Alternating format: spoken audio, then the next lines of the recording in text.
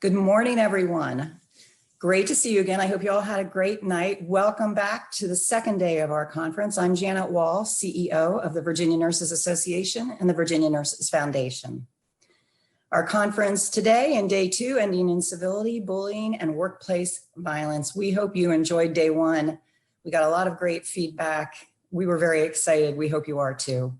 And I hope you're equally excited to see what the second day has in store for you. As a reminder, if you experience technical issues today, make sure your device is connected to the internet, your volume is turned on, and you have a good internet connection. You can also try using a different browser, and make sure you are frequently checking your YouTube screen for the word live in the top left corner. If you aren't live, you are not watching in real time. If you are still experiencing issues, visit our VNA Zoom room for live assistance. You can find a link in your conference email or on our conference landing page.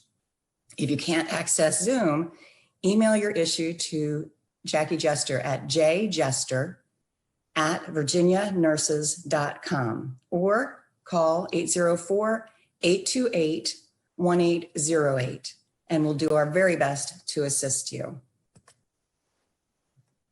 If you get disconnected or need to step away, don't worry. You can rejoin us in progress. We are recording the event. And as an attendee, you will have access to the entire recording after the conference. Nursing contact hours will be awarded commensurate with your participation upon the completion of an evaluation. The evaluation will be emailed to you within 1 week following the conference, so be sure to check the email you used to register. Throughout today's program, we will continue to utilize the chat box in your YouTube live stream feed to allow you to ask questions and respond to presenters during the program. We want to make this as engaging as possible. Now, I want to talk a little bit about that civility pledge. Please don't forget to sign our VNA civility pledge at www.tinyurl.com/VNA civility pledge. Together, we can work toward ending bullying, incivility, and workplace violence. I'm excited to share that since we launched the Civility Pledge yesterday, more than 70 participants have signed, so keep up the great work. We'll check in again with you later on this. It's now my pleasure to reintroduce Linda Shepard, VNA President and Chief Nursing Officer with Johnston Memorial Hospital, a Ballad Health facility in Abingdon, Virginia. Linda?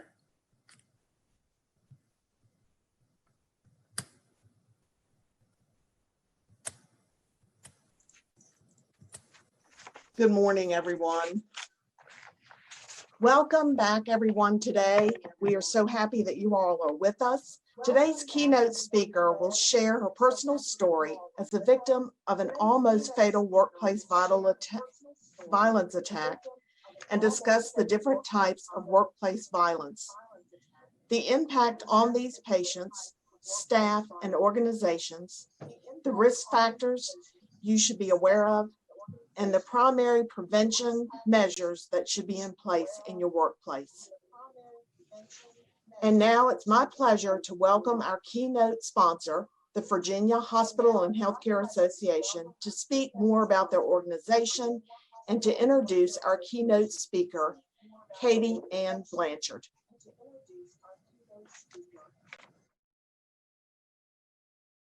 Greeting to the Virginia Nurses Association and all the wonderful nurses and nursing students out there participating in this conference virtually. I'm Sean Connaughton, President and CEO of the Virginia Hospital and Healthcare Association. As we all know, this year has been filled with unexpected challenges that have dramatically changed our lives and the way we operate in the world around us. Throughout it all, VHHA, our 26 hospital system members, representing 110 hospitals and their 130,000 dedicated team members, have reminded everyone that the real heroes walk among us. Real heroes care for the sick patients, no matter what the time of day, serving COVID-19 front lines and whenever duty calls. Nurses like all of you work in our hospitals, assisted living facilities, home health, and other settings are real heroes. You have our heartfelt gratitude and admiration for all that you do. VHHA and VNA have long partnered on a wide range of issues to improve our healthcare delivery system in the Commonwealth and to protect the healthcare professionals. In 2019, VHHA was proud to partner with VNA in passing laws to protect healthcare workers from violence by imposing tougher criminal penalties against people who harm healthcare professionals. This important work was highlighted in this conference discussion yesterday is something we all can be proud of. Even as we deal with the challenging new landscape around us, VHHA and the hospital community look forward to continuing our strong partnership with VNA and all its members, including yourselves. Please check out our virtual exhibit hall to learn more about us or visit vhha.com.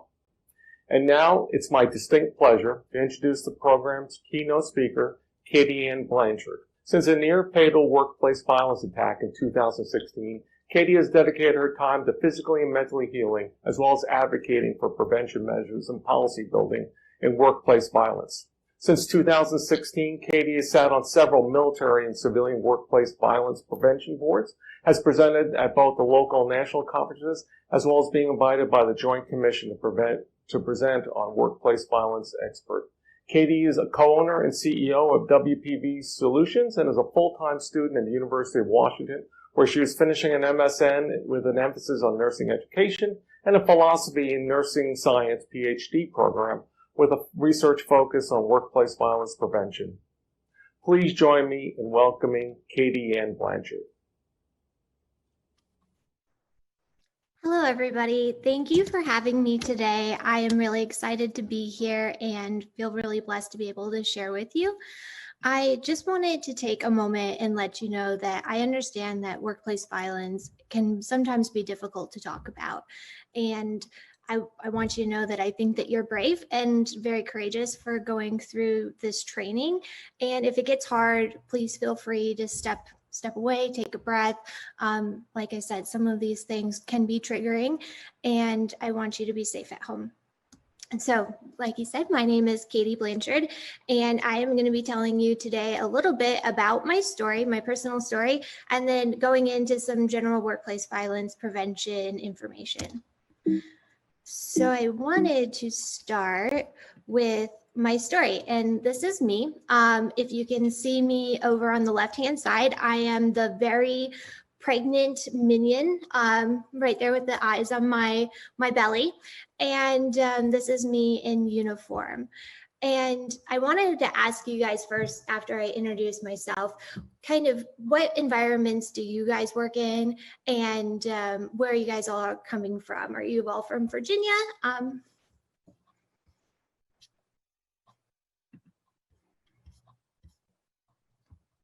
give you a second to type in.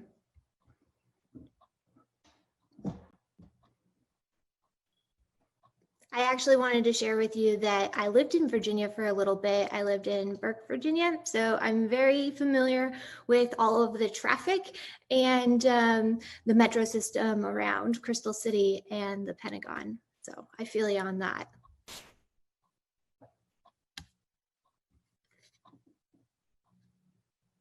So it looks like you guys are from a variety of different places and different environments within the workplace, which is great. I think workplace violence, especially, you can see it in some environments more than others, but it's not something that is necessarily just in one industry or one environment in the healthcare setting.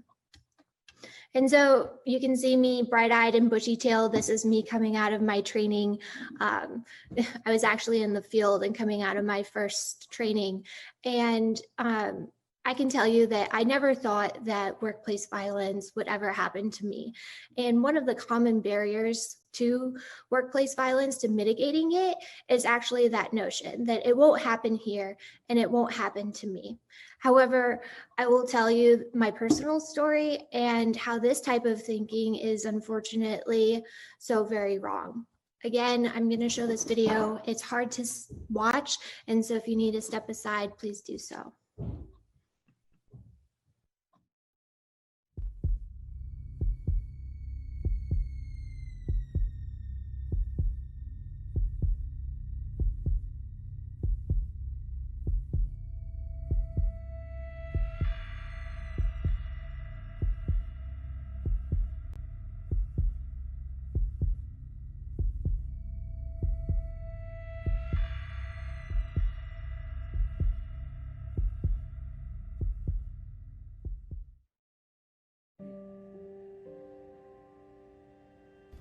Every day, I look in the mirror and I am painfully reminded that a senseless act of workplace violence might have been prevented.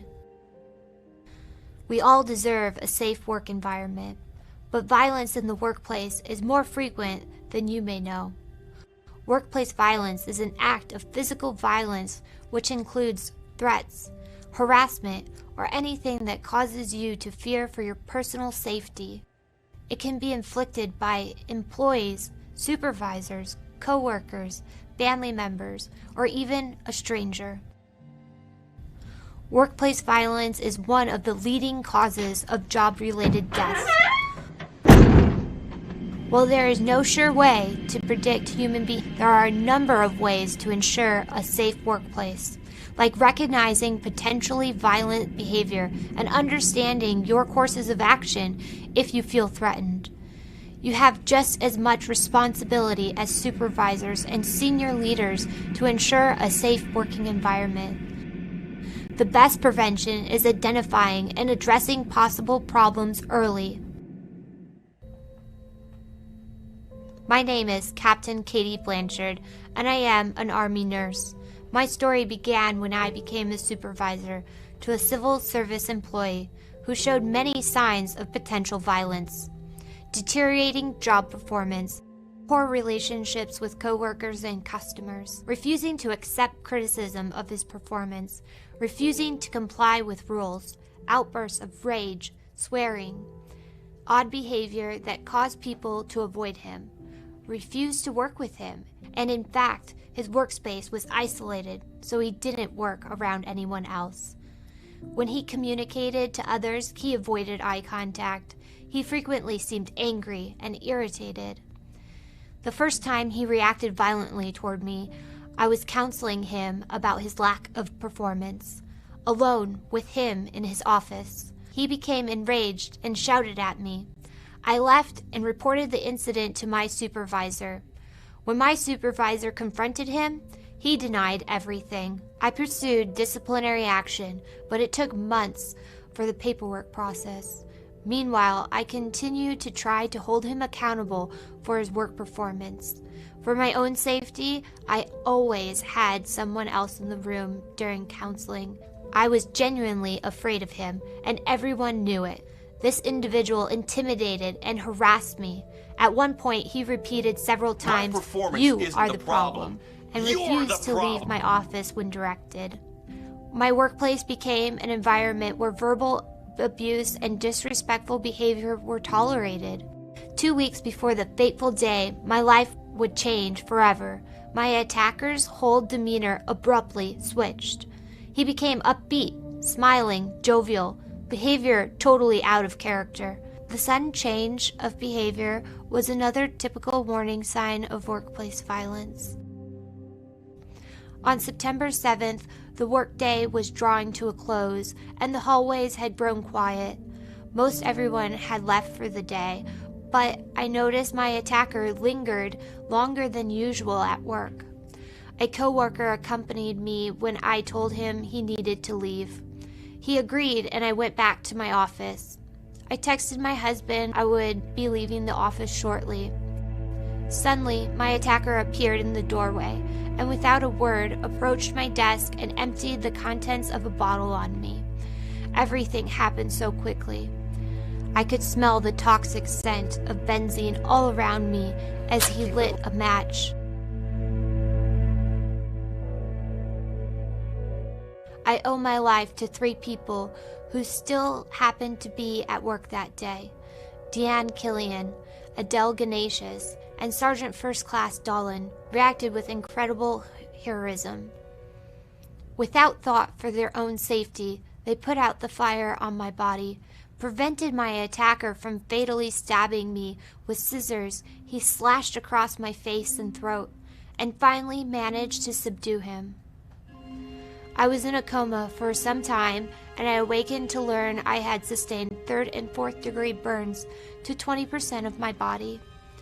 My family, including my husband, 3 small children, my parents, and siblings are an amazing support system for me as I continue to recover from multiple surgeries and painful rehabilitation. They say hindsight is 20/20, but in this situation, all the clues were glaringly there. I attribute that to general lack of knowledge about what behaviors we need to be watching for and how to appropriately respond to workplace violence situations. Make sure there is a comprehensive workplace violence prevention program in your organization and effective security measures are in place. Supervisors and managers are responsible for coordinating with human resources, security, employee assistance programs, and the Office of General Counsel to deal immediately with threatening or potentially violent situations that occur. While I live with the constant reminder of the tragedy of workplace violence, I cannot turn back the hands of time. I can only hope that my story will serve to create a healthier, more productive workplace environment and spare others the physical and emotional pain.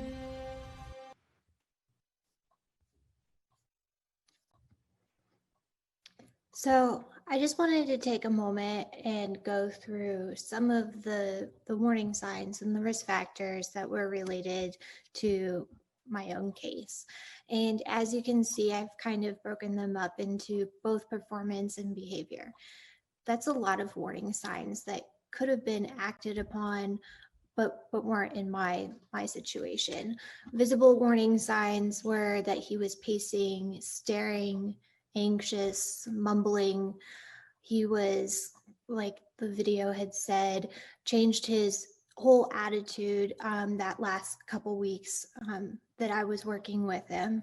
And so these are all warning signs or risk factors that could have been acted upon if there would have been a comprehensive workplace violence plan in place at the hospital I was working at.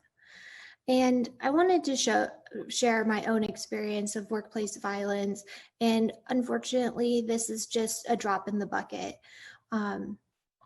It's sad to think that this is happening to so many other people, different situations, but still workplace violence.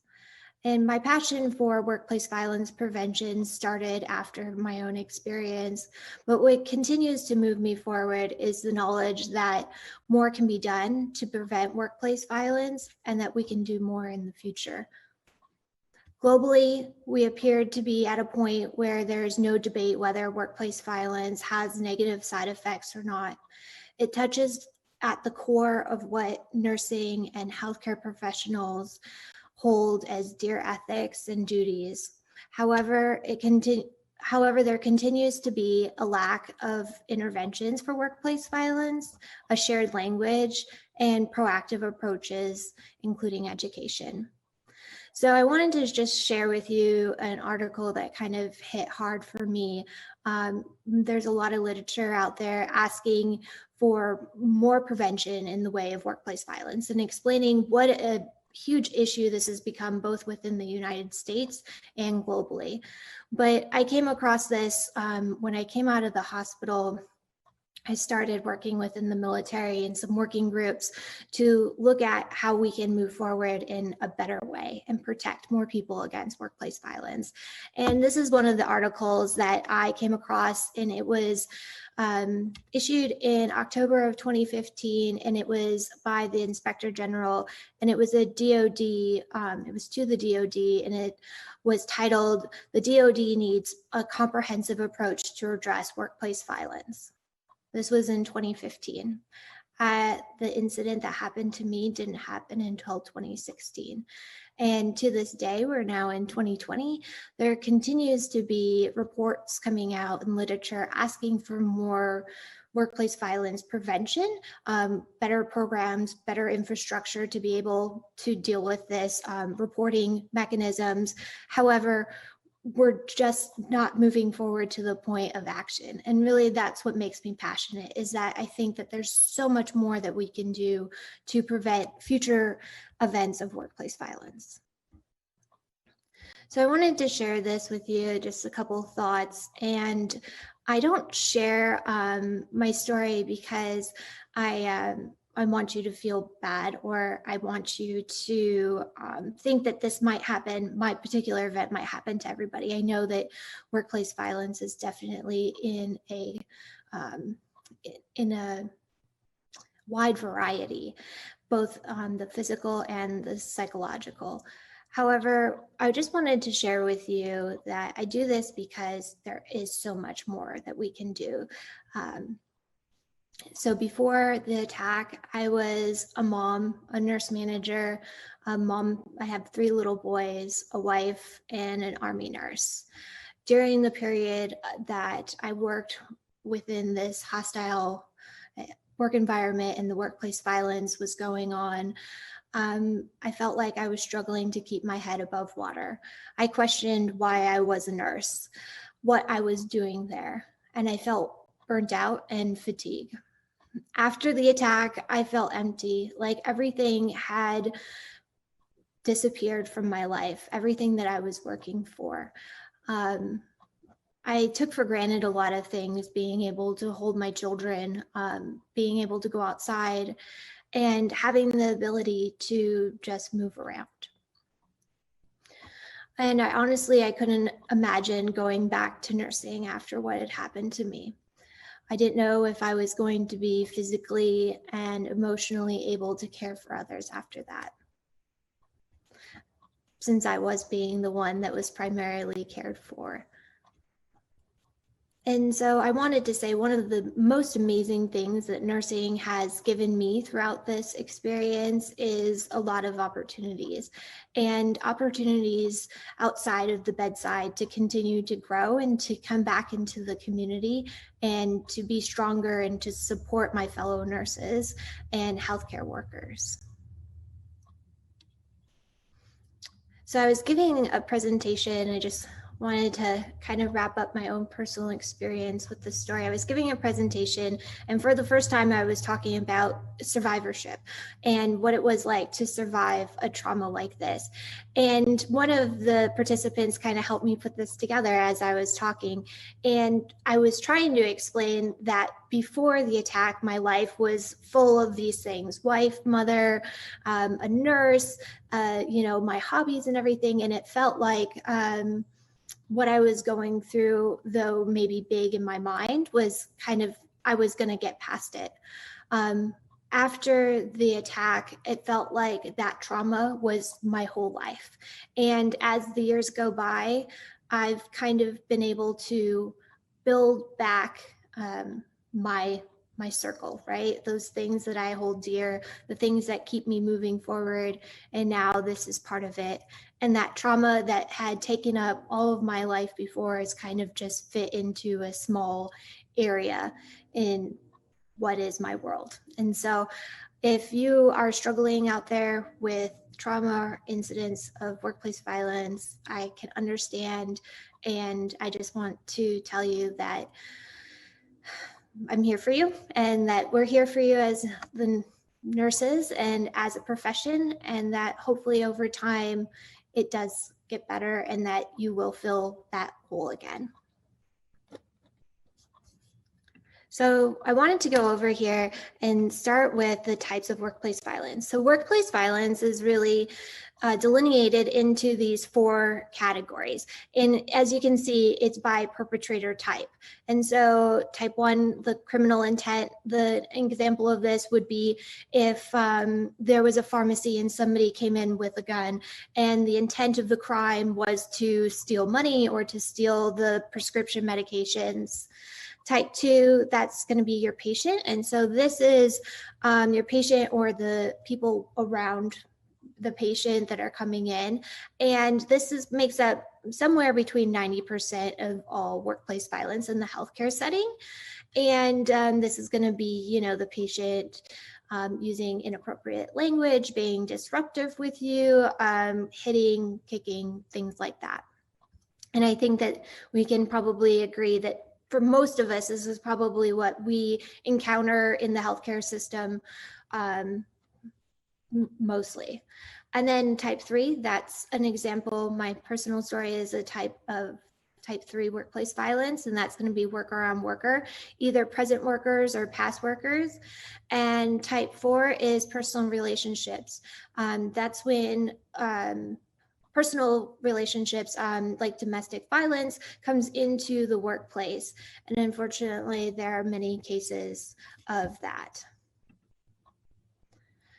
And so I wanted to share this with you. So the workplace violence does not just affect those staff members. It has a huge effect on them, both emotionally and physically. There's a lot of side effects, a lot of negative consequences with workplace violence, and some of those we're going to get into the next slide, but they kind of they circle around that emotional and physical loss. For the patients, it's a huge patient safety issue. If those workers, if our healthcare workers aren't safe, aren't able to perform their job, then we're not able to provide the quality of care for our patients. And then we talk about organizational costs. So this is some examples would be lost work, time and wages, reduced productivity, medical costs, workers' compensation, and legal and security expenses. So within the United States, the literature, what they say it costs is somewhere between $35.4 billion.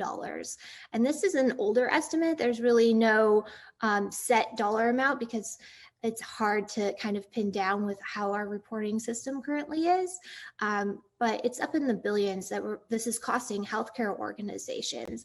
And I really think that this drives home the point why we want to be proactive, why we should be looking at workplace violence as a priority and addressing it before it happens, not only for these organizational benefits, but for the staff and for the patients. If we can get to it before it ever causes that harm, we are doing so much good in so many areas. And as we all know, the healthcare system is all interconnected. And so those kind of ripple effects you will feel everywhere.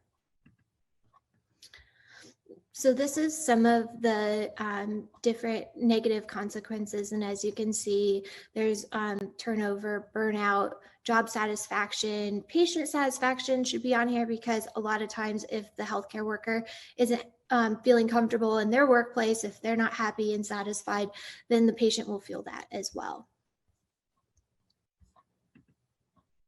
So it's sometimes hard to understand what workplace violence is. And how I like to explain it is workplace violence is more of an umbrella term.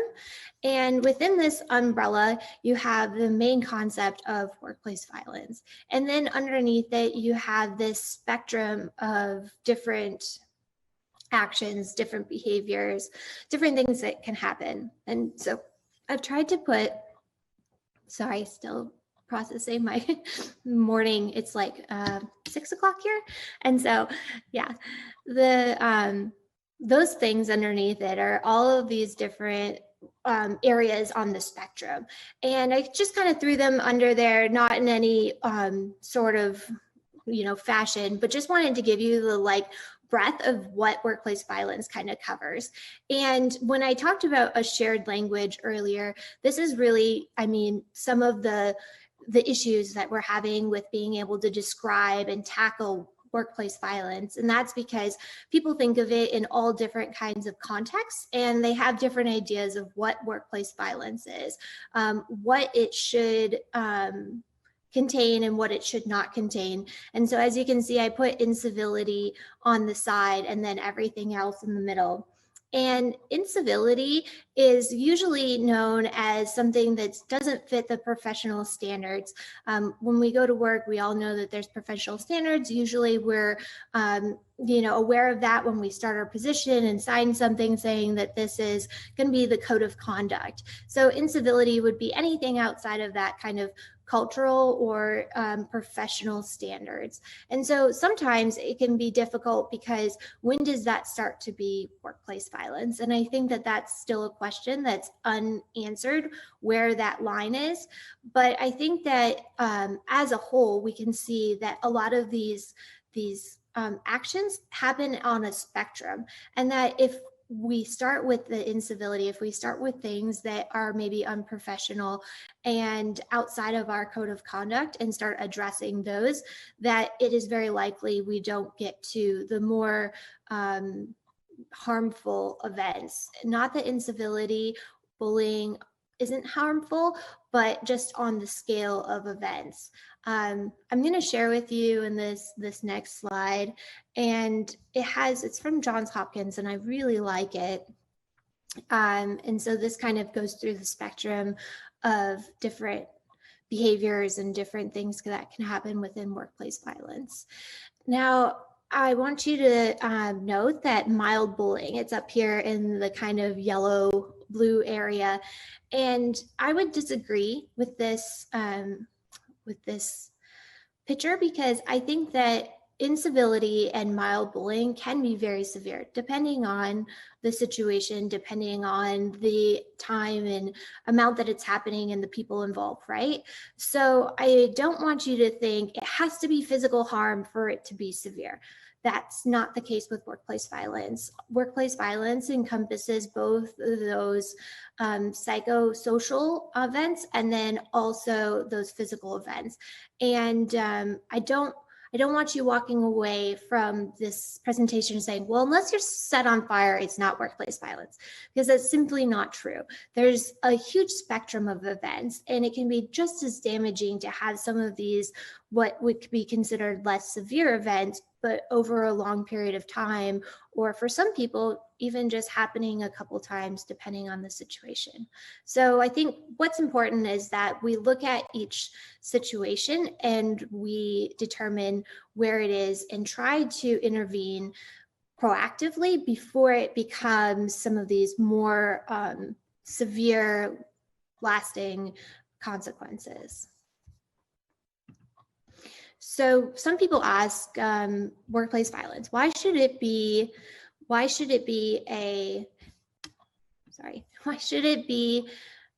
issue? Why should we make it a priority within healthcare, within industries, within the world? And this just goes over quickly some of the why. Workplace violence is against our ethics and our duties as a nursing professional. And I wanted to kind of bring these up and show you what it goes against. And these are just a couple of the different things that it goes against, different VNA codes, and then the professional organizations and associations. So as you can see, there's a lot there. And then we move on to the OSHA. So the General Duty Clause is a clause that it makes sure that employers are harboring a safe place for their employees to work. And so it's not just a nicety. Workplace violence prevention isn't just a nicety. It's an obligation that we have, an ethical and legal obligation as nurses, between each other, as healthcare providers, and as leaders within this profession. And then you can see the Joint Commission. So these are different Sentinel event alerts that go over workplace violence and some recommendations from Joint Commission. And then within your state, so recently there'd been House Bill 1309, and I'm not quite sure where it is with all of the COVID. I think it went over to the Senate, but this is a very comprehensive bill that would protect healthcare workers from workplace violence, and it has a lot of different infrastructure and different interventions to kind of prevent workplace violence, and that would be a federal law. And so then this is some of the state laws, and California is really kind of leading the way in workplace violence prevention. It was one of the pioneers of setting up some state law and policies to make sure that hospitals had programs in place, were educating their staff on what workplace violence was and how to start addressing it. So this just came out and I thought it was really interesting, and I wanted to just throw it in here. So this is from the World Health Organization, and it's for World Patient Safety Day. And these are some goals that they came out with. And really, I was so excited about it because, as you can see, a lot of the goals really have to do around the environment of care that we provide and keeping our healthcare workers safe and keeping them sustainable for the future. And so, as you can see, burnout, which is one of the linked issues with workplace violence. And then over here, we have goal 4, promote zero tolerance of violence against healthcare workers. And goal 5 is to report. And I really appreciate that they highlighted the need to report these incidents and to be able to track them and to use kind of that data and that evidence-based approach to continue to intervene in these things. And so when I went through some of these goals, and you can look it up online on the WHO website, but what was a common theme was that there needs to be this risk mitigation plan. There needs to be a plan in place, and that it needs to be a cultural norm. Within the hospital, it can't just be that this is maybe expected or that it's just another day in the hospital, because it happens so often that unless something very extreme happens, maybe we don't identify it as workplace violence. Or that patients, since we all know that they don't always come in at their best, maybe they're not responsible for this. Maybe I don't report it because I don't feel that they know what's going on. However, if we start to grow a culture that really looks at what workplace violence is, and regardless of the perpetrator or the event severity, or what we think maybe was just a mistake, we can start to actually be able to step forward and intervene in some of that and give the hospital resources. I like to look at it in more of maybe like a patient safety, like a root cause analysis light, that if you start to look at some of these situations, these incidents of workplace violence, and you start to tackle some of those system issues that we have, some of that framework that maybe isn't there, then not really putting blame, even though sometimes worker on worker, depending on the situation, there might be some, and I understand that. But a lot of times, like I said, 90% of workplace violence is with patients. And I think that as healthcare workers, it's a hard pill to swallow that we should be reporting some of this as violence, and that we know through the mechanisms, through the biology, what's going on with the patient, that maybe some of it we feel can't be contained. However, there could be systems in place, there could be different frameworks in place to decrease this violence, because just because maybe there wasn't an intent doesn't mean that it wasn't workplace violence. And so really this culture that recognizes what workplace violence is, the different forms of it, and how to communicate that and how to report that. That's really going to be the key moving forward to better interventions and tracking and data analysis. So some of the things that came up in these patient safety goals was to restrict access to staff areas, maybe for alarm systems, for your hospitals to have in place this rapid response teams.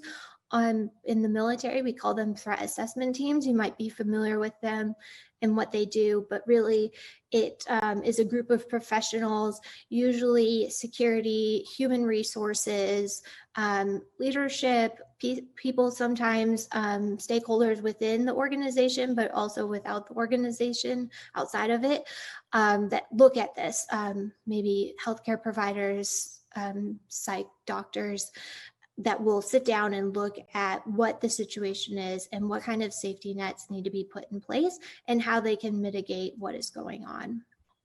So that's, and rapid response could also be the people that are on the ground that are reacting to these situations, that they have a plan for that aftermath of workplace violence. And then to conduct routine assessments and incident reports, and then to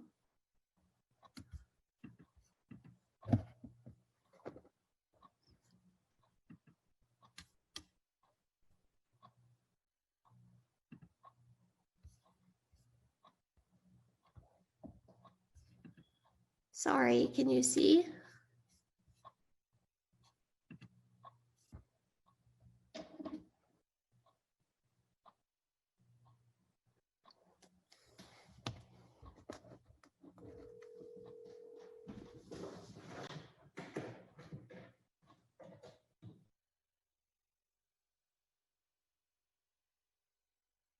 Bye.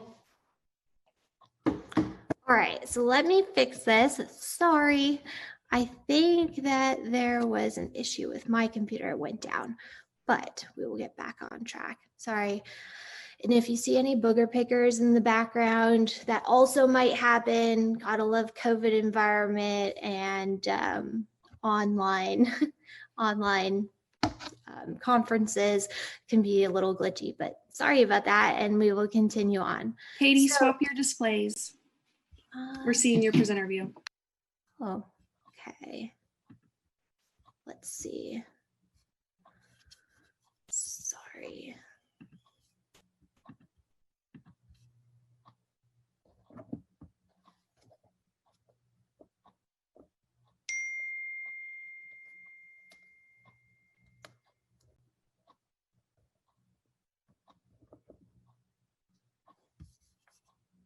Sorry, it'll just take me a second.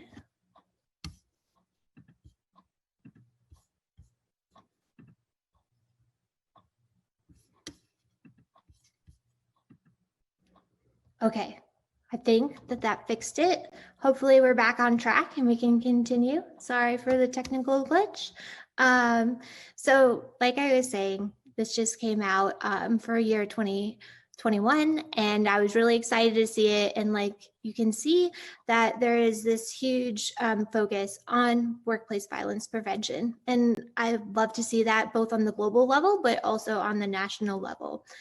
And we will move forward to what are the risks of workplace violence. So this kind of breaks it down into different categories of risks, both between the work design and the patient factors, individual factors, societal causes, policy and work practices. And what I thought was important about this slide is that when we look at risk factors, it's scopes beyond what we're seeing right in front of us. There's things within the environment and within the work design that we can go ahead and start to mitigate. And I know that you guys are all pretty excited to hear a little bit more about how to mitigate and intervene in workplace violence. And for right now, I'm just going to kind of go over some general information. But if you hold on, with the next session, I'm going to go into more depth into these risk factors, and we're going to do some hands-on approaches and scenarios. So don't think I forgot. So these are some of the challenges and barriers to reporting. And as you can see, this is some of the things that we just talked about, that maybe that system of reporting isn't there. Maybe it's not clear where they should report. Do they report through patient safety? Do they report through HR? These are some questions that healthcare providers have. Also, no one was hurt. You know, there may have been violence, but there's no physical aftermath of that. However, we all know that just because there might be no physical evidence, there might still be psychological trauma there. And so that's not always necessarily correct. And it's an expected part of the job. I've heard from people, you know, well, you're a nurse, you take care of patients at their worst. What do you expect? And what I would say to that is we don't expect workplace violence. We didn't sign on for these types of issues, these types of situations. And that I think that saying that, you know, it's expected kind of gives it this pass where there's a lot of things that could be done within the systems, within the framework to prevent these and not just allow them to be part of the job. Mobbing, that's a definition that is pretty familiar in nursing. That's when there's maybe not one perpetrator of violence, but several within the healthcare setting. Sometimes we see this with kind of cliques of people that will ostracize one person or maybe bully or pick out one person or a group of people to commit violence against. And then what I think is really important is there is this underlying fear of retaliation, that healthcare workers aren't reporting, aren't saying anything about workplace violence because they're afraid that if they do, they might be the ones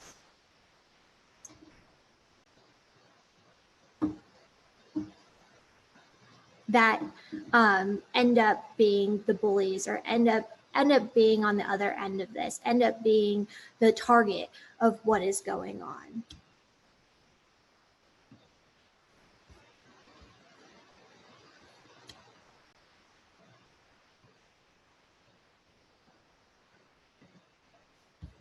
All right, so I wanted to go over this real quick, and this is what I would consider to be the pillars of prevention.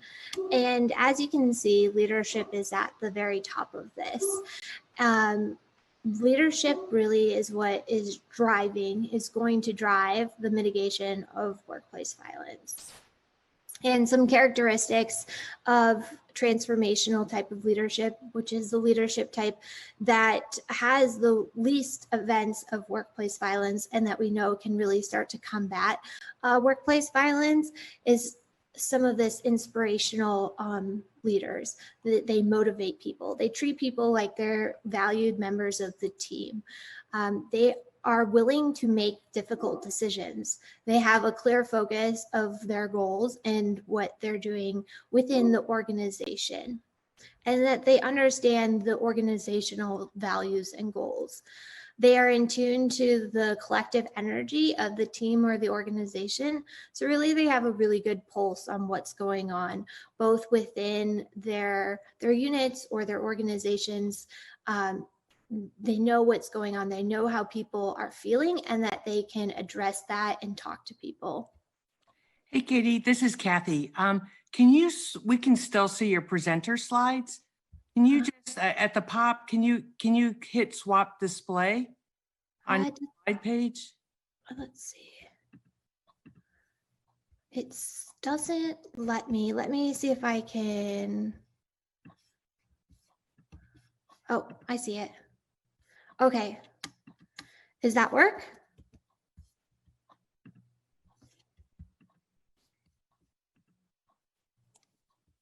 I don't see the presentation. Hang on. Okay, sorry. And I think the other possibility is, if we can't figure it out, I believe that Ellie can advance your slides for you. That would help. Okay, how about that? Does that work? I think that's still your present. That's still. Here, let me see. Yeah. Sorry. That's okay. There Now you I have it. Fabulous. Okay. That's it. Thank you, Katie. Yep, no problem. Sorry about that.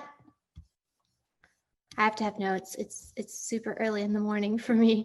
So that leadership, those are some of the characteristics. And then we're talking about communication. We're talking about this open-ended communication, the ability for people to feel this kind of safety, psychological safety when they're want to communicate, and that they do come forward and talk to you freely about what is going on. And that's going to be really important, that within communication, not only that people are willing to communicate and that there is this ability to feel safe in communication and to speak up, but also that there's a very clear line of communication, that those requirements,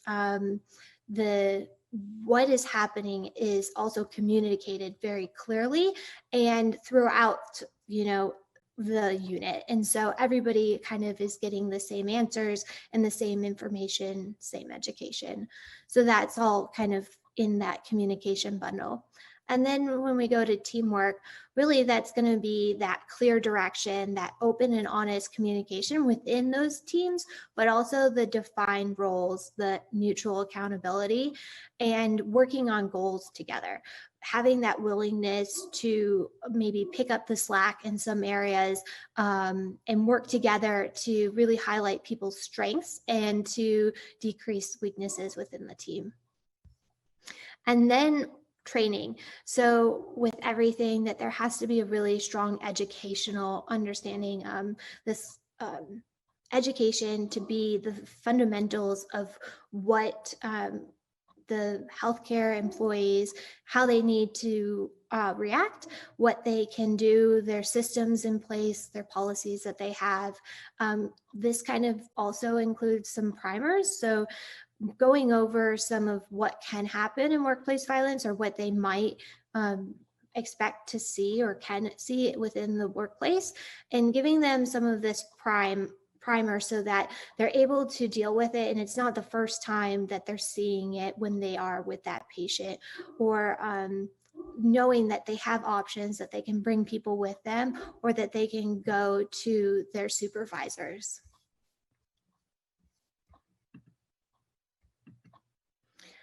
All right, so the fundamental areas of intervention. So these are going to be what I consider to be really important things that we start to hone in on to mitigate workplace violence. And so this is going to be the policy, the commitment from higher ups, the commitment within that organization, feeling like it is a priority, shared language, primary prevention, education, training, and some of this incident response and threat assessment teams. We kind of talked about what those are. And then don't forget those post-incident resources, because workplace violence, unfortunately, as much as we may mitigate, there still might be, once we get to 100%, there still might be some incidents of workplace violence, some things that there weren't warning signs or we weren't prepared for. And so it's always important to have a plan in place for those things and to be able to go back to our healthcare workers and take care of that aftermath. And then, of course, the continuous evaluation. How is our program doing? What does the data look like? How are the employees feeling about the program? Are they able to connect with the leaders and to share those thoughts, or what is going on in that process? So that's going to be really important for any intervention. And then that there's this culture, and we talked about that a little bit, but that there's really this feeling of a culture of safety, and that this isn't perceived as just the norm, and that there's not the feeling of retaliation. I think a lot of this, the culture change and this kind of paradigm change we saw with patient safety and reporting near events and events with patient safety. And I think that this is something that could probably be mirrored within the workplace violence realm as well.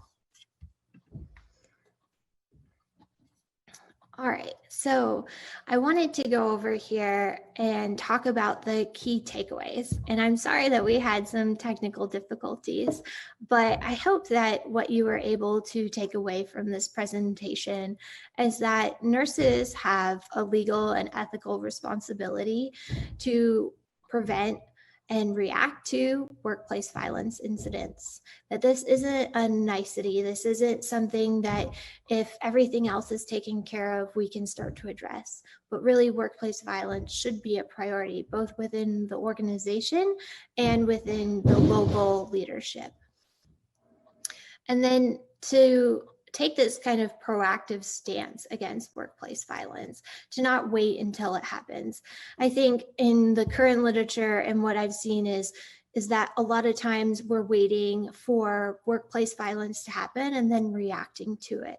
And I think there's a lot of room to look at those risk factors and to provide safety nets for our, not only our employees, but our patients in these organizations, and to advocate for these healthy work environments. That kind of goes in with this proactive approach. And we talked a little bit about how it should be a priority and that there needs to be action. So just standing in solidarity, just knowing that workplace violence is happening and that it's bad is no longer, it's not enough. From the literature, from the reports, Joint Commission, World Health Organization, we understand that workplace violence is an issue. Within the US, it happens 4 times a rate within the healthcare system than it does in any other private industry. it also is one of the leading causes of healthcare deaths within working. And so we know that we can't just stand here in solidarity and say, okay, this is bad, but that we need to move on to the next step and to really take action against workplace violence and look at it in a kind of holistic area. So you might not be the head of your hospital or in a formal leadership position, but what can you do within your bubble, within your area? How can you influence and mitigate workplace violence within the area that you are working in? And this just might be being a leader and showing what a good environment looks like, showing what a nurse working within this environment looks like, and being an example for others, being a mentor for our young nurses and really growing them to know that this isn't part of the job and that there are resources out there and there are things that they can do and set that tone for our profession. So I wanted to take a minute and thank you. Like I said, I know that workplace violence can be hard to talk about and that it's a difficult area to really dive deep into, and that my experience especially is hard to see because you don't want to think that this could ever happen to anyone. So thank you for bearing with me here and through the technical issues.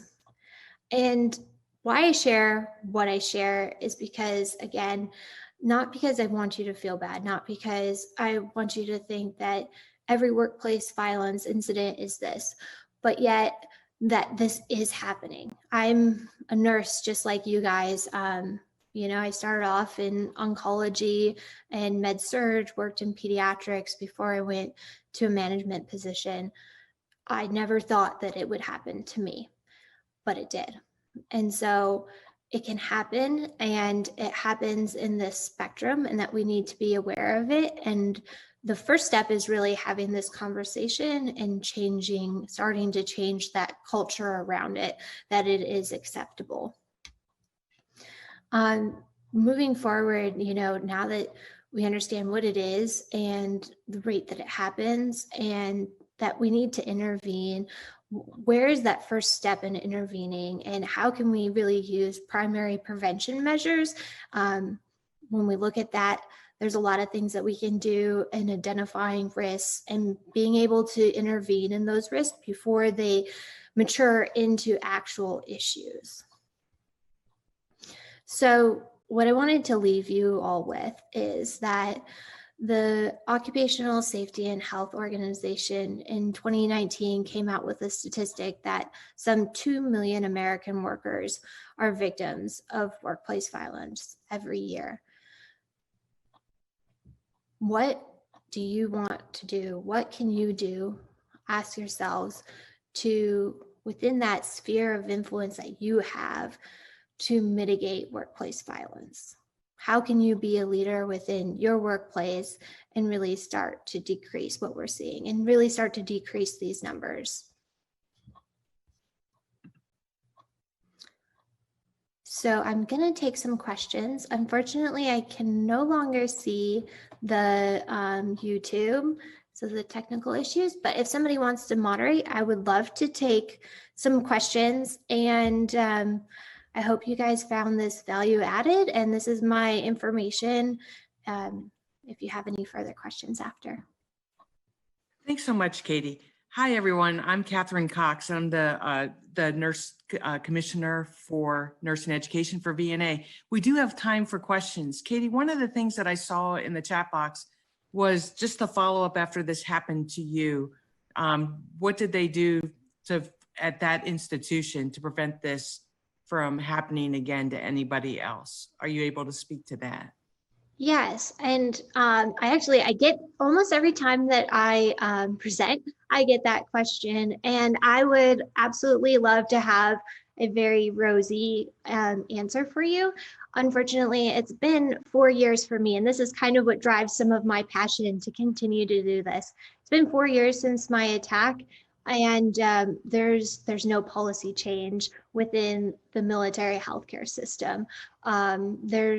There's no change in how the framework is for workplace violence. There is not a comprehensive approach to it. And so a lot of this I do, and I'm screaming at the rooftops, we need to learn. We need, it's not about not making mistakes, but it's about once those things happen, how do we go ahead and fix them and make it better for the people coming after us? Thank you, Katie. And there are some questions, was a former employee arrested and in jail for his actions? I would hope that the justice system worked in this case. Yeah, so it was an attempted murder federal case. I was on a military installation, so it was through the federal government. And unfortunately, in the federal system, the maximum for attempted murder is 20 years. They don't take into consideration some of these things like the modality in which they did it and to increase the time that they serve. And so, yes, my attacker is in jail, 20 years sentence. Thank you, Katie. I know you can't see the chat box in there. It doesn't look like there are more questions. It's just a lot of people saying, thank you, great presentation. Your courage is so impressive. There's a lot of love that's going on in the chat box right now. So, thank you. And I know, sorry, that there's probably some more questions around some intervention and some scenarios, and we're definitely going to be going through that in the next presentation and breaking down some of those scenarios. And so I hope you guys are feeling excited and able to speak on the chat box. Well, thank you, Katie. So good morning, everyone. I'm Catherine Cox. As I mentioned earlier, I'm VNA's Commissioner on Education. And Katie, I just want to tell you, I've been jotting some notes down and we're just really inspired. By sharing your story, Stacy, one of our participants, says that you have shared your strength and it's inspiring. Ellen shares that in the clinical setting, we ask, do you feel safe at home? But we should also be asking, do you feel safe at work? Katie, we're in all of you and how you turn adversity into advocacy. And not sure you saw the chat box, but even when you had that technical glitch, our participants chimed in with positive comments, saying that you're doing a great job and we're with you. I think I speak for all of us, and we definitely agree that nurses have a legal and ethical responsibility to prevent, react, and to resolve workplace violence. And unfortunately, I'm afraid it's going to happen again. So we do need to band together to make sure that this doesn't happen to anyone like it's happened to you. Yeah. And I think that that's an interesting comment about, do you feel safe at home? That this has become kind of a regular, when we have patients and we're asking them, do you feel safe? I think about it in the onboarding sense. When we come into a new organization and we're given this, how to treat patients, what does right look like when we're coming into this organization? But are we asking ourselves, what does right look like when we're dealing not with just patients but with each other, and how do we start to get some resources and being able to do that, and a little bit more teeth in some of this code of conduct, that we're addressing it and that there's some accountability if that isn't being upheld. Absolutely. Okay, we now have a break. We finished a little early, and so you will be coming back at 10:45. You enjoy this quick video that our break sponsor, Novant Health UVA Health System, is sharing, and be sure to visit our exhibitors in their virtual exhibit halls by following the link on our conference landing page. You have the chance to win an Amazon gift card by participating in our virtual hall scavenger hunt. And just a reminder, all the information you need for today can be found in your conference email or at tinyurl.com/2020 VNAFC. We will reconvene at 10:45 this morning. Thank you.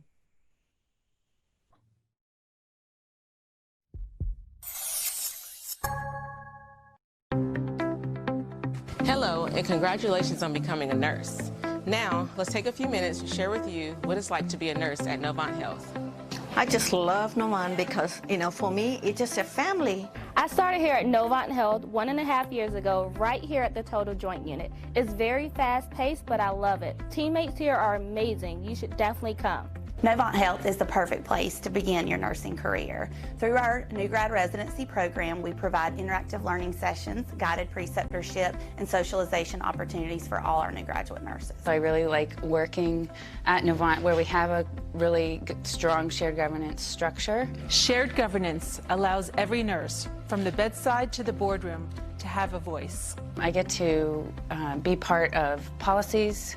We get to work with all the different team members at Novant, pharmacy and radiology and rehab. What patients are telling me, I can take that to my shared governance meetings. To take care of a child that comes in crying, screaming in fear with an anxious mom, and seeing that transition, nothing is greater than having that child give you a hug on that leg and saying thank you. Novant Health is a wonderful place to work. They are there for you. They always have your back. I have a type 1 diabetic son.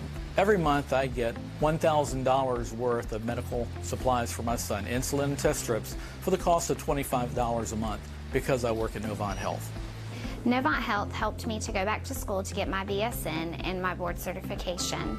I joined the team as a bedside nurse in the emergency department and just accepted the position as an orthopedic navigator. There are many pathways to becoming a specialty nurse. I got to the OR, and you can too with Novant Health. If I need a physician, a pharmacist, respiratory therapy, or physical therapy, they're all on the unit. Being Magnet is such an awesome, prestigious award.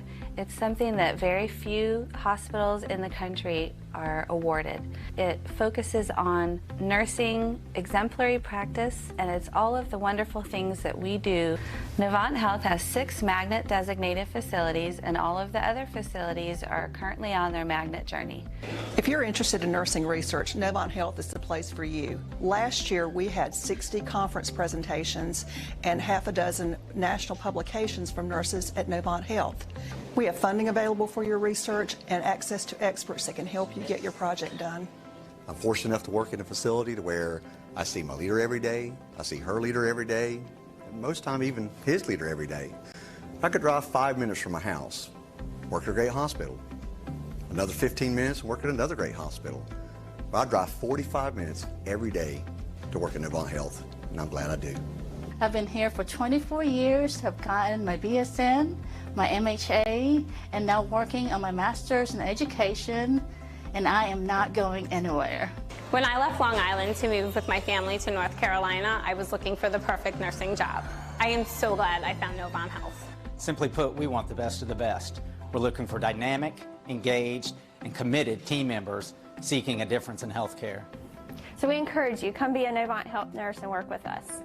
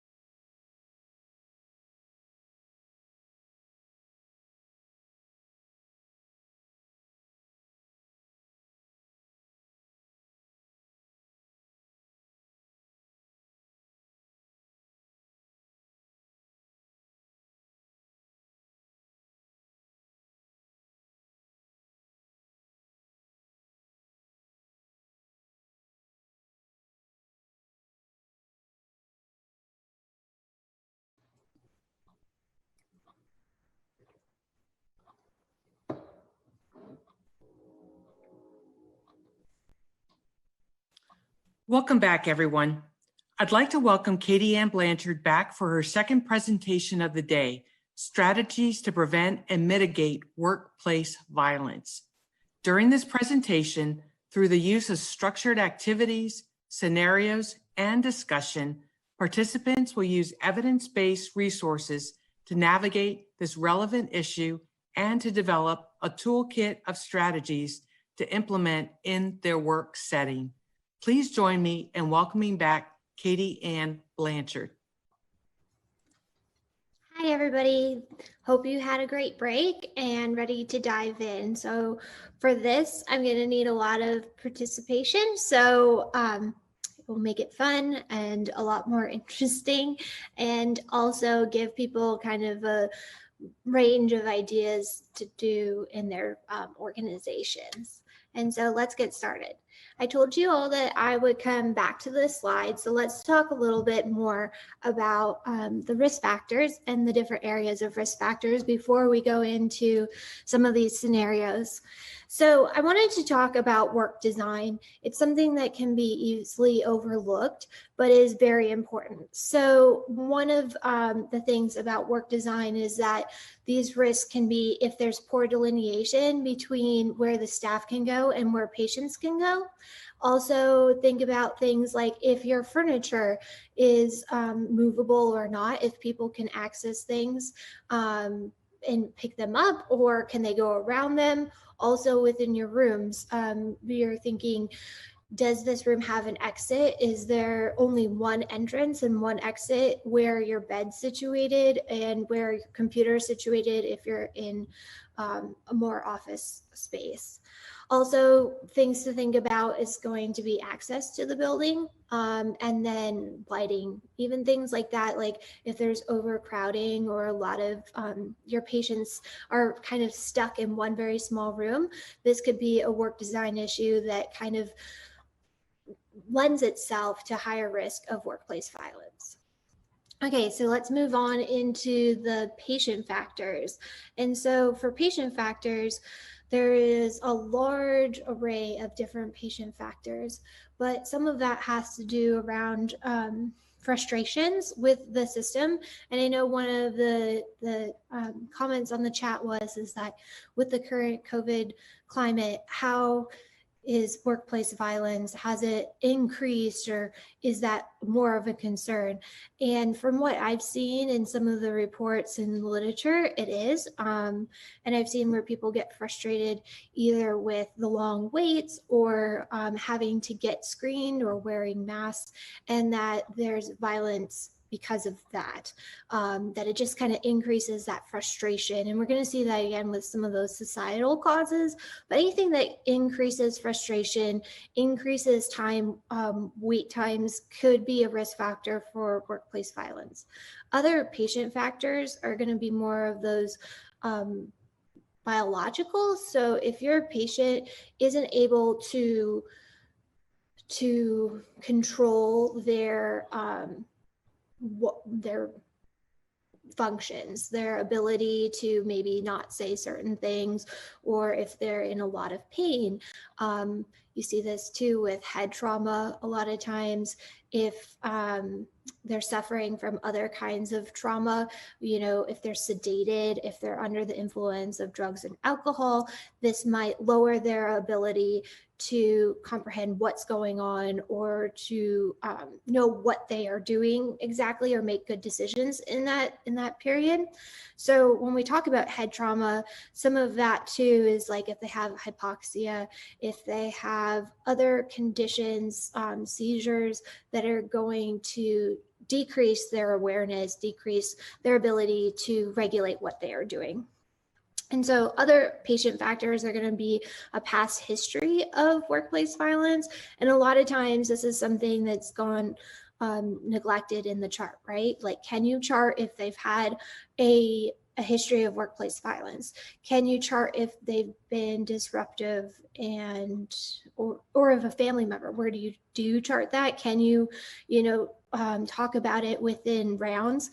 I know within a hospital I was working with, they had a huge issue with labor and delivery, and it usually wasn't the patients themselves, but it was sometimes the people that would come in with the patients.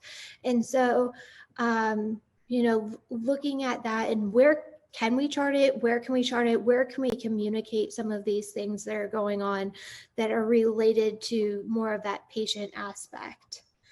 And then with any patient that's coming into the hospital, we talk about this loss of situational control, the loss of, maybe they're facing something really hard, really challenging within their lives. Maybe they're looking at really large costs of healthcare, or they're looking at some kind of consequences, especially if there's drug or alcohol related, they might be brought in by the police or something like that. And so those are all different patient factors to kind of take into consideration and to think about. And I definitely want to highlight that past history of violence, because if that's something that we can start to collect, if that's something that we can start to annotate and communicate between ourselves and other facilities and other healthcare workers, then that's definitely something that would give you a little bit of a red flag. And maybe if you're working in the emergency room, you're not going to go into that patient's room alone at night and not have good visibility. Maybe you bring a second person with you. So those are kind of some of the mitigation techniques that can help start to work towards these things. When you're looking at some of these individual factors, and so that's going to really be the person who is providing the care. And so sometimes people have different personality types, and some can be more slightly abrasive. We all know, working in the healthcare community, we've all had to get along, and sometimes we don't necessarily see eye to eye or appreciate how somebody can say something, but that can influence workplace violence. And so another one underneath there is being unprepared. That individual doesn't have maybe the skills, the tool set that they need, the resources to be able to work through some of these things. This is where kind of that education comes into play, and the training and the priming. If that individual is seeing this for the first time and is completely off guard and doesn't know how to interact, doesn't know their organizational standards, I think that a lot of times it helps to have maybe like a pre-formulated little verse to say to people, like, hey, in this organization, we really cherish respect, and we'd like, I will respect you. Could you please respect me? And not use that kind of language. Something that tells the patient that they're crossing the boundaries, that they need to be respectful, that their actions aren't going to be tolerated. And we'll talk about this more, but that primer, that education kind of gives people a little bit more basis that when they're in that situation and they're taken off guard, they can remember some of that training that they've gone through before. And so when we go down to the societal causes, we're thinking about this is a perfect example for our current situation, some of this really this tension that we're feeling in society, some of this high stress areas, policy, and what's going on in politics right now. And there just seems like there's a lot of clashes. Also in society, what the literature says is if you see a lot of violence, a lot of not regulation of what is going on, like just not condemning, but like allowing workplace violence to continue and not saying something about it can kind of start this societal culture that maybe violence is tolerated, or that these things might be okay if this isn't going your way. And so some of those societal issues you could see trickle down into our current environment and how they come into play with what we're dealing with on a day-to-day basis. And then we talk about the policies and work practices.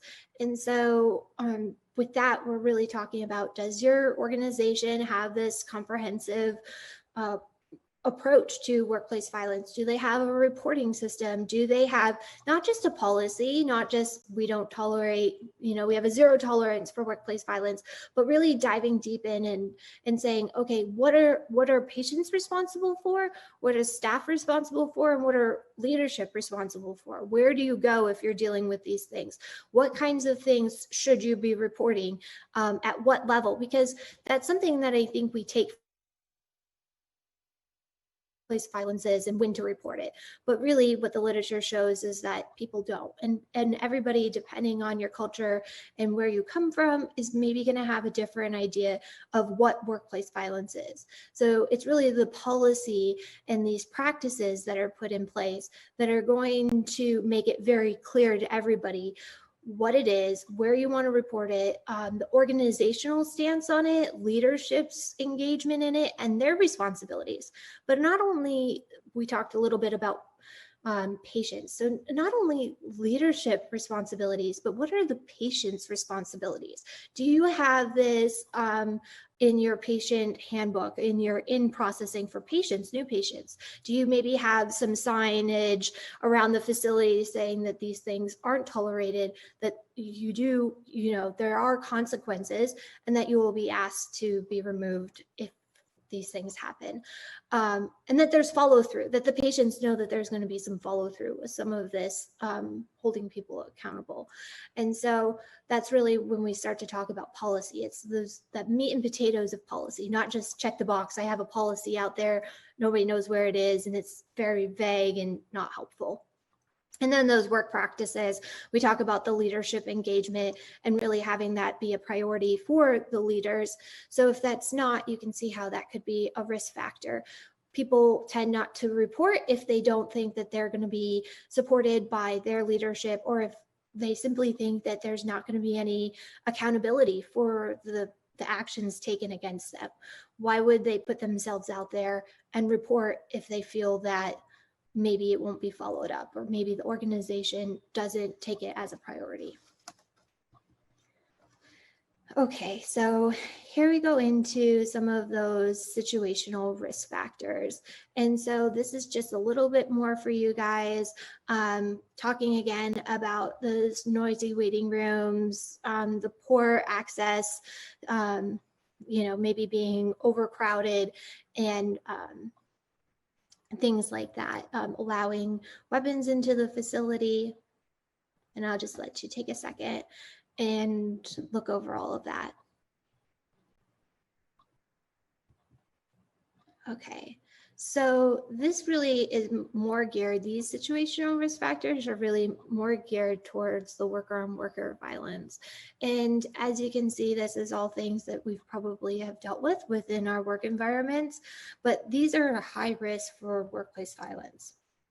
And I want you to put in the chat, really, if you've experienced workplace violence around any of these, or that you've seen workplace violence maybe with patients or other areas, working with patients, what area you were in, and kind of just a general overview. How often are you seeing it? And I really want you to start to think about that, like, as a preventative, right? So if we're going into these things and we know that they're a risk factor for workplace violence, what we could do is go ahead and say, okay, I have to terminate somebody today.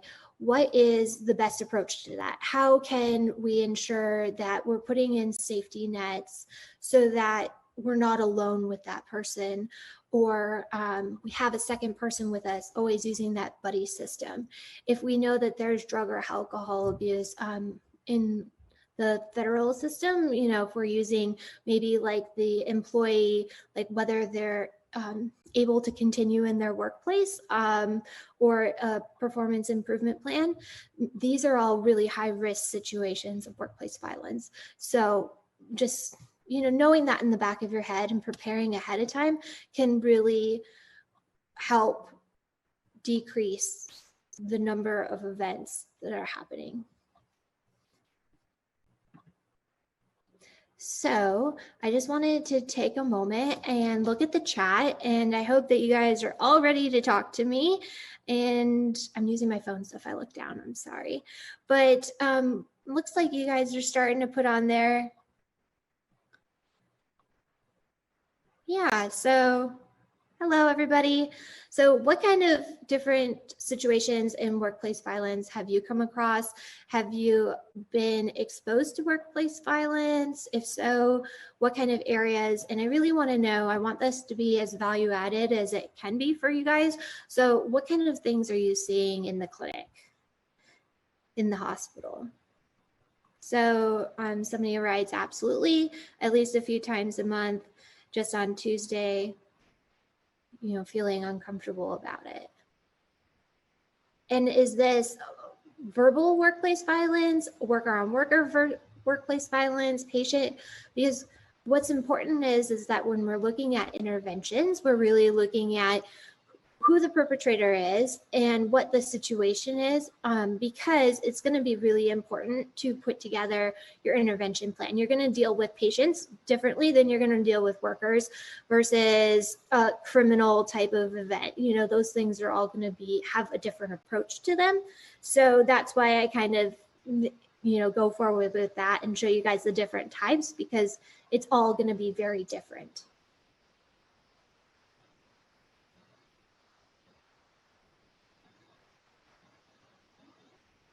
Altered mental status in the ED. Yeah, so actually the ED and the ICU is one of what literature says is the largest, has some of the most highest rates of workplace violence. And just like you said, just because people are coming in, they're usually in pain. They could have some other issues going on that prohibit or decrease their ability to function, to be able to regulate what they are doing. And so you see that a lot of times. And one of the questions in the last chat was, do we hold patients accountable? Is this a culture where patients are always right?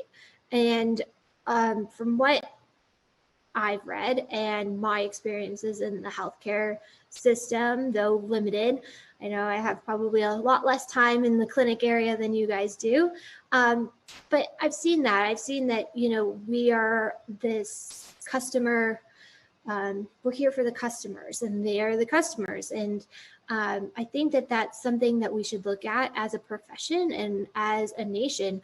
What are patient responsibilities when we're bringing together some of these interventions, bringing in stakeholders that are patients as well, bringing in people that can help us communicate that to the patients, that there's sometimes things that we have to do, and we will be respectful, but we also require that you be respectful. And this is our organizational values, and we're not going to allow you to treat employees this way.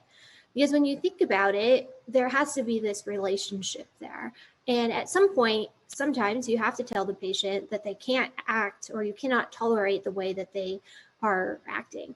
And it's not just as easy as saying, okay, we can't tolerate this, please stop. It's really that follow through, because what will happen is if that time that patient is allowed to be discriminatory or aggressive with a nurse, and that's allowed to continue, then nurses and healthcare workers stop reporting those things. They just take it as, well, this is just what happens in my workplace, and I, you know, don't have any coverage from the top, so I just continue on. So it's really important to have that culture and to have that priority as an organization, and you can see that as we move forward in this presentation. So I want to continue on. And then this just kind of goes over everything that I've talked about, but I wanted to give you guys some text too, so you can look at it. So the policies and work practices, working alone is always an issue. I know that when we think of workplace violence, sometimes we think of just the immediate place that we work. But what we've seen is that the workplace violence isn't just right there. It's maybe somebody that is associated to the workplace. So now with everybody kind of working at home and the COVID situation, it could be cyberbullying. But that person from the workplace, and it could be stalking, but that that relationship really stemmed from the workplace. And so it's thinking outside of maybe the workplace as a physical and kind of expanding what we thought workplaces are. Also in that area, a lot of us, I know that when I was working in the hospital, I had to park like 3 miles away in the employee parking. And so I bet you are smiling just thinking about it. You get your exercise in. But if you're working nights, or if you are concerned about a patient, or if somebody made a threat, you're having to walk out there by yourself. It could be late. So kind of expanding how we think about the workplace. All right, so these are some of those patient factors that we talked about. As you can see, the psychological imbalances. Also, a really high area for workplace violence is in the psych units. And so anywhere that they're dealing with behavioral health, sometimes this can even be on the clinic side, this can be a higher risk for workplace violence. I know, so I'm from Washington State, and we're having right now in our psych hospitals within the state, we're having a huge workplace violence issue because of the different situations and the conditions that people have and how they're used to treating people, and maybe some of that lack of structure and support framework within both the leadership, but also within the policy, maybe the state policy for workplace violence and protecting the workers. So here's some of those staff factors or individual factors. We talked about being unprepared and communication skills, maybe having a personality style that's a little bit difficult to get along with. And then some of these societal. And I'd love to hear from you if you guys are seeing this in the workplace, if you're seeing societal issues kind of trickle down into the workplace. Some of the scenarios we're going to go through are going to be relevant to some of the things that we're going through as a society, and inclusion, and it's going to be hard to talk about, but I really think that it's something that we need to address, and we need to address how society as a whole is affecting our work environments. So some of this here. So this again is more geared towards that worker-on-worker violence. If you can see, these are some of the things that you saw when I shared my story of workplace violence. This is some of the actions that my perpetrator was taking. So you can see how that can play in. So again, this is the same areas that we talked about in the first lesson, that in order to have these interventions, we really need to tackle these key areas. I'm just going to let you look them over, but that we don't, it's not only about the program, the infrastructure of workplace violence prevention, but it's also going to be how people look at it. Anybody that's implemented anything into their organization knows that they need stakeholders involvement and this buy-in, and it needs to be something that people believe in, and that people are there's sustainability behind it. People are going to continue to use it. Somebody had said a hotline to report workplace violence, and I think that that's an amazing idea. Also, I know in our places we use Voceras. We'll do those little walkie-talkies that you talk to each other in the clinic. Can those have a panic button?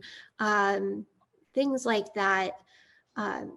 Just creating this culture of safety. So there's some of these safety nets, and that leadership is bringing it up maybe and like talking about it, including it in, I know we do like a patient safety report every morning of like high risk issues. And so maybe including it in some of those more organizational contexts, and like reporting systems so that not only the staff on the floor are aware of it, but the leadership's aware of it. So if there's extra resources that can be allotted or things that can be done, we can do that. Security, we can move those things around, and that we can really start to chip away at this feeling that there's retaliation and mobbing. And if you report, maybe nobody's going to listen to you, and now you could be that center of attention. So, potentially get attacked even more. And so all of that feeds into this culture of safety and changing not only our framework, but how we're addressing workplace violence and really how we conceptualize it and move forward in that. All right, and we talked a little bit about this. So again, some of those key areas, and I just wanted to bring this up because I think it might help you guys work through some of these scenarios as we're going through on how to address workplace violence. Where do we address it, and what kind of tools can we take out of our toolkit to be able to do that? And when I go through the scenarios, I'm going to go through each level of prevention. And so as you're probably aware, there's different levels of prevention.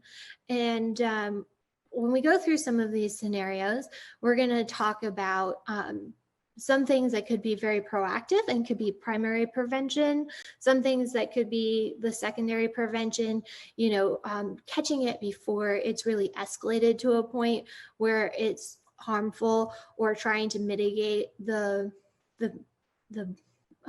severity of it.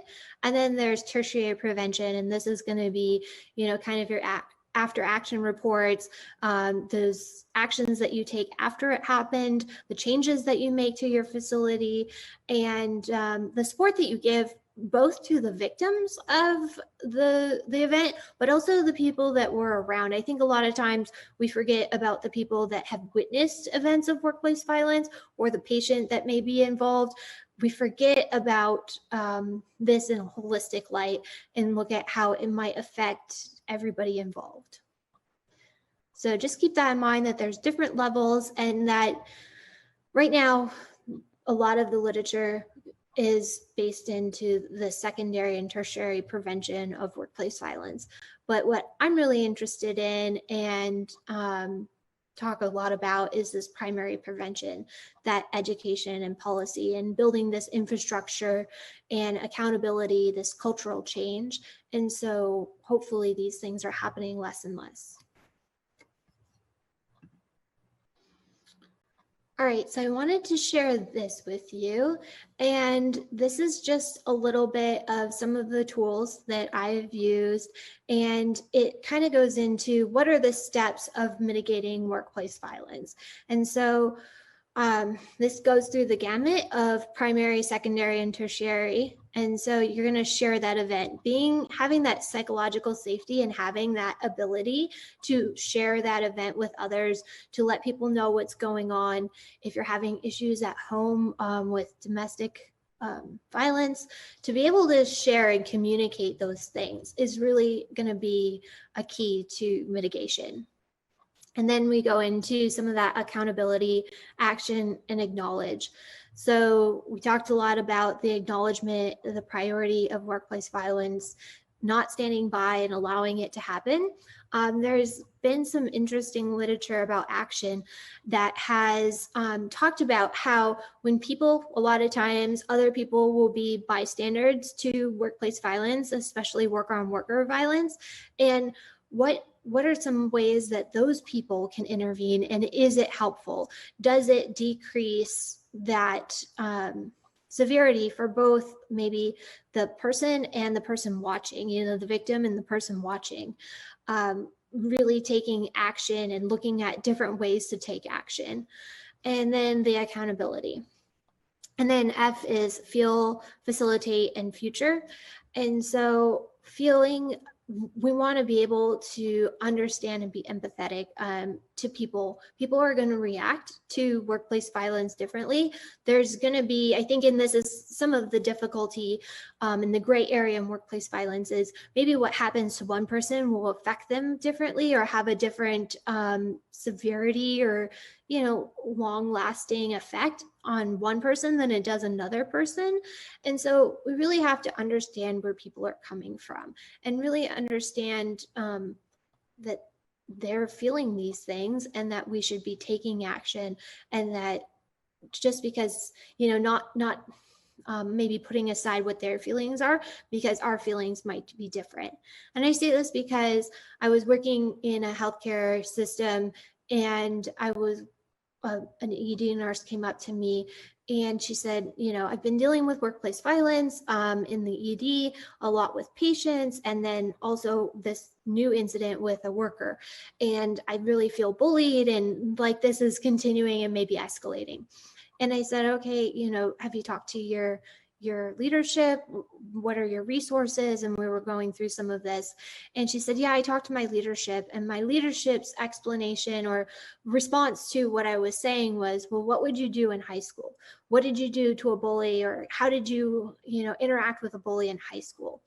And I just feel that sometimes these kind of real brash statements can be really hurtful for people that are reporting workplace violence and that are coming forward and saying that these things are hurtful to them, that they don't feel safe, that they don't have that psychological safety. So how we're interacting with people and our empathy and ability to work with them is really going to be a key factor in intervening in workplace violence. And then empower, engage, and explore. And the empower is very important, and that totally wraps up with some of that cultural change. And we need to make people feel that they have that psychological safety and give them the understanding that you can say something. If you're dealing with workplace violence, if you're in these situations, you have a right. People will listen to you when you stand up and you say something. So that's one of the tools that I like to use within the healthcare system to kind of have people understand what are some of these tools, what's the approach that you can take to workplace violence. And we're going to go more into this, but this is what I call CAC, and it's kind of easy to think of, to remember when you're on the fly. But really what it goes by is the commitment, the awareness, and the competence. So when we are looking at an intervention, this really talks to more of like an organizational approach. When we're looking at changing what we're doing, how can we have that commitment, awareness, and competence? And those things kind of work together to create this really robust, comprehensive policies and program to prevent workplace violence.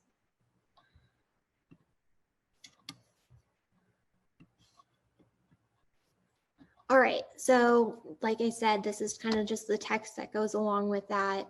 And the commitment, we've talked about that, how leadership should be engaged, the awareness and the accountability, and then the competence. So giving people that training and that education. And I wanted to give you these tools because sometimes we don't know where to start, or when we're building a program or we're evaluating a program, where do you start with this huge issue of workplace violence? And I think that these are maybe some easy ways to start looking at the gaps in your current program or even within your unit. What can you start to do to chip away at some of this and build a stronger foundation? So I wanted to go next into scenario 1. And I know that this is going to be difficult, especially in the current climate, to talk about. And I want to be respectful of that. And I think that every situation is definitely different, and we want to look at the situation and what's going on. But I wanted to talk about this because it really hit home with me. I was on a telecon with my school. I'm part of the University of Washington. And one of the students that was in the BSN program had stood up and said, well, when I'm working, I'm having these issues. Patients don't want me to take care of them because they say I'm Black and they want a white nurse, or they call me derogatory terms, or I feel ostracized because of my race.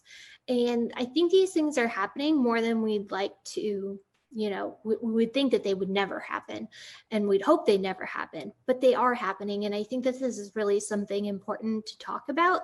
And I'd love to hear your input on this, but I just want you to take a second. So I'm going to read it out loud and let you guys think about it and start to put down, what are some of the things within that situation that you should be thinking about?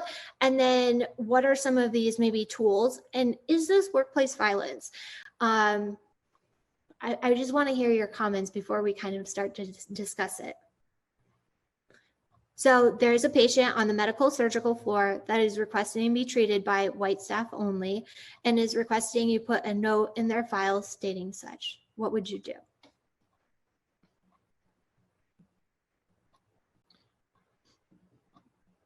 And I'm just going to give you guys some time. I am looking at the notes that you guys are writing down so that we can kind of talk about this. And don't be shy. I know it's a tough situation and it could be one that we want to think, doesn't happen, but what do we do?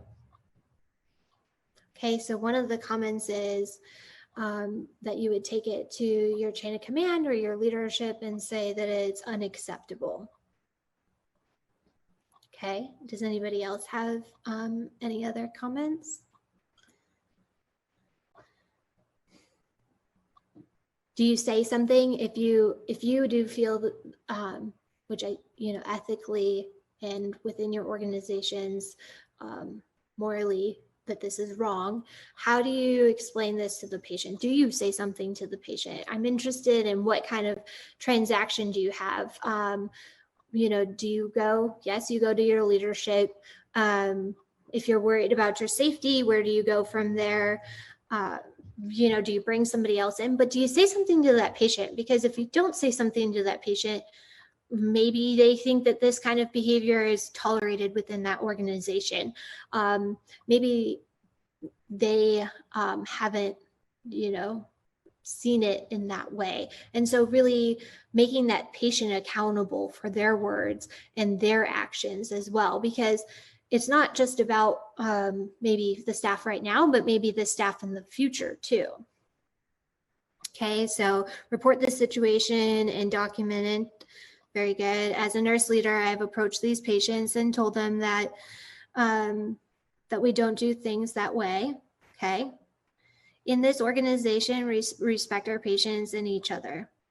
Everyone in this team is excellent. Make patient accountable. Okay, I really like that answer. That's great. And sometimes we can give things like that to say to the people on the floor that are maybe encountering this firsthand, and say, this is how, this primer, this is how we would react to something like that. This is what we would say to the patient. And in a way that's not escalating the situation, but that is firm and that is not going to tolerate this kind of inability, this type of just completely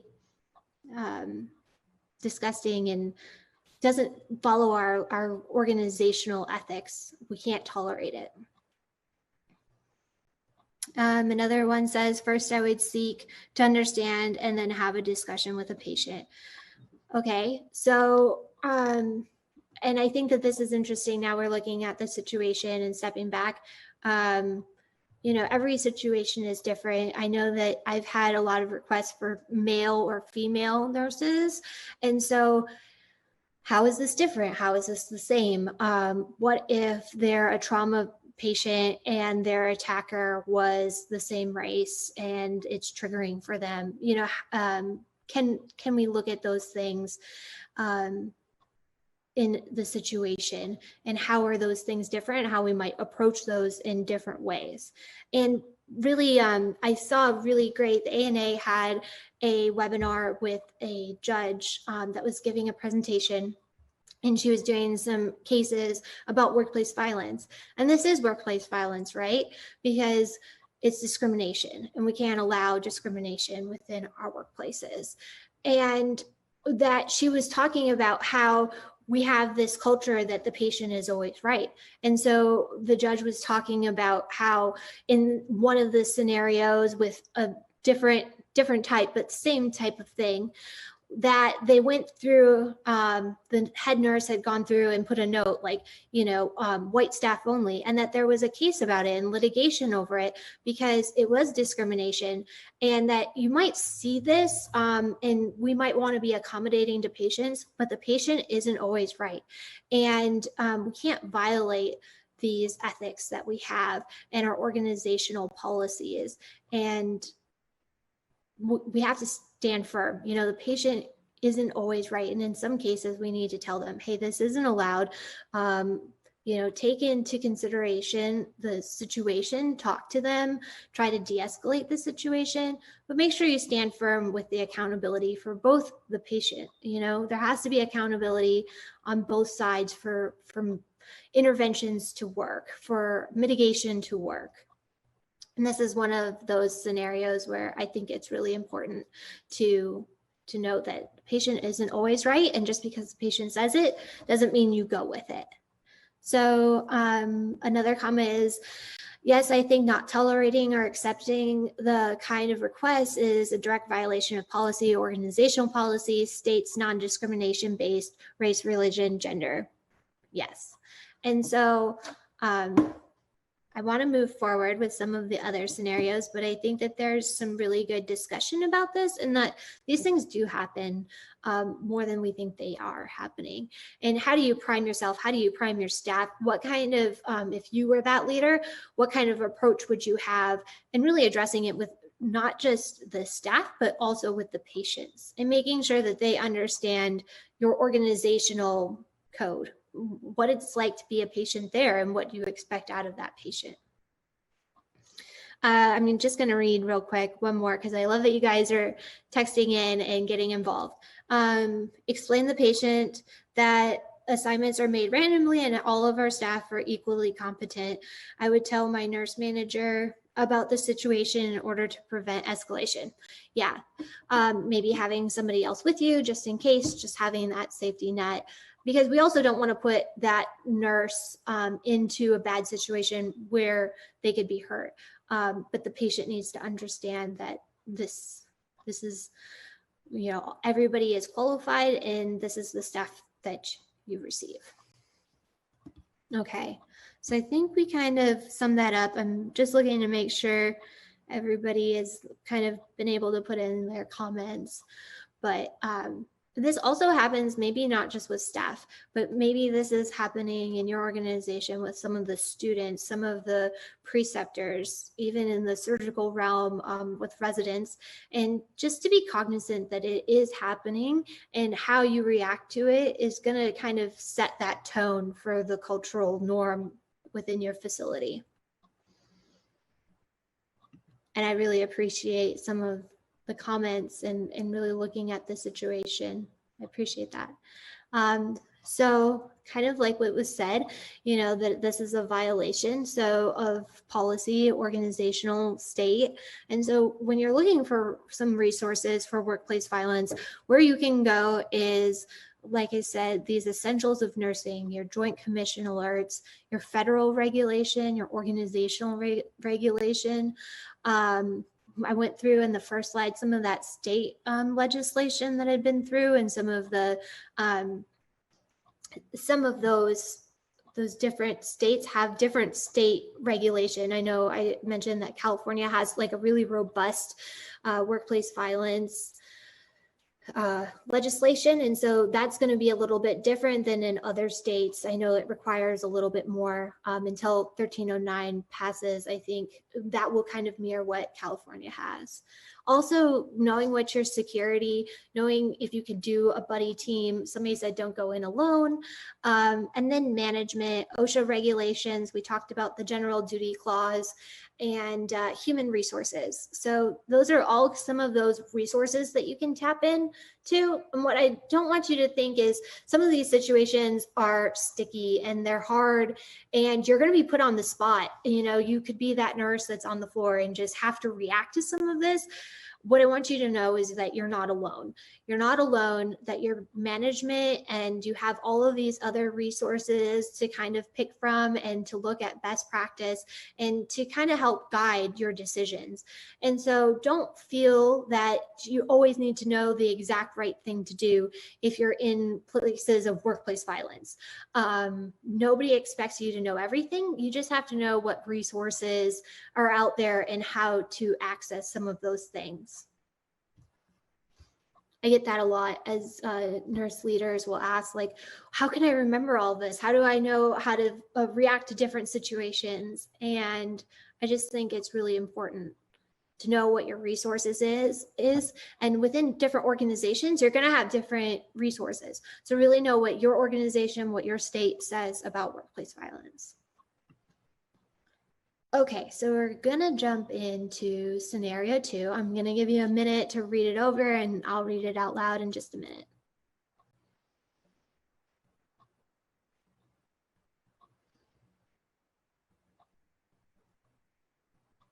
So a nurse that you supervise comes to you and explains that they are being bullied by 3 other nurses on the floor. He explains that they are assigning him more difficult patients, ostracizing him, and making snide comments about his nursing skills in front of patients. And what I want to hear is your feedback and how you what resources you would use, how you may approach this situation, and some things to think about within it.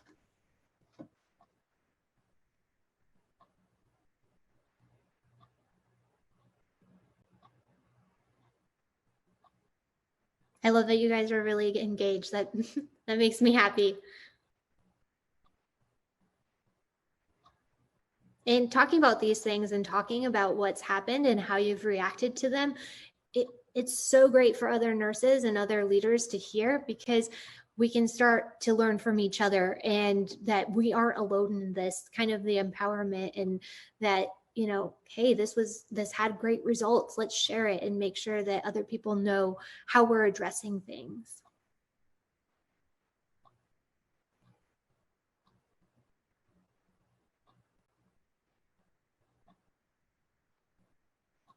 All right, how about with this scenario? So we have bullying, not just bullying, but it sounds like mobbing, right? Because it sounds like a couple of the different staff have kind of pulled together and are bullying this employee.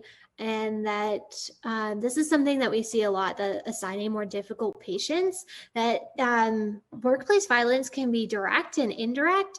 And sometimes how we see workplace violence is not maybe these direct actions of threats and violence, but just these kind of indirect, making their life harder, making things harder for them, undermining them, ostracizing them. So it's important when we look at workplace violence that we see kind of different areas or different ways that we can see it mature, how it comes out. It doesn't always have to be this very direct kind of workplace violence, but nonetheless, it is workplace violence and inappropriate. So how do we address these things? And especially around patients, you know, can you say something in front of a patient? Is that professional? Should that ever be done? What situation? So I just want to hear from you, and I'm going to read some of your comments here. Okay, so bring in the nurses separately to discuss the concerns, make a plan of action.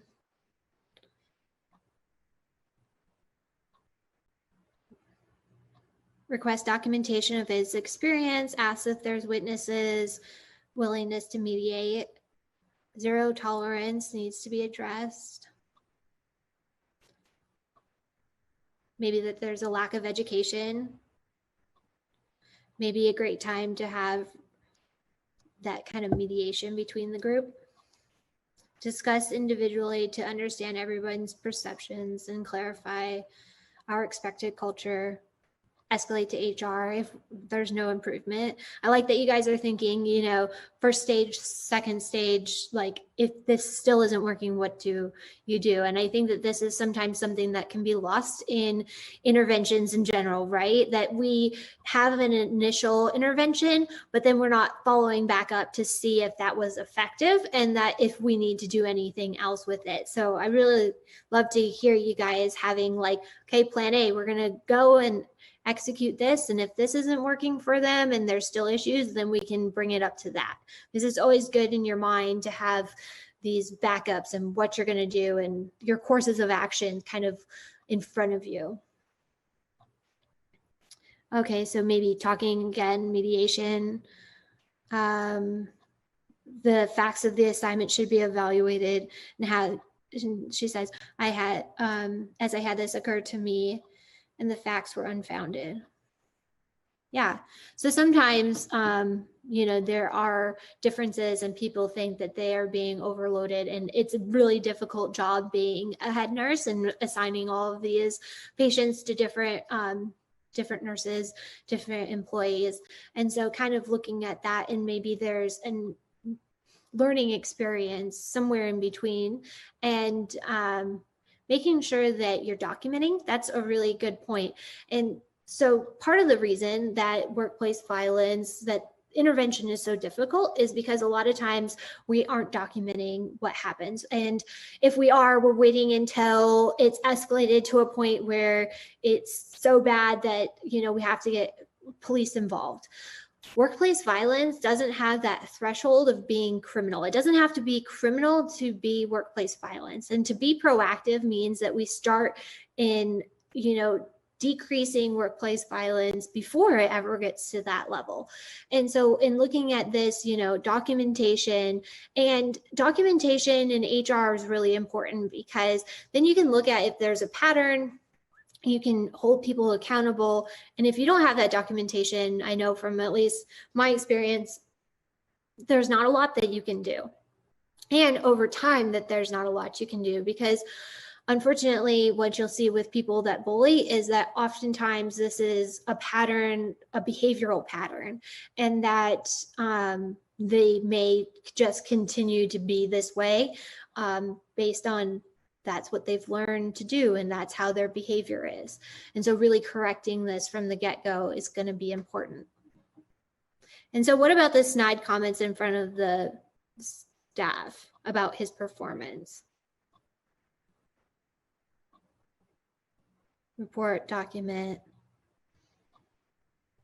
Yeah, I see a lot of people talking about that documentation, and that's really important. And it's important as a victim of workplace violence to think about that too, not just as leadership asking you to document, but if you're having issues with somebody, even with patients, to be able to say, I'm having these issues and I'm going to document my experience, because it's happening. For bullying to meet the criteria or the definition of bullying, it has to be multiple times. And so to really document, no, this isn't a one-time, you know, incidents of disrespect or incident like situational incident, that this is an ongoing issue that I'm having with this person. This is an ongoing issue that we're having with this patient complying with, you know, some of our policies, and to be able to document that. And I got another comment here that said, I'd say I'm offended in front of other people for him. Yeah, so, and we talked a little bit about this in the other session, is what about the bystanders? Do the bystanders say something? Will that help? And there's this really interesting article that just came out, a literature review, that said it could change the whole dynamic of that, because if you're telling somebody that you feel offended, it might make that perpetrator stop for a moment and say, oh, it's not I'm not just attacking one person and they're kind of backing away, but other people are now telling me that I'm wrong. And it might have this impact where they think about their actions and hopefully change for the better. So like you said, being a bystander and how you go ahead and interact in that. Okay, so I'm gonna bring up some tools with that scenario. And this is what I call the 3 Rs. So a lot of this was said in the chat, which is awesome. So we have the documentation there. We have some of that risk assessment we talked about earlier. And really, this is going to be, even if you don't feel that maybe it's a risk, maybe this person has a long history of bullying and mobbing, and that this group has been doing this for a while. It's always good to have, when there's a threat or somebody feels unsafe, to have this assessment, to know, like you guys did in your write-ups, you know, what the plan is, what the secondary plan is if that doesn't happen, and how long are you going to wait in between? When are you going to follow up with these people? And to let the to maybe let other staff know that this isn't tolerated and what your actions are going to be, right? Because when this happens, especially in this scenario in front of other staff, other people are seeing it, right? The other staff are seeing it and seeing how you respond, how the organization responds to that kind of incident. And it's really going to set the tone for future events. So the 3 Rs: research, report, and respond. You're looking at, does this need, you know, more information, looking at the situations, factors leading up to the event. And then with the report, the big part is going to be the documentation and the going up to the leadership. And then responding. Does this event need immediate action? Do we need these resources? Do we need to collaborate with a security officer or with human resources? And then do we need to give the victim resources at that point? Do we need to maybe let them know that there's EEO, that there's employee resources for them to go to if they need help, if they need something? And then the debriefing is really important. And maybe not just the debriefing for the people involved, but maybe the people that witnessed the event and how the event was. And I know that sometimes this is an issue with leadership because there's only certain things that you can share with other people. But in a way, how can we make sure that the unit or that organization knows what is acceptable and what is not, and what has been done to protect them in the future? Okay, so this is just a little like just going through and looking at what are some of your options in a tree, kind of like an algorithm using the 3 Rs. And I'll let you look that over for a moment, and I will look and see if there's any questions or anything on this. But it kind of uses the 3 Rs more in like a step-by-step algorithmic pattern. And okay, so if you do this, what would you go to next? And you see over here in the responses based on perpetrator that it does take into account, we have to look at what the situation is, and it's not a one-size-fits-all for everybody.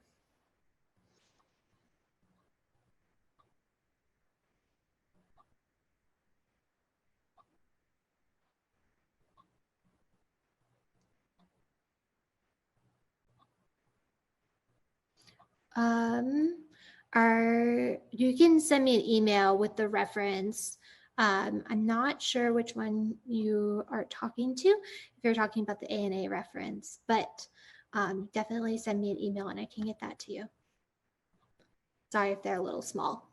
So is there any questions regarding this kind of algorithm and how it could be used and how you could put something like this into your toolkit so that, you know, maybe have it up in your nurse's station, maybe have it part of your education so that people actually can see like how you would walk through a scenario. Use it.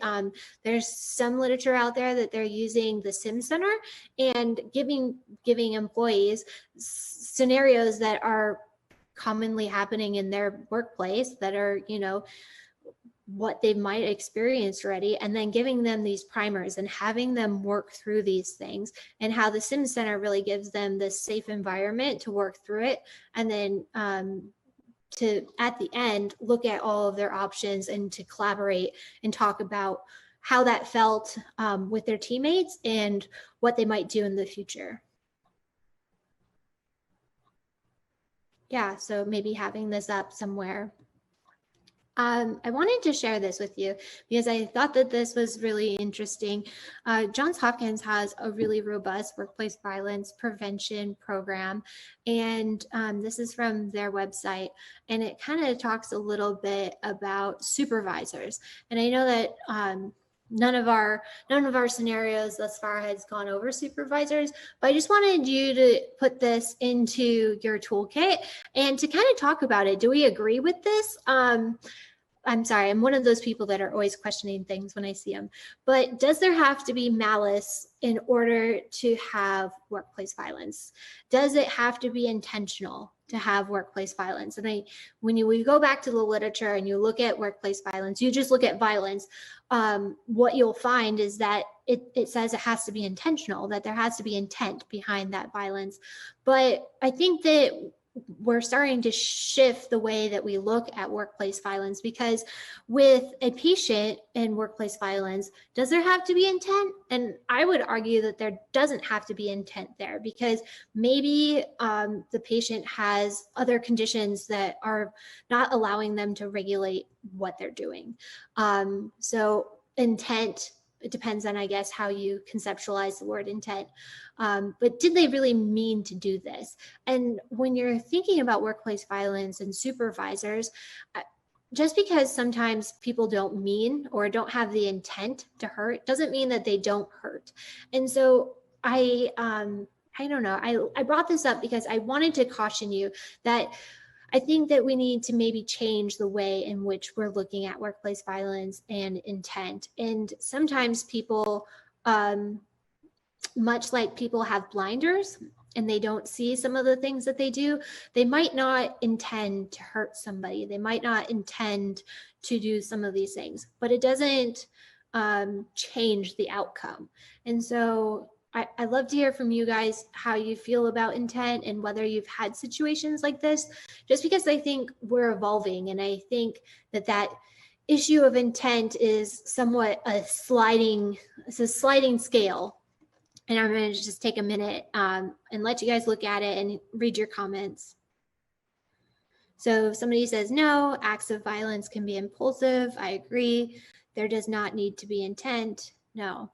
And so, but when you look at the literature, like part of the defining characteristics of violence or workplace violence is this intent. So I think that this kind of highlights how much work we have to do in this area and to understand what workplace violence is and different types of workplace violence. Maybe in some types of workplace violence, there does have to be intent, but in others, there doesn't. I'm bringing it up more as a question than an answer. I think that it's an interesting subject, and I just want you to think about it as we move forward and as you're experiencing some of these things in the workplace. Is what are kind of these benchmarks for workplace violence, and is it maybe different in the healthcare system, in the healthcare industry, and between perpetrator types? So incivility does not have to be intentional. Staff to staff incivility, behaviors be normalized so the perpetrator may not think they're doing anything wrong. Yeah, and we're talking about that with this kind of cultural norms and, saying it's just part of the job, but is it? And it's still violence, it's still bullying, even if there wasn't that intent there.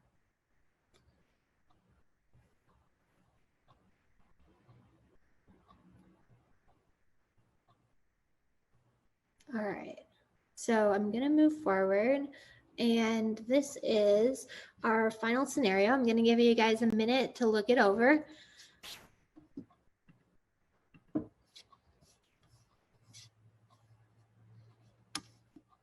I tried to give you guys a little bit of a wide range of different scenarios.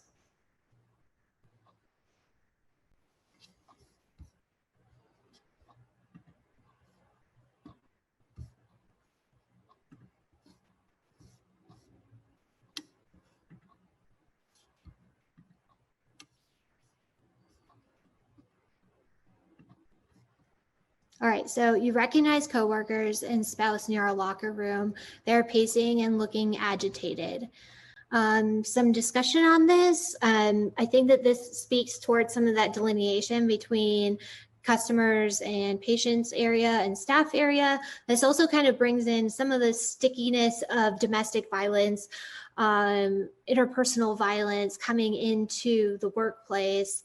And how do we deal with that? Is the workplace somewhere that we have to deal with that? And yes, I think that it is, but I just want to hear your guys' discussion on that and what you've seen and maybe how you would approach this situation.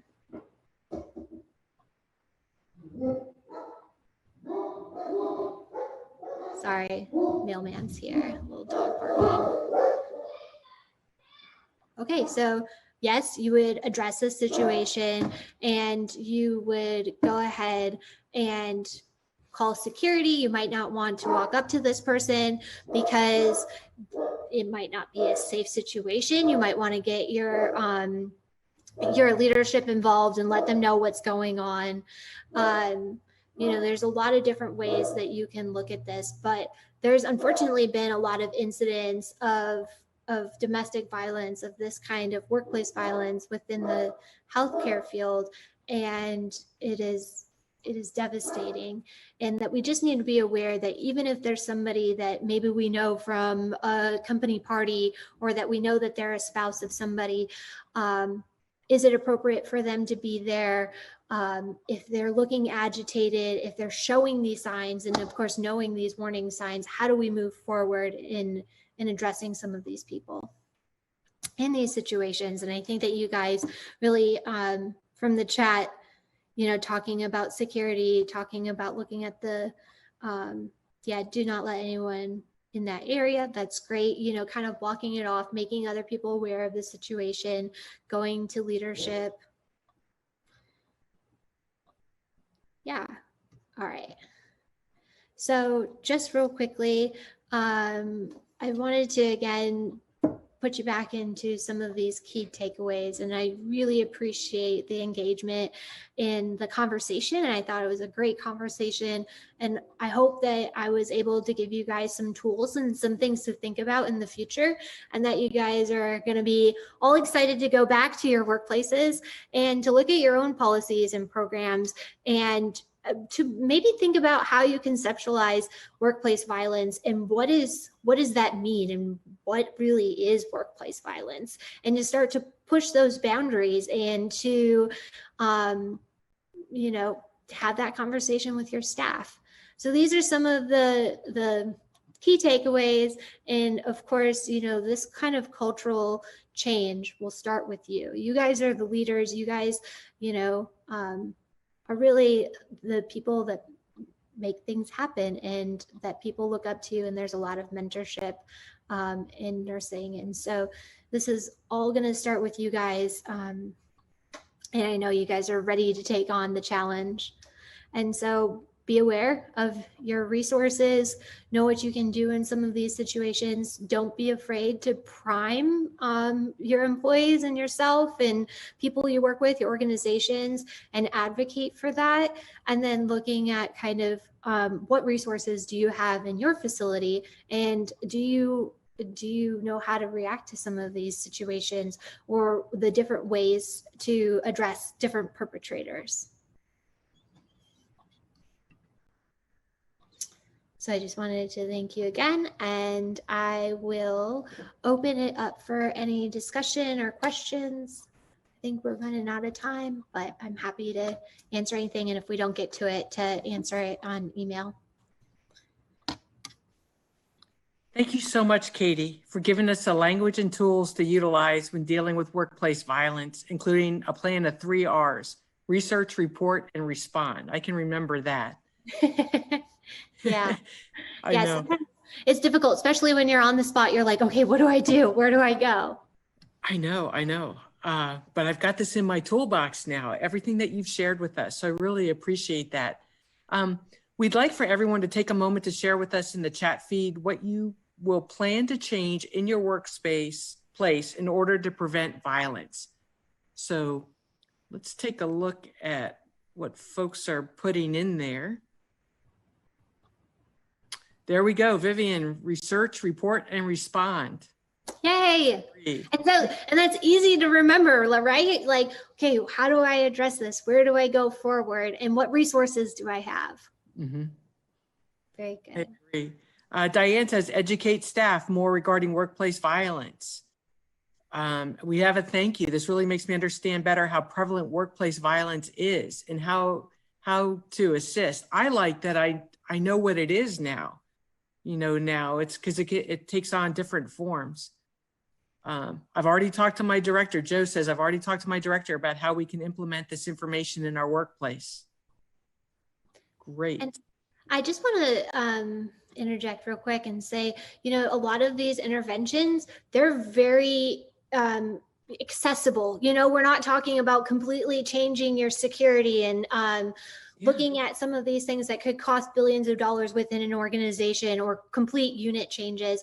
We're really talking about things that can be proactive, that you can start today, that you can implement and look at the culture and talk with your employees and change it today and not wait until there's an incident to address it.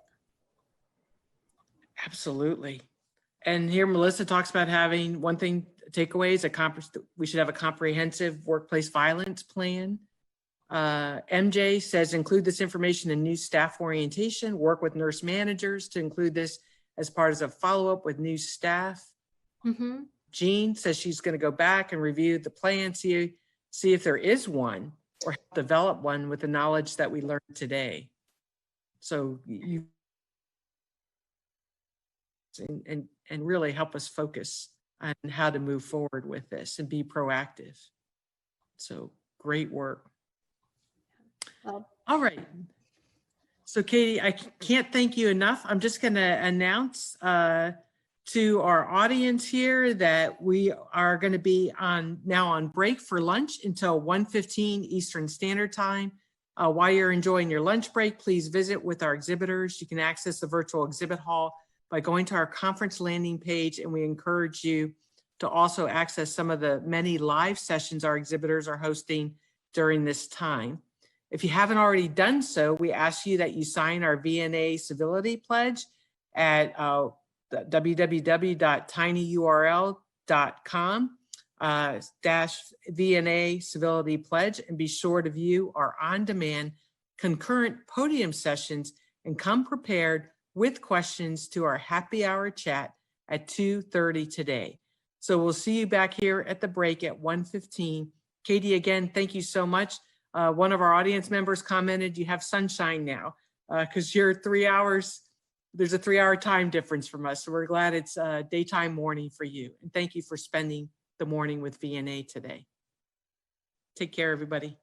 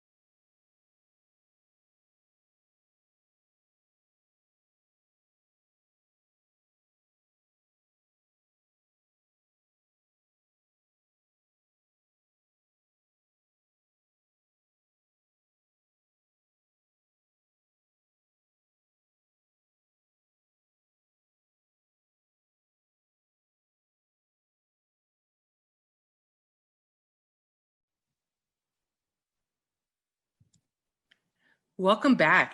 I hope you're ready to dive into the next session of the day. Our final presentation of the conference, before we go into the afternoon concurrent sessions via the happy hour chat, we'll explore evidence on resilience and review essential coaching skills that you can use to help nurses learn and grow from these experiences.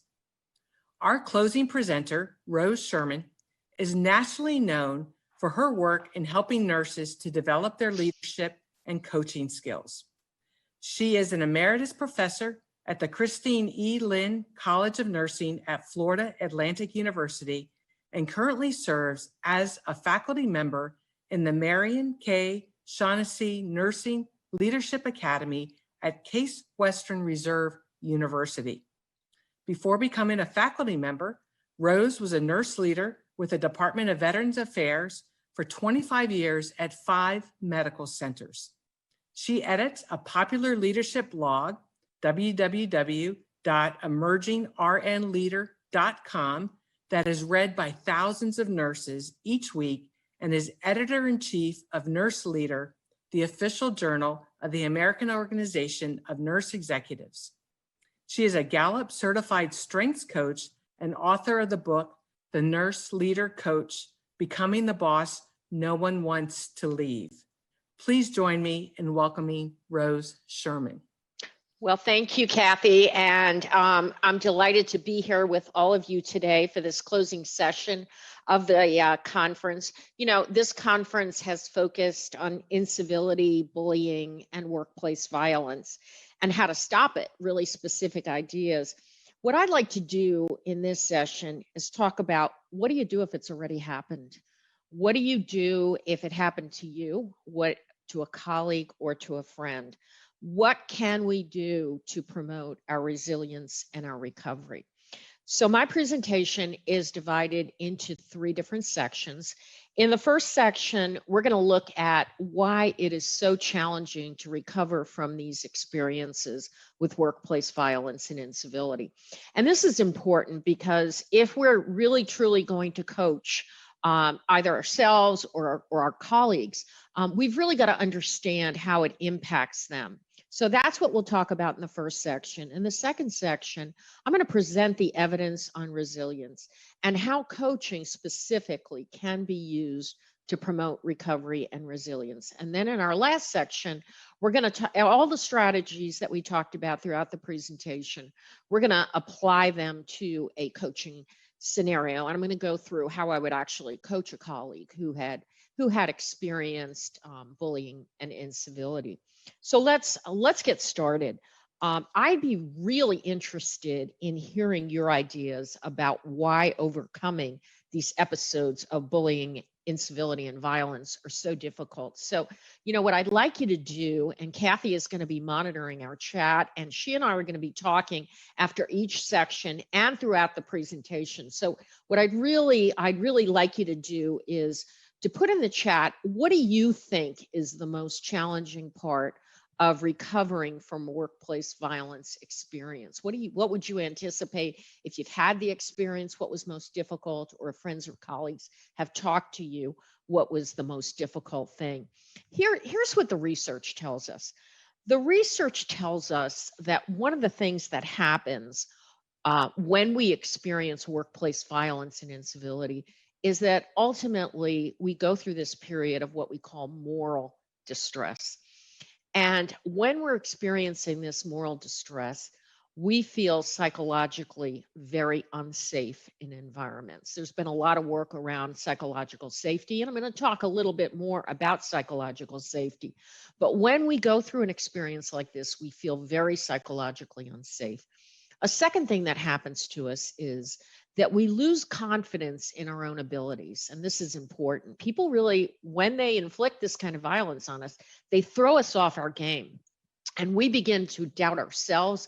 We doubt all of our professional competency. Even if you have years and years of experience under your belt and this happens to you, you can begin to doubt your professional competency. It also leaves us with a sense of powerlessness.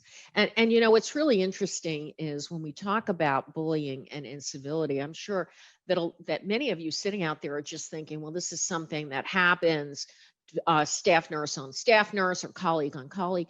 But I recently, about 2 years ago, completed a research study with a colleague of mine, Dr. Angela Prestia, and we studied this in chief nursing officers. We looked at moral distress in chief nursing officers, and it was literally pretty shocking how many of them were being bullied, the study subjects that were undergoing moral distress, how many of them were being bullied in the executive suite. So this can happen at any level of the organization. And this sense of powerlessness was something that these CNOs talked about, along with just humiliation. Even though they had years of successful leadership experience under their belts, they felt very humiliated when this was happening. It also makes us feel very hopeless.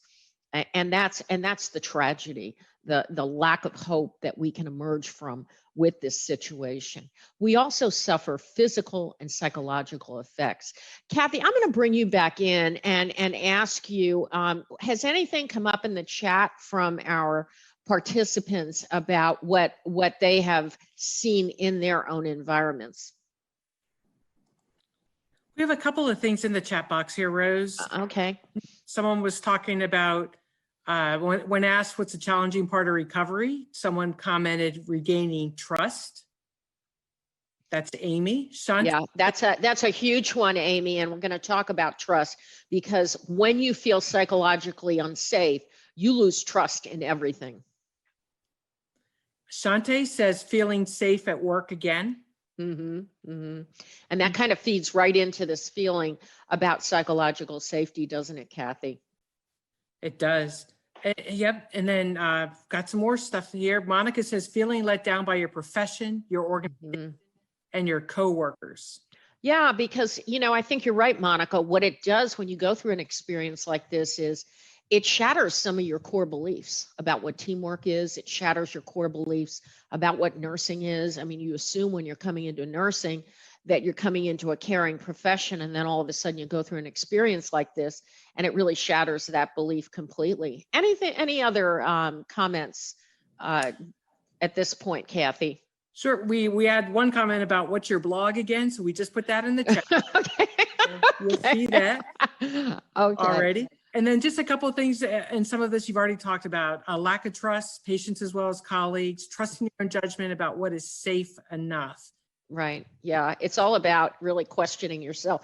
What's really ironic, what's ironic about this is that we see this idea both in the research, but also in the work of Brene Brown. She talks about this intense shame that we often feel when we go through these experiences. And part of the reason people feel shame is they begin to really question, what part did I have in this? Did I cause this? Was I, why did this happen to me? And there's shame that is associated with that. And what's interesting is the experience of bullying and incivility is so prevalent in nursing that I often wonder why we don't apply some of our really good quality tools, such as PDSA, to looking at incivility in our environments. Why don't we plan, do, study, and act when we see this toxicity in our environments? It's a really good question, because when you think about it, and I'm sure that you've heard this through other presentations, that incivility and bullying in environments can result in very unsafe patient care. So there's also some long-term effects of bullying if you don't have recovery. Without coaching, without resiliency, these acts of violence have some long-term effects on us. The first thing they can do is make us very conflict avoidant.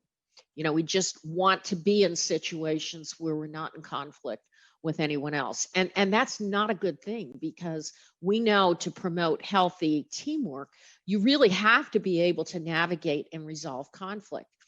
The second thing that can happen is we can begin to self-isolate. And this actually happened to a colleague of mine who was a chief nursing officer who underwent this bullying.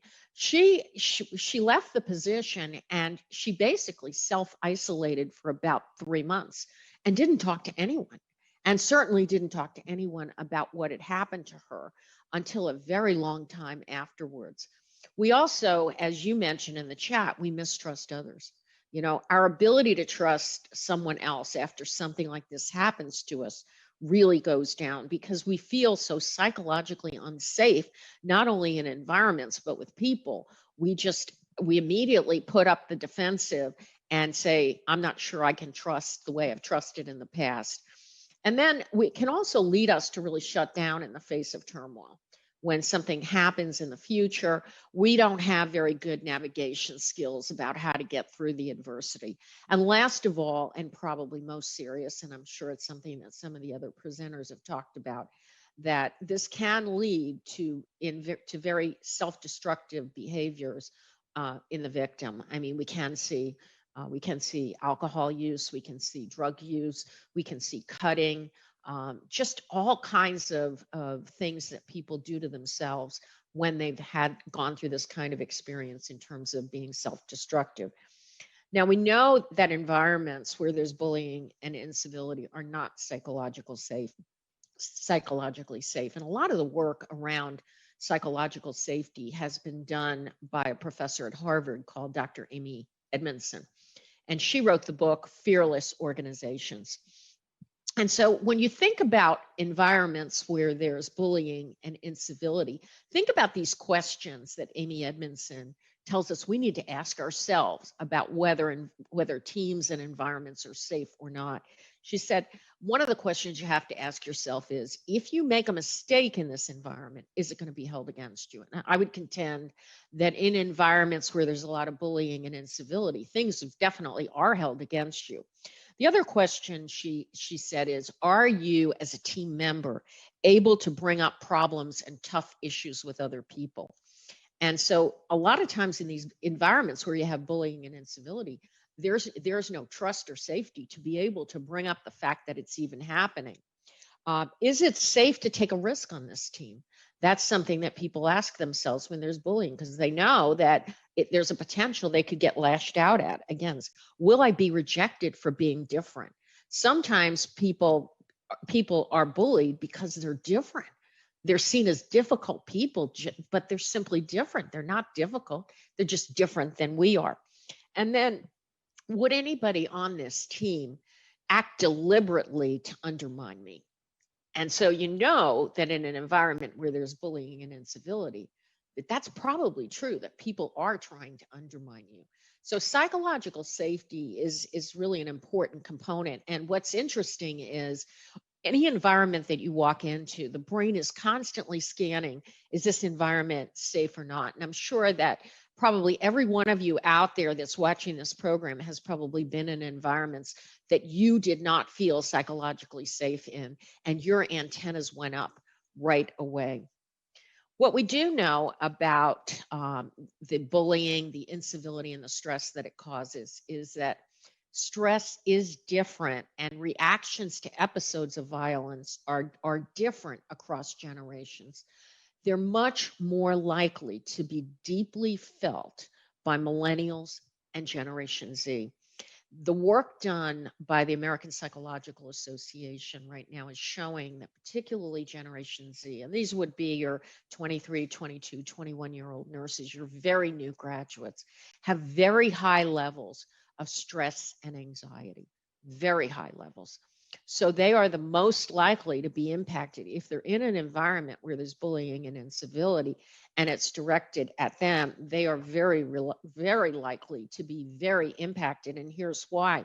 Because, you know, when you think about anxiety, you're really talking about two different kinds of anxiety. And APA says that this trait anxiety, or your natural anxiety in situations, is something that Generation Z has a much higher level of trait anxiety than any generation that preceded them. There's lots of reasons for it. Social media is one of the most suspected reasons why the level of trait anxiety is so high. But then you think about an environment where there's bullying and incivility, and you have high trait anxiety, and then all of a sudden you're put into a very anxious situation. You can imagine how things can kind of really go south for these nurses.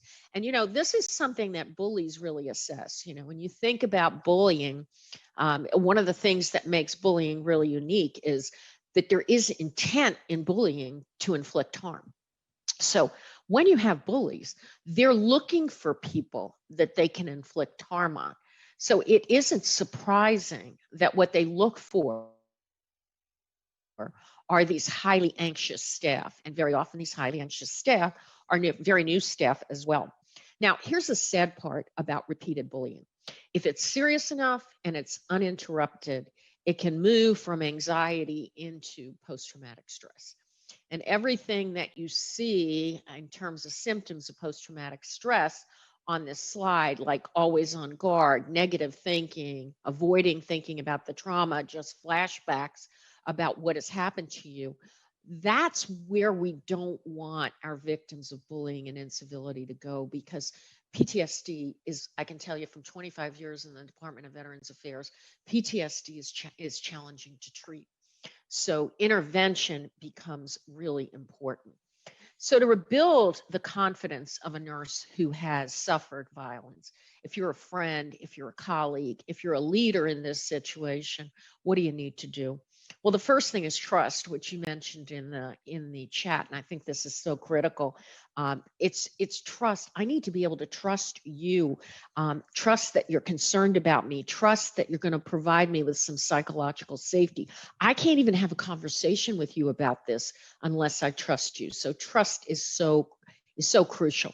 The second is stability. You think about nurses who have really experienced bullying and incivility, and they feel very out of control. They feel very out of control when they have these experiences. So part of being a coach and an advocate here would be to help them lower and avoid the level of catastrophic thinking and remind them that they're not crazy. I mean, people think they're crazy when they undergo things like this. And then compassion about their fears and anxiety becomes critical.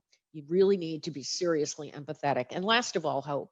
You know, when nurses experience violence, they feel very hopeless, and we need to give them hope for a better future. This is really important, because when we feel hope, we're very resilient, we're more innovative, and we're very agile. So here are the key coaching areas. We're going to come back to this, because here's what I want you to be thinking about when you're thinking about coaching. One is, what is my authentic story about this bullying? That's an important thing. What's the story that you're telling yourself? We'll get back to that. What have I learned about myself? That's a pretty important thing as well for us to understand. When we go through these experiences, as awful as they are, we learn about ourselves. Where can I go from here? That becomes critical. And then what are my new priorities? Because I may have had some of my core beliefs really shattered here. So what do I value at this point? And what am I looking for in the rest of my career? So I'm going to stop here, Kathy, and bring you back on. And you can tell me about any questions that have come up in the chat that we need to kind of consider and take a look at right now. Sure, Rose. So we've got one comment saying, I would say stress is different across race and ethnicities as well. Yeah, I think that's probably a very valid point. I don't have that research, you know, on the slides, but I think you would be right about that. And then you're talking about these highly anxious nurses. While folks are putting anything in the chat box, but if a nurse is highly anxious, can they misinterpret that feedback as bullying? Yeah, they absolutely can. And that's something, you know, when we get into the discussion about the case study that we have, that's really one of the first things as a coach that you want to help kind of separate out. What happened here? What stories are you telling yourself about what happened here? And then are there assumptions you're making about what happened here that might not be valid? Because here's what we know, some nurses are very fragile about any constructive feedback at all. And so they may interpret a precept or a manager really bullying them, when in fact what that person is really trying to do is just give them some constructive feedback. And I think that you're even more likely to see this with some of our very youngest, like our Generation Z nurses, because many of them have never worked. And so their first nursing employer, it may be their first employer. So you may be teaching them job skills as well. So I think, Kathy, you're raising a very good point here. When you try to look at the authentic story, I think, you really need to figure out, is the emotionality connected with this? Is it really bullying or not? I don't think that constructive feedback, if it's given in a constructive manner, is intended to inflict harm. And that's really what bullying is. Got it. Okay. Thank you so much, Rose. Yeah. So I've got 3 comments here. One is, do you feel sexism when reporting? If you're a woman reporting to a man, is it more likely to be disregarded? Boy, that's such a loaded question. I think it depends on the people. I think that, and it depends on the organization. I think that there are times when, contingent upon the organization, where it might be discarded, and that's something that many of the chief nursing officers reported to us, that they had great difficulty even thinking about going to human resource management because of experiences that they had watched others go through. So I think you raise an important issue, but I think it's organizationally dependent. And then one of our thank you. And then one of our participants responded to that within their own chat box. They were thinking it might be the reverse. The man would probably be less likely to report because it could be seen as weak. So that's that's another perspective on it. I think that it's interesting, though, that if you look at some of the bullying literature, I look at literature that's put out by Cole Edmondson, who's done a lot of work in this area, and he's interviewed a lot of male nurses that have been bullied and have reported bullying. So I think it's a good question, and I think that maybe in certain situations, people will be more intimidated to report it because it'll might emasculate them, but I would hope not. Catherine was saying she's a millennial generation and she's experienced this. So she works on her confidence and she does this through education. Yeah, and I think, Catherine, that's not, one of the things that we're going to be talking about what we know about resilience is that it gets, as you age, things become easier. And every time you go through an adverse experience and you work on your confidence and you really analyze what has happened to you, hopefully you're going to emerge from that even stronger. And then two comments that tie together. So Vivian says, thank you for using the term constructive feedback and not criticism. And Julie piggybacked onto that and saying delivering constructive feedback is an important skill as well. Is that part of the coaching program? Yeah, I think you're going to see that the coaching, you do give constructive feedback as a coach, because what you have to do is you have to try to help people separate out the emotionality from what actually occurred in this situation. But kind of getting back to what Kathy has to say, and I was thinking about what you said earlier too, Kathy. I think one of the things that we don't do enough of, especially with our new graduates, is talk about feedback, talk about professional feedback, talk about this expectation that you're going to get feedback, that it's a culture of feedback. That's what the environment is about. It's not meant to be destructive. And if it is destructive, then it moves into more of that harmful intent that we talk about with bullying, but not constructive feedback is not bullying for sure. So I think that's a good segue into moving into this section. How can we really advocate for nurses and staff to help them move through and coach them toward recovery? First of all, let's look at the term resilience. This is the National Academy of Medicine definition. And I think sometimes we think of resilience in terms of just individuals, but resilience also applies to, communities, it applies to nursing units, it applies to systems, their ability to recover, adapt, or even grow. So if you have a toxic environment in your setting, and you're trying to work through that toxicity, and then your expectation is that the whole unit will be resilient, not just one person. Your resiliency is not fixed over time. It really varies by situations, and This slide illustrates a grid that shows that how resilient you are. There's an axis that looks at the stress and uncertainty in a situation against your coping skills. And you can see that if you have very strong coping skills, even when you're placed in stress and uncertain situations, you can feel very resilient. Whereas if your coping skills are weak and you are not built to the level they need to be, and then you undergo the stress or psychological unsafety, uncertainty, you can in fact become very, very anxious. It's interesting that Oprah Winfrey wisely said that where there is no struggle, there is no strength. And we do know that adversity really helps us to build grit. It's not surprising that acts of violence and acts of bullying are often inflicted and committed against our youngest staff. Not always, but very often. And the reason for that is because, as we grow and as we age and learn in our experience, we're better able in general to manage this. We have the ability, most of us have gone through ups and downs in our career. And what we do is we anchor every adverse experience that we go through against every previous adverse experience that we've been through. And so we can pull on some strengths. We know we made it through that, so we probably can get through this as well. But for some younger staff, when you think about it, they don't have these anchoring experiences. Many of them were raised by, some people were raised by helicopter parents who just kind of hovered above, but our youngest staff were raised by snowplow parents that pushed all the adversity out of the way for them. So this is, so when they do encounter adversity, it becomes very, very stressful. And in fact, right now, some of the data that we're starting to see coming out on the impact of COVID on the nursing workforce is really showing that it really is our youngest nurses that are having the most struggle right now with the level of stress and anxiety of what they're experiencing. So here's the good news, that resiliency is a muscle and you can build it over time. And so coaching for resiliency becomes very important to help victims of violence become more resilient.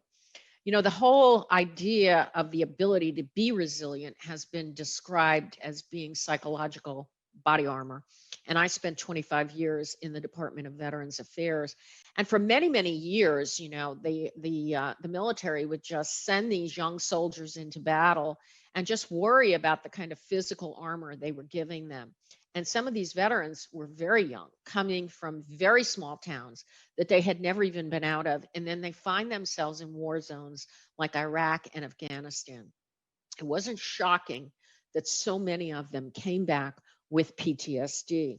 And so this concept of psychological body armor became so important in looking about what could the military and the VA do about PTSD. And in fact, I think in some ways, some of the programs that you see in nursing programs today, where they're trying to help their new graduates by inoculating them a little bit against bullying and incivility through simulation, through cognitive rehearsals, that's really providing those students with some psychological body armor. So when they encounter those situations, they're a little bit more able to really deal with what they're seeing. Because this is really what happened with the VA. This is Dr. Marty Seligman, and he is he's at University of Pennsylvania, and he runs the Penn Resiliency Project, and he's the father of positive psychology. And so Dr. Seligman was working with the VA and working with the Army, and this is what he told them. He said, part of the way that we experience things is the stories we tell ourselves about what has happened to us. He said this is so critical. The stories that you tell yourself can make really a key difference.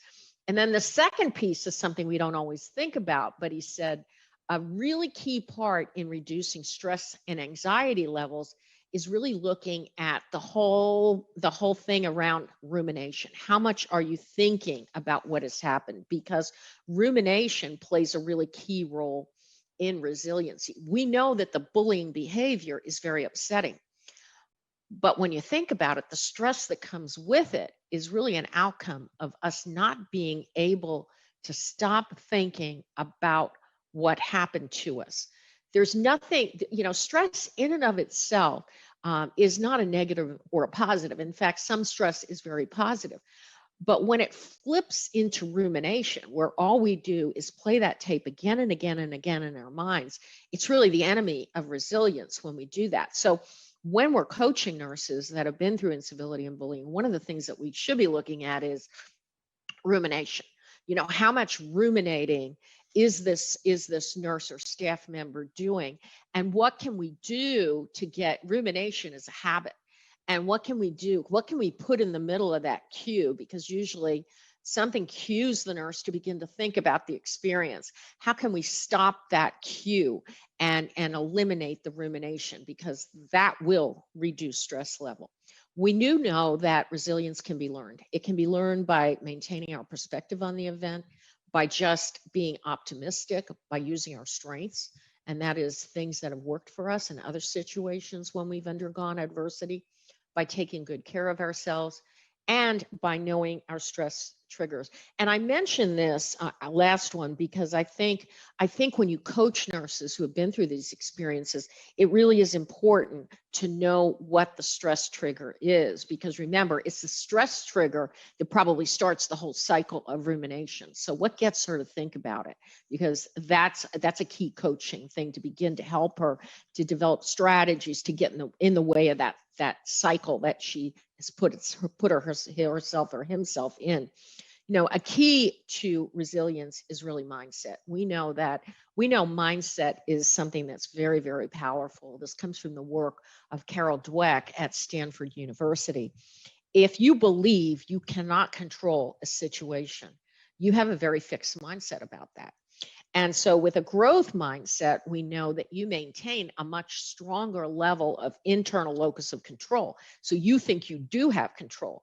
So if I don't believe I have control in this situation, and I have a very fixed mindset about this, I'm going to think this is difficult, it's never going to get better, and I can't cope with it. Whereas if I have more of a growth mindset, I will say to myself, this is difficult. I'm going to stay curious. I'm going to try to learn and grow from it. Things will get better, and I will get stronger. So this is a key idea when you're coaching staff, is really looking at the mindset of the nurse that you're coaching. Do they have more of a fixed mindset about it, or more of a growth mindset? Because that's going to give you some ideas about what you need to do with your coaching. So here's what we know about factors that impact our resiliency. We know that resiliency grows from experience. We talked about that. We know the more satisfied you are with your work in general, the more resilient you're going to be. People that are more optimistic tend to be, by nature, more resilient. We know that if we have a strong sense of purpose in our work and making a difference, that's going to make us resilient. Leadership support is really critical. And I think that we know, and I'm sure you've heard over the course of the past 2 days, leadership support is critical in these situations. The first person I usually look to when there's incivility in the environment, because I work with leaders in leadership development all the time, is the leader. I said, anything that you walk past in leadership, you tolerate. That is the bottom line. But here's the tricky thing, and I'm sure that you probably had some discussion around this, that oftentimes people that bully don't do it when the leader's there. I mean, very carefully don't do it when the leader's there. So I tell leaders, you've got to have those antennas up all the time and always be listening and observing. And then support from your team members. If you feel like you're going to get strong support from your team members, obviously you're going to feel like you can be more resilient. So these are the things that become important. So I'm interested in the chat, because I know that you probably have thought about your own resilience, particularly during COVID. What are you doing to promote your resilience at this time? Because here's some of the strategies that we would probably work with when we work with staff to promote their resilience in these situations. We know that social connection becomes so important. That's why when people shut down and socially isolate, that is not a good thing, because we do know that maintaining those social connections and being able to talk about it makes you more resilient. We know exercise is very powerful. For some people, it's meditation. It might be spiritual reflection, even yoga, going outside and exercising. We know gratitude is powerful. If you can look at even the most negative situation and look at what am I grateful for, that can help promote more of a resiliency mindset. I think digital detox, depending on the situation, because bullying and incivility in this day and age rarely just extends to the physical work setting. It often exists also in cyberspace. So I think that when people are experiencing this, just staying off of social media completely is something that you might want to discuss with them. And then reflective journaling and writing. We're going to talk about that because I think one of the questions that Kathy had is, how do you know that what you're experiencing is bullying and that you're not just getting constructive feedback from a preceptor or a manager or a charge nurse? And that's where the reflective writing, when we talk about the ABCD, cognitive behavioral impact of an experience, becomes important, because writing it down, we know, is very powerful. So here's why coaching matters in the workplace. When you're looking at violence, it can help staff really face these emotions more directly. It can help them to maintain perspective, which is important, and foster connections, especially in a connection with you as a coach, and maintain optimism. So this is key. When I'm looking at coaching survivors, there's probably 10 different goals that I might set for coaching a survivor, depending on the situation. It might be that with some individuals, you might have to just acknowledge about being bullied. Maybe people are just having a very hard time confronting what's happening to them. So it just might be getting it out there and having the discussion about being bullied.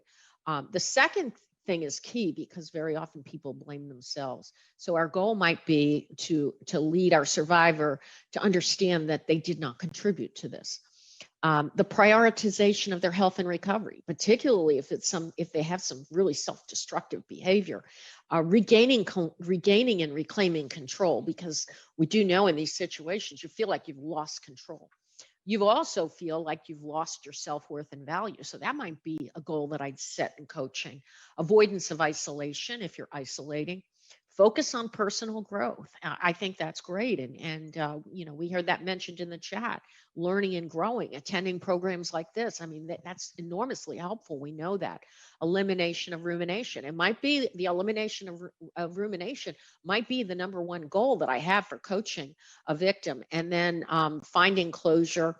And we do know this last one is important, and that is that very often recovery comes when you're able to provide service to other people. So how can you use an experience around bullying or violence to really make sure that it doesn't happen to somebody else? You're going to recover more quickly if you use service. So this is a model, a widely used, internationally used coaching model. And I like it because, it's really easy to remember, and it's just very intuitive, I think, for us. The first is goals. We need to establish a goal for the coaching session. So those 10 goals that I just talked about, it could be any of those that we might want to establish for a coaching session. Then the reality, where are we right now? A realistic look at where we are. What assumptions is this person making? I think that kind of gets back to Kathy. Is this a real bullying situation, or am I just assuming that constructive feedback is bullying and taking it in a way that isn't constructive professionally for me?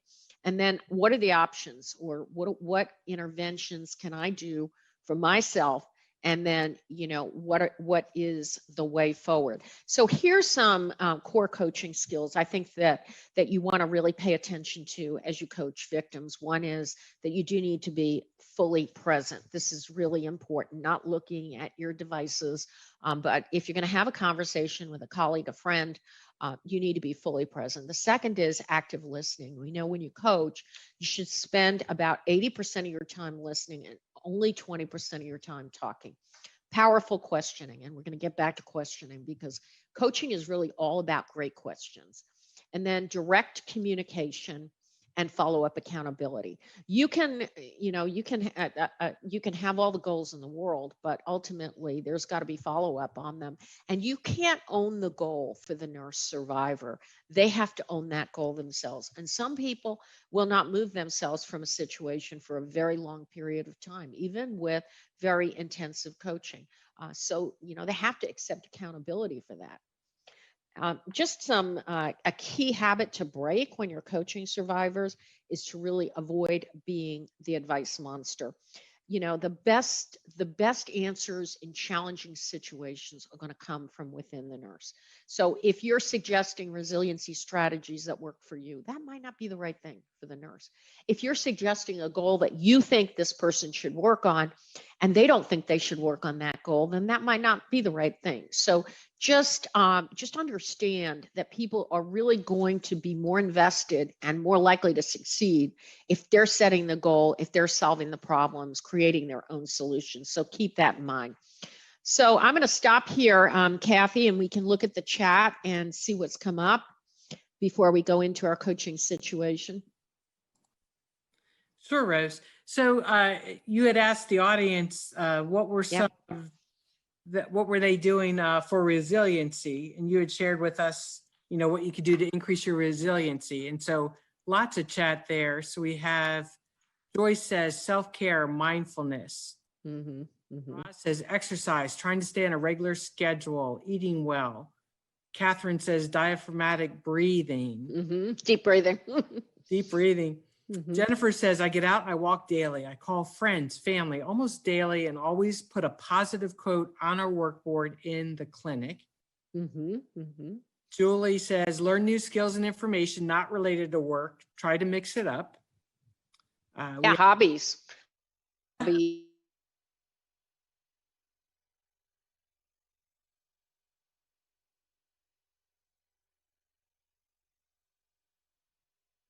For that. It says no doom scrolling. So I've never heard that term, so I like that though, right? No doom scrolling. Right. And then there's plenty of doom out there if you're scrolling, I know. And then Kay writes, just follows with that comment, social media detox, that's huge. Jean says whole foods, plant-based diet, exercise daily, manage stress through the deep breathing, maintain connections. Jenna, I think some of this is a shout out to the VNA, going to a virtual conference to keep our minds reflecting on growth. Exercising my environment, relaxing, planning, downtime. Kathy, I think, we haven't talked about this, but, we're kind of in the middle of a life quake right now. People are really being profoundly impacted by COVID. So I think all of these resiliency strategies that we talk about are so important.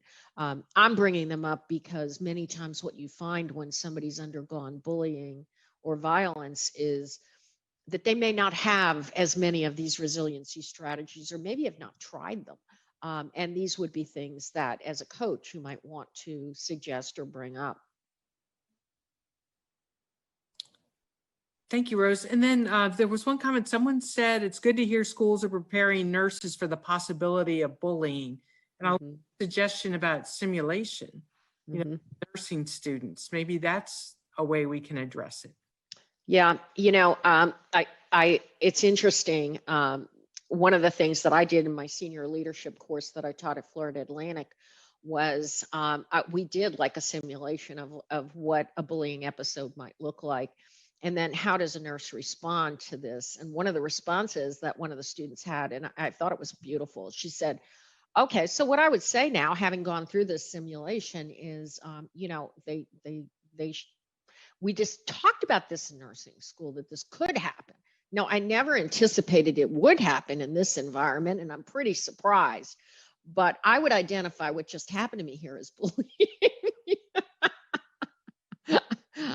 I was so proud of her, and I have to say, I think that we don't do enough of that. I remember my very first head nurse in the VA, and that was 40 years ago. And she told me we were making rounds on the hallway, and somebody made some kind of negative comment because I was new, and she said to me, if that ever happens to you again, you just come to me. I want to hear about it. Just made me feel so safe to know that somebody cared. Okay, so Kathy, I think we'll move into how do we apply coaching principles to a particular situation. And I want you to share in the chat your thoughts about this as I talk about the kinds of things that I'm going to be thinking about as I coach this nurse. I'm interested in knowing what you're thinking. So Maria is a new graduate working on night shift on a medical surgical unit. Now, I'm going to say night shift because I have to tell you, a lot of leaders have told me that this is where a lot of times they have issues because they're not there at night. The charge nurse on the unit is a known bully. So other people have told Maria that this person does bully, and Maria had been warned to stay away from her, but this is impossible. That she just kind of is getting drawn into the same behavior. The charge nurse is very critical of Maria's work. When she heard Maria was interested in a leadership role, she told the rest of the team that Maria's accent was so strong, no one understands her, and she has no leadership potential, so she shouldn't be pursuing this. And of course, this was repeated to Maria, who's now devastated and really lost confidence in her abilities because she feels that not only has the charge nurse humiliated her and been, bullied her, but she's now gossiping and creating drama with the other staff on the unit. So she's decided to put in her resignation. And you were assigned as Maria's mentor during her new graduate residency program. So you're just hearing what happened here and you're pretty shocked. So you scheduled time to talk to Maria. You want to have a conversation with Maria. So I had mentioned that I like to use a cognitive behavioral framework to help the person really frame the events. And this can be done either talking it through, or it can be done by asking the nurse to actually write. It's actually better if you write it down. Write down what happened. First of all, write down the event. So in this case, Maria might be writing down the specific event where, she's been given a hard time, and then staff have come to her and they have told her that this charge nurse has told everyone she has no leadership potential and she's very hard to understand. So that's the adverse event. The B is key, and that is, what is Maria's belief about the event? What is she thinking? She's thinking that this charge nurse is kind of humiliating her, maybe in front of the rest of the staff. She's thinking that this nurse is letting everybody know that she doesn't have leadership potential when that's her goal. So that's her belief about the event. She knows she's being bullied, but her belief about the event could very well be that she feels that that any ideas that she has about moving into leadership are probably going to be really stopped cold by this charge nurse who doesn't think she has potential. And then we're going to look at the emotional consequences after the event. So I'm going to be talking to Maria about, tell me how this has made you feel, what kind of stress has this caused you, how is, from an emotional standpoint, how is this really playing out for you? And then how much of an ability does she have to dispel this? I mean, has she really thought about this in a way to say, no, she's wrong. She's absolutely wrong. I'm going to check with other people. I think I do have leadership ability. Has she gone to talk with her manager about it? Has she done anything to confront the beliefs she has in this situation other than internalize it, take it all in, and feel really badly about what's happened? So the other thing I'm going to think about as I really look through this situation with Maria is the circle of concern and the circle of influence that the late Dr. Stephen Covey used in his 7 Habits of Highly Effective People. Because what we know is that it's really important, if we really want to be proactive in any situation, there are many things that we have control over and there are things that we don't have control over. So if I'm going to coach Maria, one of the things that I really want to talk about is this yellow circle here. What, the behavior, her reactions, her words, her actions, the things that she has influence over. Things she does not have influence over is, why has this charge nurse chose to bully me? I don't, she doesn't have control over that charge nurse's behavior, only her response to the behavior. She also doesn't have control as to whether the organization is going to take action against this or not. Sadly, she doesn't. It would be wonderful to say, yes, they definitely will, but that's not true in all organizations, as you've probably been discussing over the past 2 days. Do others believe what's being said about me? And see, that's another thing. She doesn't have control over whether that gossip that charge nurse is spreading is believed or not believed. And will leaders in the organization believe her? She might not have control over whether people believe it happened or didn't happen. So I'm going to want to keep her in her circle of influence. I'm going to keep wanting to bring her back. Okay, that's not something you can necessarily control, but what can you do in this yellow circle of control here? So if I'm going to use the GROW model, just coming back to this, here's what I'm going to be looking at. Let's say that the goal that Maria and I settle on in terms of what we're going to discuss for the coaching is really about personal growth at this point. Personal growth for her. How can she take what has happened here and move forward? So Maria has decided that she wants to make a career decision that she feels good about, and one that is professionally best for her at this time. So that'll be our goal in coaching, is to move her into a place where she makes a decision about what to do next that she feels good about. So the reality of the situation and things I'm going to talk with her about is, first of all, I'm going to come right down to, are your assumptions correct? I'm going to look and make sure that some of what we talked about was, it was this, in fact, bullying and harm, or was it constructive feedback? It sounds like it was bullying and harm. But I want to clarify that to make sure that her assumptions about what happened here are correct. I'm also going to want to know, have others tried to confront this known bully? You describe her as a known bully, which means she's done it to other people. So what's happened there? And what's happening in the relationship right now? We know that, what she's told others. And I'll also want to know, is there anyone on the unit that could really support you? Do you have a support system on this unit? Because we know support systems are really critical. And then as we look at options, what's her preferred option? What does she really want to do here? What would she do if she knew she couldn't fail? That's another important question. She may decide she's going to resign here, but if she could be successful in navigating this situation, would she rather stay? And then if it comes down to either going or staying, what are the unintended consequences of each of the options that she's looking at here? And then the way forward is, what are your next steps? She decides, I'm going to leave the organization. I think this is an organization that tolerates this kind of behavior, and I think it would be best for me to leave. And I've coached her, and it looks like that's the best decision at this point in time. Then I'm going to want to know, what are your next steps? How can you grow from this experience? Because that'll be really important. This isn't a one and done thing. You're not going to leave that organization and move on to the next organization without working through the emotions that you're feeling right now. How can I help you? And then what could get in the way of everything that you're thinking and planning here? So some good questions to ask for resiliency coaching in these situations is, what is happening here? Have they tried to stop the bullying? Who have they talked to on the unit? What emotions are they feeling? Important to go back to, what stories are they telling themselves about this? And then what would you do in this situation if you knew you couldn't fail in changing what's happening? And then what do you plan to do next? Many, many slides. Eleanor Roosevelt has said that nobody can make you feel inferior without your consent.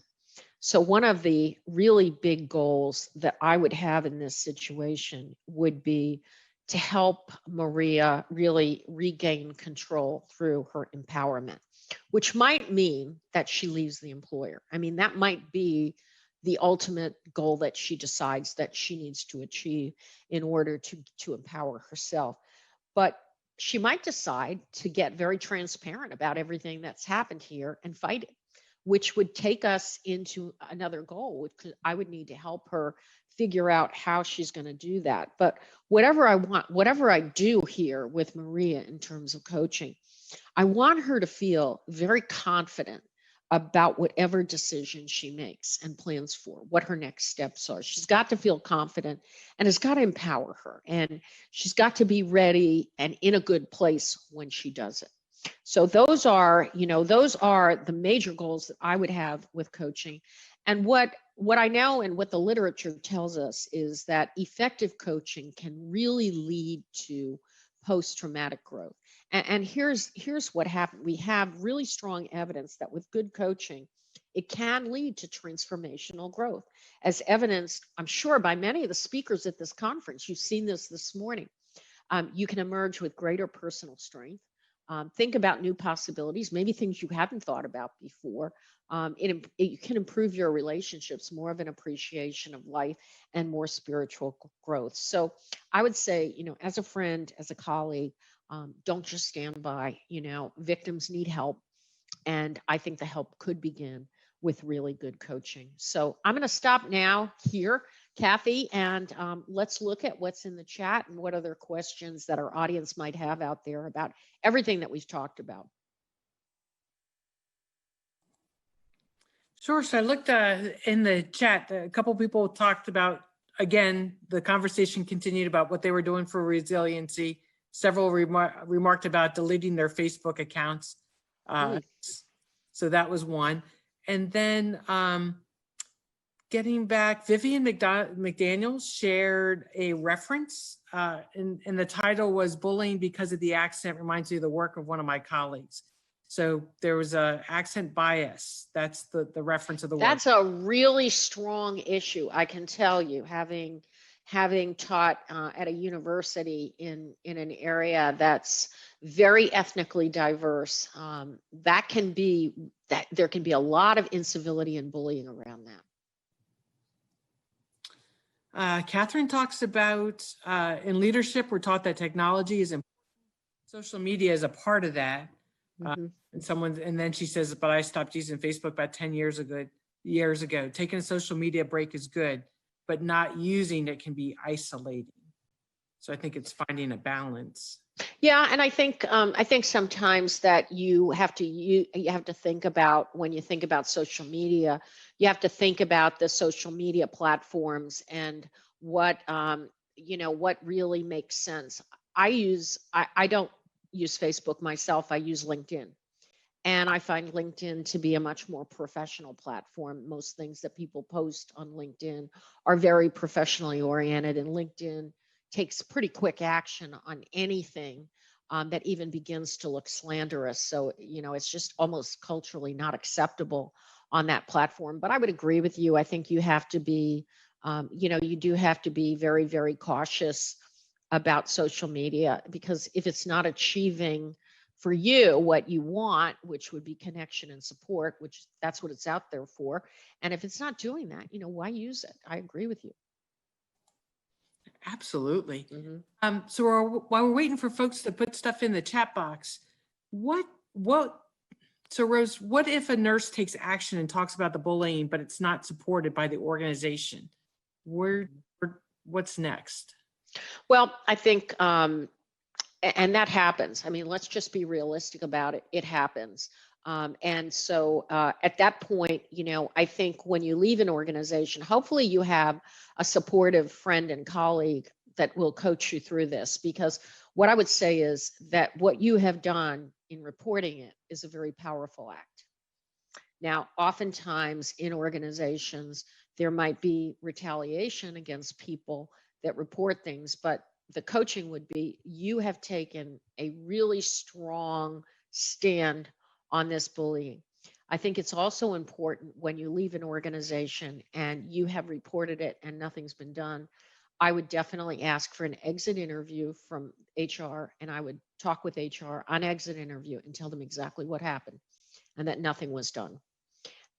Because It's just these cultures are very toxic, and organizations are beginning to realize that not only is it toxic, unhealthy to individuals, and unsafe for patient care, but they're also realizing that it's very expensive to the organizations because you have enormous turnover on units where you have this level of toxicity. Thank you, Rose. Amy's asking, how do you navigate she said, he said, or she said situations? Well, I think that I'm assuming you're talking about if you're in a leadership situation and you've got somebody that comes to you and tells you that they're being bullied by another staff member. And I can tell you the strategy that I would recommend is, first of all, I think it's really important to have the conversation with both people present and to set some ground rules about how that conversation is going to go. And that would be, in my estimation, what I would call a crucial conversation. So the goal of the conversation would be that they need to establish an effective working relationship, and one that's healthy. And then we have to listen to the stories that are being told here and hear what is really being said. And as a leader, you have to point out sometimes when people's assumptions about what was said to them is not true. Maybe they're assuming that they're getting this constructive feedback and they're accusing a charge nurse of being bullying when in fact it's constructive feedback. And so if I'm listening to that as a leader, I'm going to call that out and say that based on what both of you just told me here, that sounded like constructive feedback to me. It sounded like what she was asking you to do is to change something about your professional behavior. So that's really what I would recommend. But what I've also found is leaders know who their bullies are very often. They hear it. They may not want to hear it because it might be a night charge nurse that's hard to replace, but very often they're not hearing it for the first time. And so that's something I'm always thinking about. Have I heard this before about this nurse, or is this the first time? Thanks, Rose. And I think we have time. We're just about out of time, but I think we have time to talk about this one. Joe responds, if a situation goes to HR, sometimes leadership will not discuss the situation anymore with the person who reported it. So what do you do in that case when you no longer have information? Well, you do lose control when it goes to HR because very often HR departments bring in oftentimes outside facilitators to investigate what has happened here, especially if it's a serious allegation that's been made. And you won't have control until the investigation is finished. You will not get informed. Even the manager will not get informed until the investigation is finished. So you're right about that. Okay, I think that's it, Kathy. Well, thank you so much, Rose. I'm going to turn the mic over to my colleague, Linda Shepard, for further instructions. Thank you so much. Thank you, Kathy. Thank you, Rose. Awesome presentation, so thought-provoking. And as you walked through that, I actually, many times in my career and leadership role, have experienced a lot of the things that you discussed. And it is all of those feelings I could associate with and how devastating it becomes. And you do have to continue to know what your story is and be able to be true to what your story is in order to survive. But really just thank you for all your great insights. I love the thing where you talked about how it impacts what the nursing core values are. And it really does. The quote, where there is no struggle, there's no strength. Absolutely. And then once again, recognizing that resiliency is a muscle. So a muscle that can be built. So that is once again a way not to even lose hope if you understand that where you are in your current circumstances does not put you where you will be in the future. Yeah. And also the concept of psychological body armor. I love that. And then once again, we appreciate all of the evidence-based resilience strategies that you provided. Love the ABCD. And the coaching strategies that you shared with us today are things that we can actually institute. They're not really difficult. It's just being able to have the confidence to move forward with those. Yeah, you're so right, Linda. And it's been great being here with the audience and so much interaction on the chat. It's been my pleasure. Yeah, well, thank you so much again, Rose. We really appreciate you being with us today and all the wealth of knowledge that you shared. All right. At this time, we'd like you to share with us in the chat box one thing that you learned that you'll use to address and end incivility, bullying, and workplace violence within your personal work environment. So take a few minutes, and then I'll reflect on some of the information that we see in the chat box.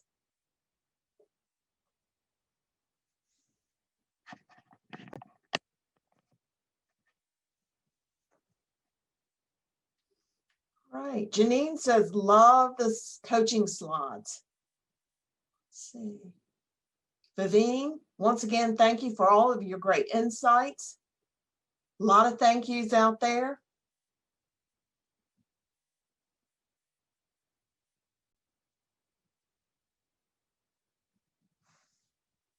Let's see.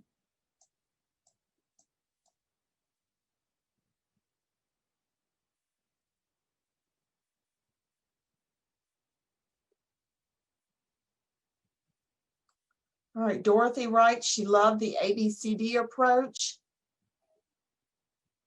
Catherine, I learned that the youngest generations are the most vulnerable. And I thought that was also an interesting approach, how the generations look at stress differently. Okay. Linda says, address issues early. Do not let the issues simmer or build.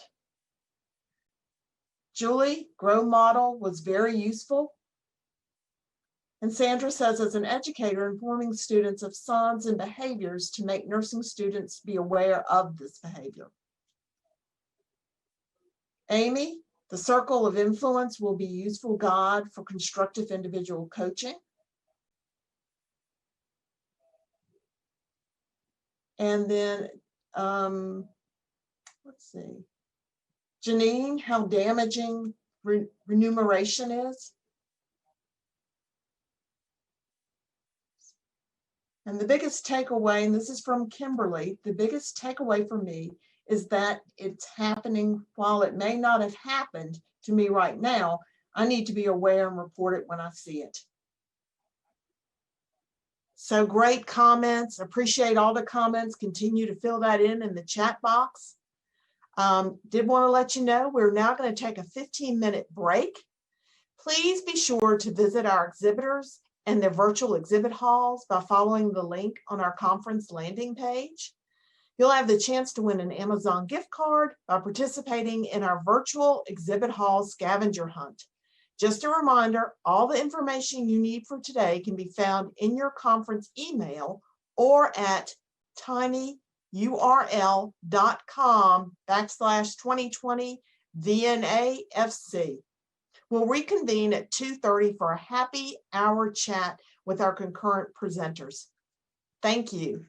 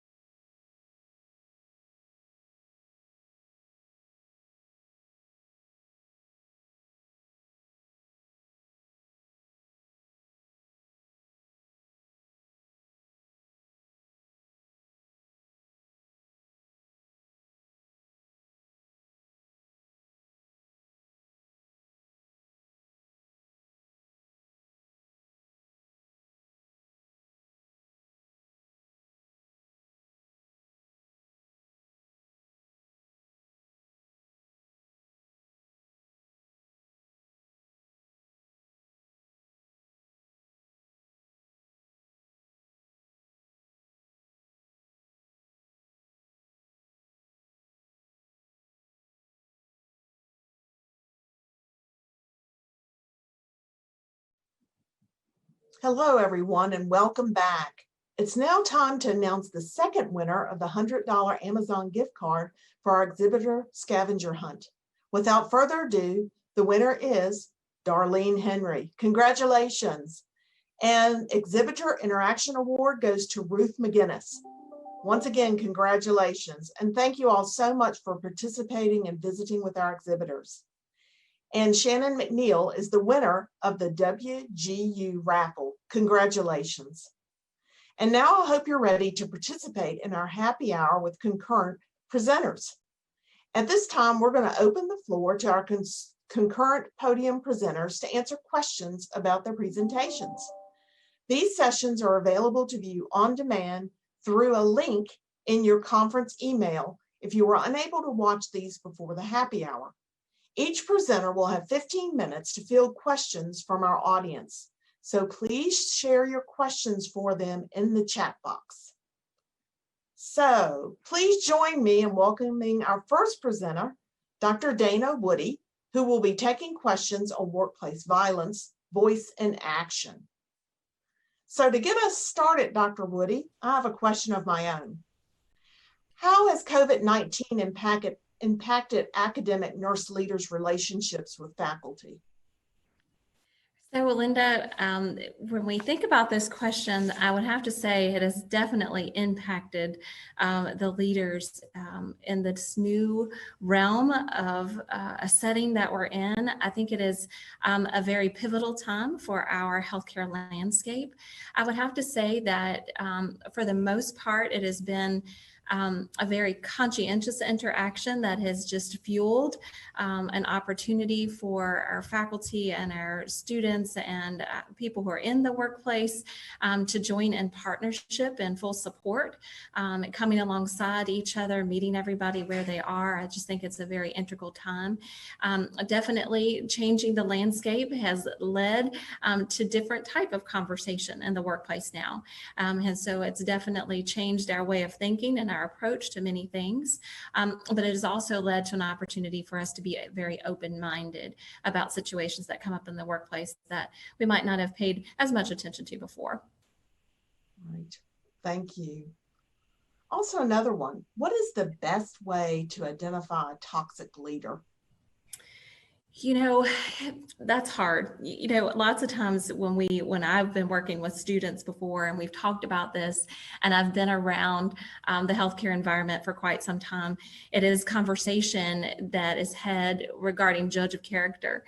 And we don't like to do that. But inevitably, sometimes it's either that judge of character or that word of mouth that you get from another colleague that kind of precipitates that type of conversation and identification of a toxic leader. But, you know, someone who is overbearing is someone who tends to have very little recourse and action as far as if they've done something that they probably shouldn't have, or they are very open to a conversation. They're not very open to conversation. Sometimes a toxic leader calls attention to self very often, and it's just that, seeking that attention very often is one of the number one things that I would say would identify a toxic leader. And having experienced that during my time in healthcare, I would agree with you 100%, as sad as that is. Yes. So another one, how does one go about reporting toxic leadership without fear of reprimand or losing their job? Yeah, I think that's a big one. And, you know, with my presentation, this was very student driven, and it titled Voice and Action for a reason. But I really would like to, in answering that question, call attention to the ANA Code of Ethics and how important it is for us to get back to the roots so we can have a conversation with leadership in regards to a toxic work environment. We have to be encouraged to speak up. It's so important for us existing in the workplace as it is, but to especially equip our students. And if we go back to that Code of Ethics, I love provision 5. That's the one that stands out when we're discussing specifically speaking up for ourselves. It says the nurse owes the same duties to self as to others. And so this puts it in a little bit more perspective. And I think we have to go back to that document much more than we often refer to it, as a way to push us forward, and have that conversation in reporting that toxic environment.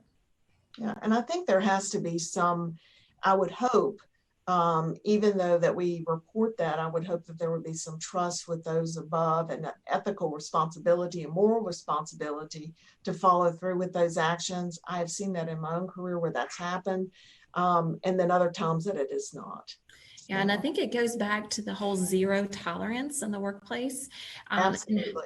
And having that clear conversation with leadership very early on. I mean, I think this starts when you're hired on onto a floor, and be very, speak up even at that time. Can you help me identify, what does this current unit do in support of addressing a toxic work environment? And that way you put that out there right away, and be ready and understand, hopefully, the culture of that environment you're working in, and hopefully it is a zero tolerance one. It should be.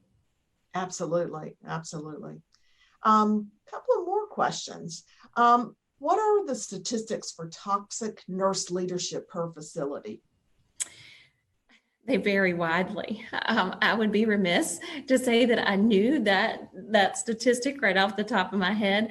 I think one of the ones that stands out to me, and it does fluctuate, the one that stands out to me most is when we think about 30% of the nursing workforce actually leaves the profession annually.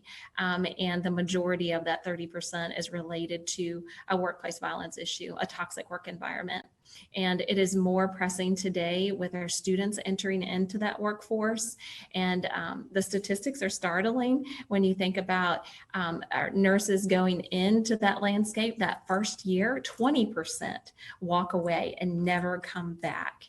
And with the other educators that may be listening, you all know how much we pour into students to lead our profession that we've been called to, and to think that they would walk away as a result of something that can be prevented is definitely that red flag for awareness and action to move forward in addressing this. Yeah, thank you so much. We have a question in our chat room here. What correlations do you find between age, race, gender, religion, etc., between leadership and toxic behaviors among faculty? Well, that's an interesting one. I can't say that I have looked at those characteristics specifically. Now, I think in general, when we talk about workplace violence, we tend to think about it as far as gender, the female gender. We tend to think about when you hear that adage, nurses eating their young, it's usually the seasoned nurses that are the perpetrators. When I think about it from the faculty perspective, being faculty myself, I can't say that I can correlate that. I can tell you that in my experience, I would say it's interesting. It does parallel well. Those who have been at it the longest are the ones that drive it the hardest, and it's almost an initiation phase of moving through the ranks sometimes. But you know what? I don't think there necessarily is a correlation, honestly, particularly in today's environment. I don't think anything is off the record, honestly, when you think about it in general. Thank you for that answer. Now, someone else wants to know where they can find resources on identification and management of toxic behaviors. So I have to say, we did a lot of research into this going in. And I was very impressed with the ANA and the information that they have out there for nurses and workplace violence. Enjoyed reading a lot of their work, as well as many scholars that had chimed in who had studied workplace violence So the ANA was a great resource. It was one of the ones that I used most heavily. In addition, that we actually were able to use, they had, in particular with our study that we did with the students, they had a workplace violence cards, a tips card that was actually given. And so we did find that very helpful. I would also say OSHA. OSHA has a web series on workplace violence, and it was also very enlightening. In fact, for our particular study, we actually had our students actually take that OSHA training, and to them, it was very enlightening, and our faculty as well was able to do that. And yes, we pulled out a lot of details there that we didn't necessarily think about. We'd almost been blinded by. So I would say those two resources was what I used, what we reused most. The ANA also has an amazing podcast series on workplace violence and bullying in the workplace.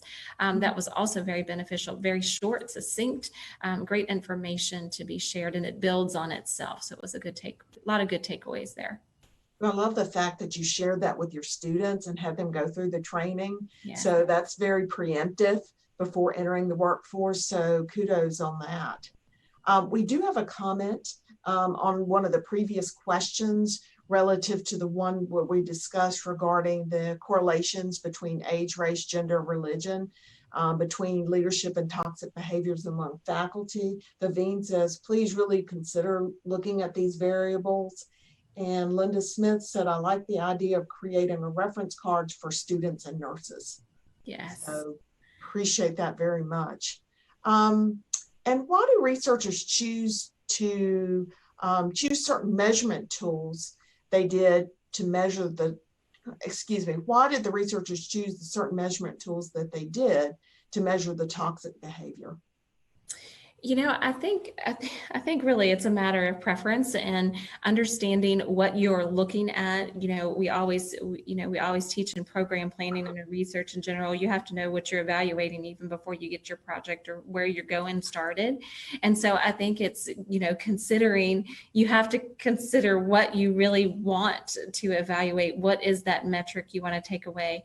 And, for us and what we were doing, it was a very qualitative, we wanted that qualitative feedback. So for us, the simulated environment was the right one to get the metrics that we needed, because we could have an open debrief and a redo in these situations, so we could talk about that.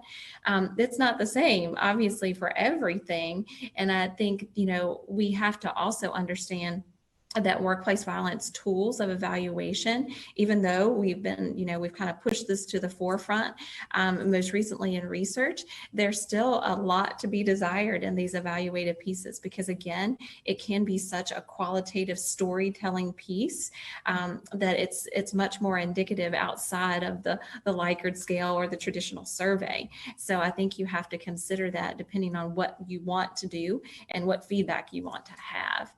I know that was kind of vague, but that's the best I can do with that one. Yeah, great point.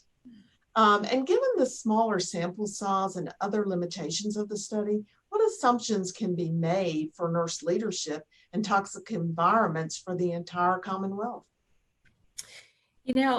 I think the assumption that can be made is that there is opportunity for awareness and voice.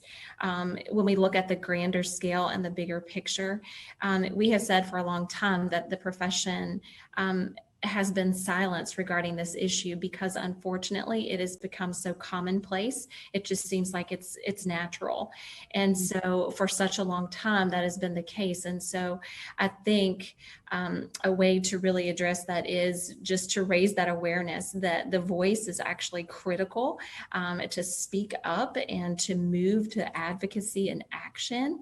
I think that is where we need to move the conversation. Lots of times we spin our wheels a lot when we're doing research and other things, but we don't necessarily move toward action. But before we can do that, we have to have a general awareness. And again, for such a long time, it's been so commonplace. One of the takeaways from our students was that they had experienced workplace violence many, many, many times. Faculty have even said the same thing many times, but they never called attention to it because they seen it happen all the time. And so they figured that was just part of the environment. And when we were able to connect further with that, it gave much more credence to how we moved forward and advocating, particularly for this particular simulation study to move forward. Yeah, and I think you make an excellent point because, you know, we heard earlier in conversations that we're not all speaking a common language. True. And so when we are deterred that way, it really prevents us from being able to move forward. And the educational level, as you said, is not always there. So, and nursing over time, unfortunately and sadly, we have lived in these environments, and many of us who have been in it for a much longer period of time have just thought that it's quote unquote normal, which is very sad, very, very sad. I would agree. So we have about a minute left. Let's see. Got another question here.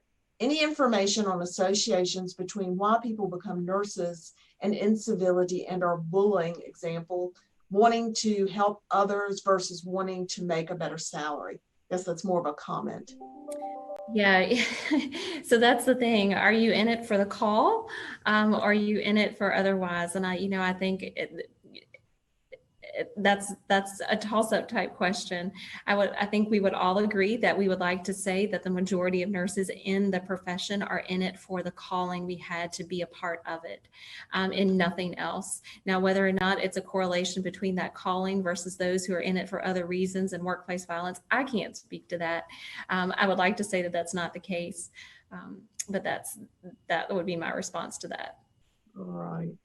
Well, thank you, Dr. Woody. This concludes your portion. We appreciate your time, and we appreciate all the input that you've provided to us and all the helpful information. So thank you. Thank you. Our next presenter is Dr. Rebecca Gilbert, who presented on Good Nurses Behaving Badly, the history of incivility in nursing and how to move beyond nurses eat their young. Welcome. Thank you for joining us today. Thank you. So, first question, how does gender play a role in incivility in the workforce since the majority of the profession is female? Well, first off, it definitely does play a significant part into incivility and the type of incivility that we see in healthcare. And if we go all the way back to when we are small children, we're just raised under stereotypical thoughts about boys and girls. And boys are raised very much under the boys will be boys mantra, and girls are raised more to think about acting like a lady. And so when that follows us growing up, that takes on a couple of different meanings. So boys will be boys tends to play out that boys are very rough and tumble. Boys also tend to get angry at each other, go behind the school, duke it out, and then they're over it. Girls, on the other hand, what it means to act like a lady often means how we dress, how we look, who we hang around. And for females, early on, there's this drive or this desire to be popular. And that really follows us into elementary school, middle school, and high school. And then there's also this really known is that when we have this urge to be popular, we also inadvertently have exclusionary actions. So nursing is very female driven, of course. And so what we see in nursing is largely those covert behaviors. So overt behaviors are more what we see from boys. So on that in your face, you can't really disguise what's going on. If somebody's meeting outside by the playground, we know what's happening outside by the playground. But with girls, we see these insidious passive-aggressive behaviors, and that's what we mostly see in nursing, these covert behaviors. Above and beyond that, there's this phrase that men are from Mars and women are from Venus, and that's very true. And what we know is that it's even true in the way that we deal with stress and the way that we deal with emotions. And there's been studies done around this, and a 2015 study really looked at the ways that men and women deal with emotions. And men, again, tend to get angry and get over it. And women tend to be very emotional in the moment. and they also tend to hold grudges. So these differences in men and female, and of course this isn't 100%, but generally this is what we see in the general population of being a human. And because nursing is 90% female, and still in some areas pretty much 100% female when we're going out into rural areas, then these female driven things, and the way that we deal with stress, the way that we deal with emotions, the way that we deal with things that we think are important, such as being popular and being part of the in crowd, really affect the way that we treat each other. Yeah, I mean, great points. And, I'm sitting here thinking about that. If we knew that about each other, I think we do to some extent, but just to have that knowledge base as you enter into these environments. And once again, it's about teaching and educating people how they need to behave, and really kind of what you expect behaviors, because I see that those things that you spoke of very, very much alive in our environment. What's really funny, I was reading one article recently, and one researcher said there's this age-old thing of women fighting over a man, but in nursing, we're really fighting over our status and our respect and our position as a nurse. Yeah, great point. Great point. Let's see. Next question. How has COVID-19 impacted incivility rates among nurses? Part one. Part two, how might the pandemic affect the different types of incivility nurses see?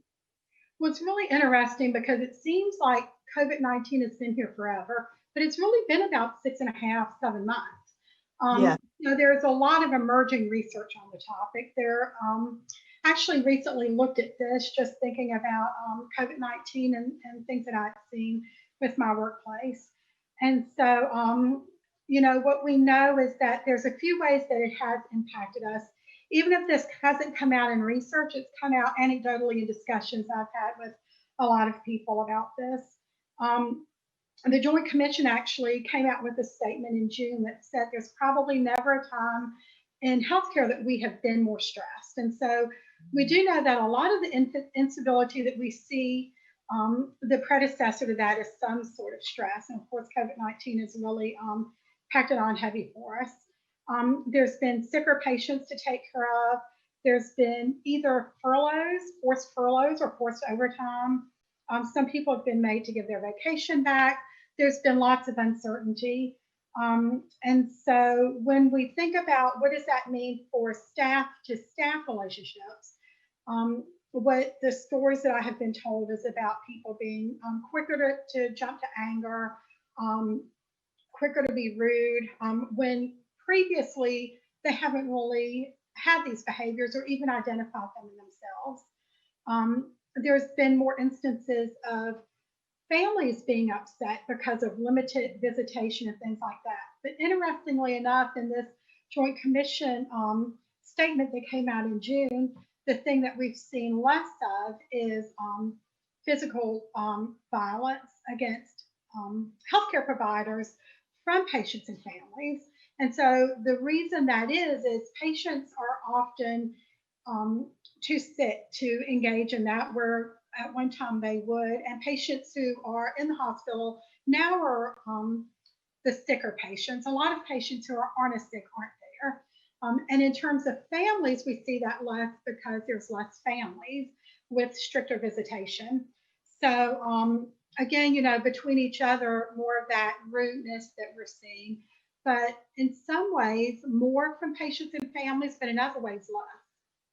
Yeah, and I just wonder on the patient and family side, is some of it relative to the fact that they're feeling very dependent on the healthcare providers to take care of them, and then therefore backing down a little bit from the appreciation factor with regards to everything that's going on. I don't know if that's true or not. Yeah, well, think of it too, if we think we're in some of the most stressful times of our lives, look at them. Right. The stress is really being packed on for them. So, recently, just the job I work in, I deal a lot with patient and staff relations. And I work in an outpatient surgery center, and I had a parent of a child call the nurse after the nurse had told the mother of a child that only one parent would be allowed into the organization for this outpatient surgery. And the father called back and cursed this nurse out. I mean, used really, really big curse words, really bad ones. And so what I did was call back and explain in a very professional way why we have the visitation restrictions we have. But also, I really stood up for that nurse and said, we do not tolerate that at our organization. And we're respectful of our patients and families, and we expect that same respect back. And that if this parent did not feel like that would be adequate, that they could certainly wait for this elective procedure for their child when there was a time when both parents could come in. The other thing is that we've had cases canceled because of these behaviors. And so letting people know, what's expected of you and what we're going to do as part of this relationship, I think is critical. I absolutely agree. And from an anecdotal standpoint, we're seeing both sides of that coin, the people that are grateful and the people that have become very, very intolerant, very, very challenging environment. What are some of the best practices to foster strong teamwork environment and combat incivility in the healthcare environment? Well, for starters, it really has to come from the top. I myself have worked in a unit many, many years ago where we had a leader who was highly uncivil and would get out at the nurses station and yell at nurses and berate them in front of patients and families. And so the unit sort of this identity of incivility, we were all very stressed. And so his answer to this problem was he printed out a poem about civility and handed it around at a staff meeting and told us all to sign it and hung it on the wall, and that was his solution. So really, first and foremost, this has to come from our leaders all the way up to our executive level leaders. And then just some of those good team habits that if we can embed into our organizations, we're going to have those healthy work environments, those civil work environments that everybody wants. And some of those I talked about in my presentation.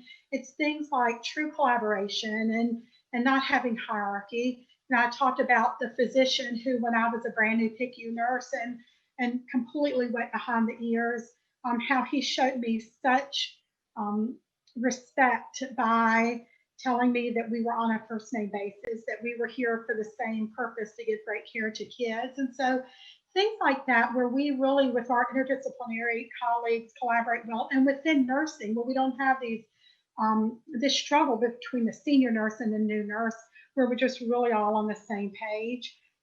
Other things like respecting different opinions, because we're not going to have the same opinion, and being able to check each other on that. We're all human. We all have bad days, and when we aren't necessarily at our best, really being able to check each other and being respectful about that.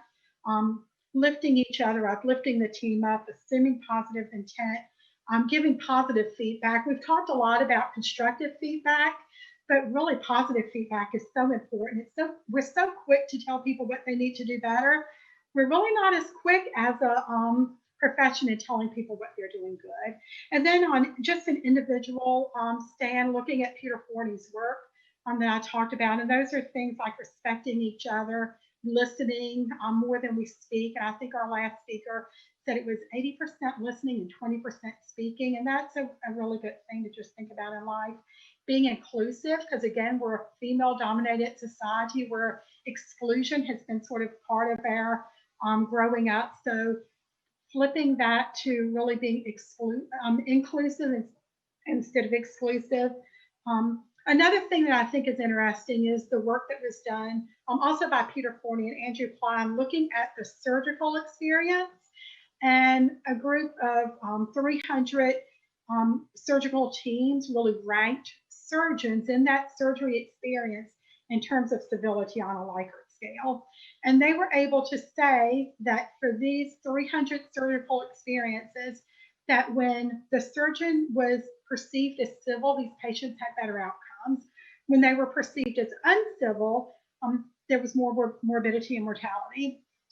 Dr. Klein and Dr. Forney also did some work calling out that when we know each other as people, I know that you have 3 children, your son plays soccer, these are your hobbies, that we break through that I'm a RN, I'm a scrub tech, I'm a PCT, I'm a doctor, and we stop looking at people as roles and we look at people as people. Mm-hmm. Absolutely. Oh, yes. Another question. Let's see. What type of incivility is more common? Covert, overt, or why and why? If we're strictly talking about nursing, it's definitely covert, because again, covert behaviors are those passive aggressive, sneaky behaviors that sort of females are more drawn to do from early on in life. And some people may not like this statement, but there's a statement that women can be catty. And unfortunately, researchers have called out that that's kind of true. If you, for those of you who looked at my presentation, I talked about a scenario where a nurse presented a newer nurse to a patient and sort of him-hawed about the nurse only having 3 months experience. But here's your call bell, be sure to call the charge nurse. She's got 20 years experience. And this nurse may not have even realized what she did, but what she did was set that newer nurse up for failure, because before that newer nurse crosses the threshold, the patient sees them as incompetent. And thank God that I've got this call bell. So it's really those slippery things, because the nurse could say, I never intended to do that. Maybe she did, maybe she didn't. But whether she did or didn't, the end result is the same. So definitely we see covert more. You know, we don't see people in nursing beating each other up, although I'm sad to report that I have seen that. I've seen somebody grabbed by his scrub top and thrown against a wall. And I've heard of a nurse slapped another nurse in the middle of a busy unit, and life just went on. And I've heard enough stories about that it makes me really take pause. But that's not what we're seeing day in and day out. We're seeing those covert behaviors. Wow. And that's so disheartening. And especially for our young, you know, we're already in a staffing shortage as it is. And then to see that resonate through our novice nurses, it just really very, very challenging. And, you know, being able to overcome that, because as you said, they may not feel like the older individual or the more mature nurse may not feel like they've said anything off cuff, because that may be in how they actually were brought up through the nursing ranks. So over time, it becomes very, very accepted. So, well, Dr. Gilbert, our time is up.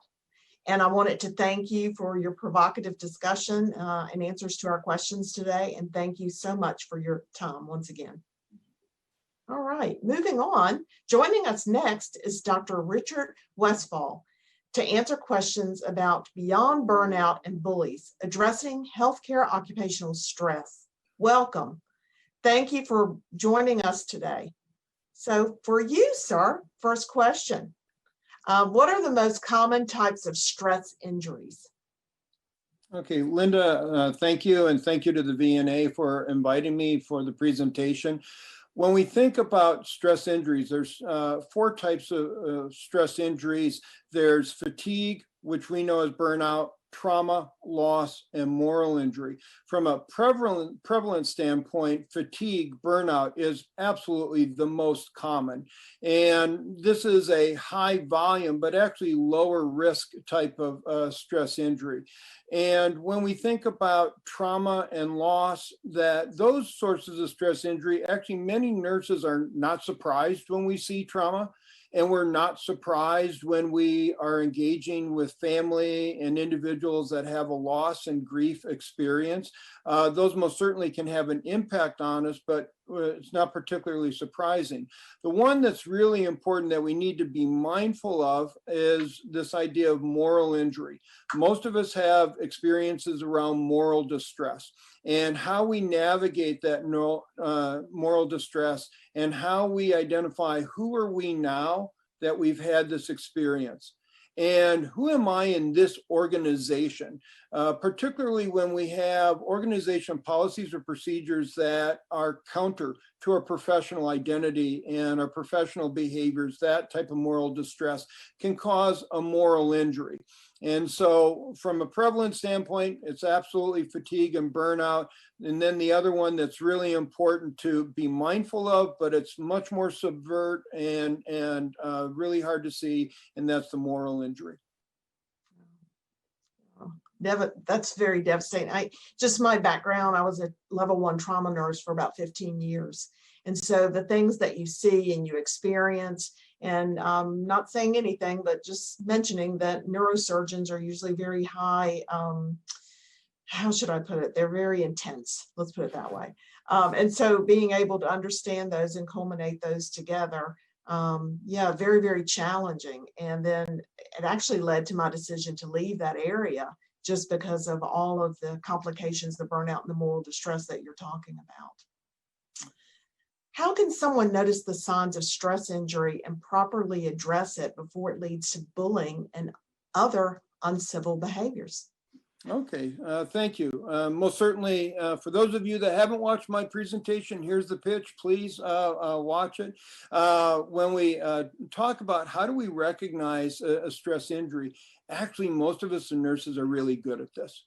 And what we're not really good at is addressing it. And so noticing signs of a stress injury, there's a change in behavior. The person who's normally quiet becomes more talkative. The person who is, normally very talkative becomes quiet. There's a change in baseline behavior.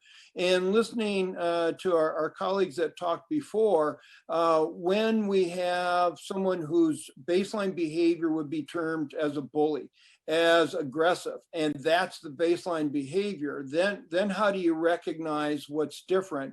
And in that one, it would be, is there a trigger? Is there something going on in the environment that precedes a change in the behavior and escalation?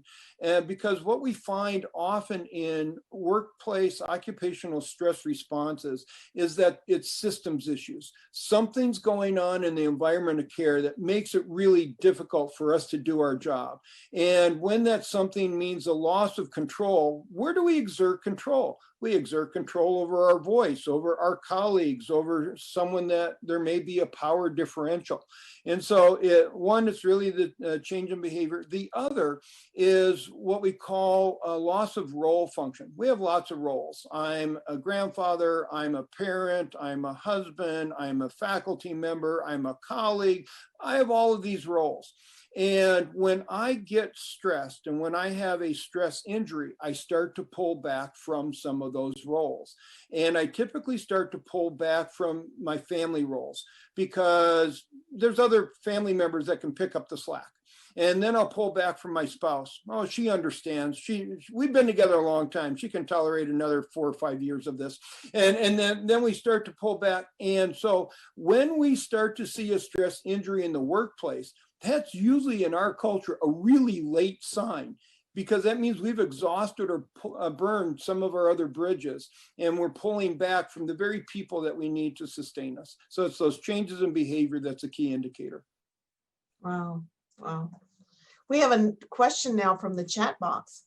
How does betrayal trauma relate to moral injury? And that's from Melissa. Melissa, thank you very much. In many ways, betrayal is the information superhighway to moral injury, and particularly institutional betrayal. So I'll use a macro example, then I'll go to a micro example. Macro example, service members coming back from the Vietnam War had a social betrayal. And we had a society that couldn't separate the acts of the service member from the political decisions. And so that's a macro sense of betrayal. The micro betrayals in the day and the life of a nurse are really important. And a micro betrayal, I'm charting an electronic medical record. I'm trying to get something done, and it won't let me move on to the next screen unless I put a data point in. I don't have the data point. I am now forced to decide, do I make one up because I don't have an opt-out? I'm forced into a moral ethical dilemma because of a coding issue within a system that I am forced to use.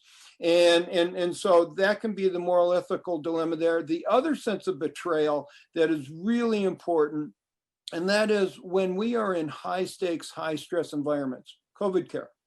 And the high stakes include threats to our sense of safety. our ability to calm, our connection with other people, our sense of competence to even do this work. And what does it mean to be a nurse? Our sense of confidence in the future. When that is undermined by policies, procedures, or leadership practices, that violation of trust creates then a betrayal. And those betrayals often lead to moral injury. And where moral injury is important, moral injury changes our behavior. And we start to see a subtle change in thought, such as a change of the golden rule. It becomes do unto others before they do unto you.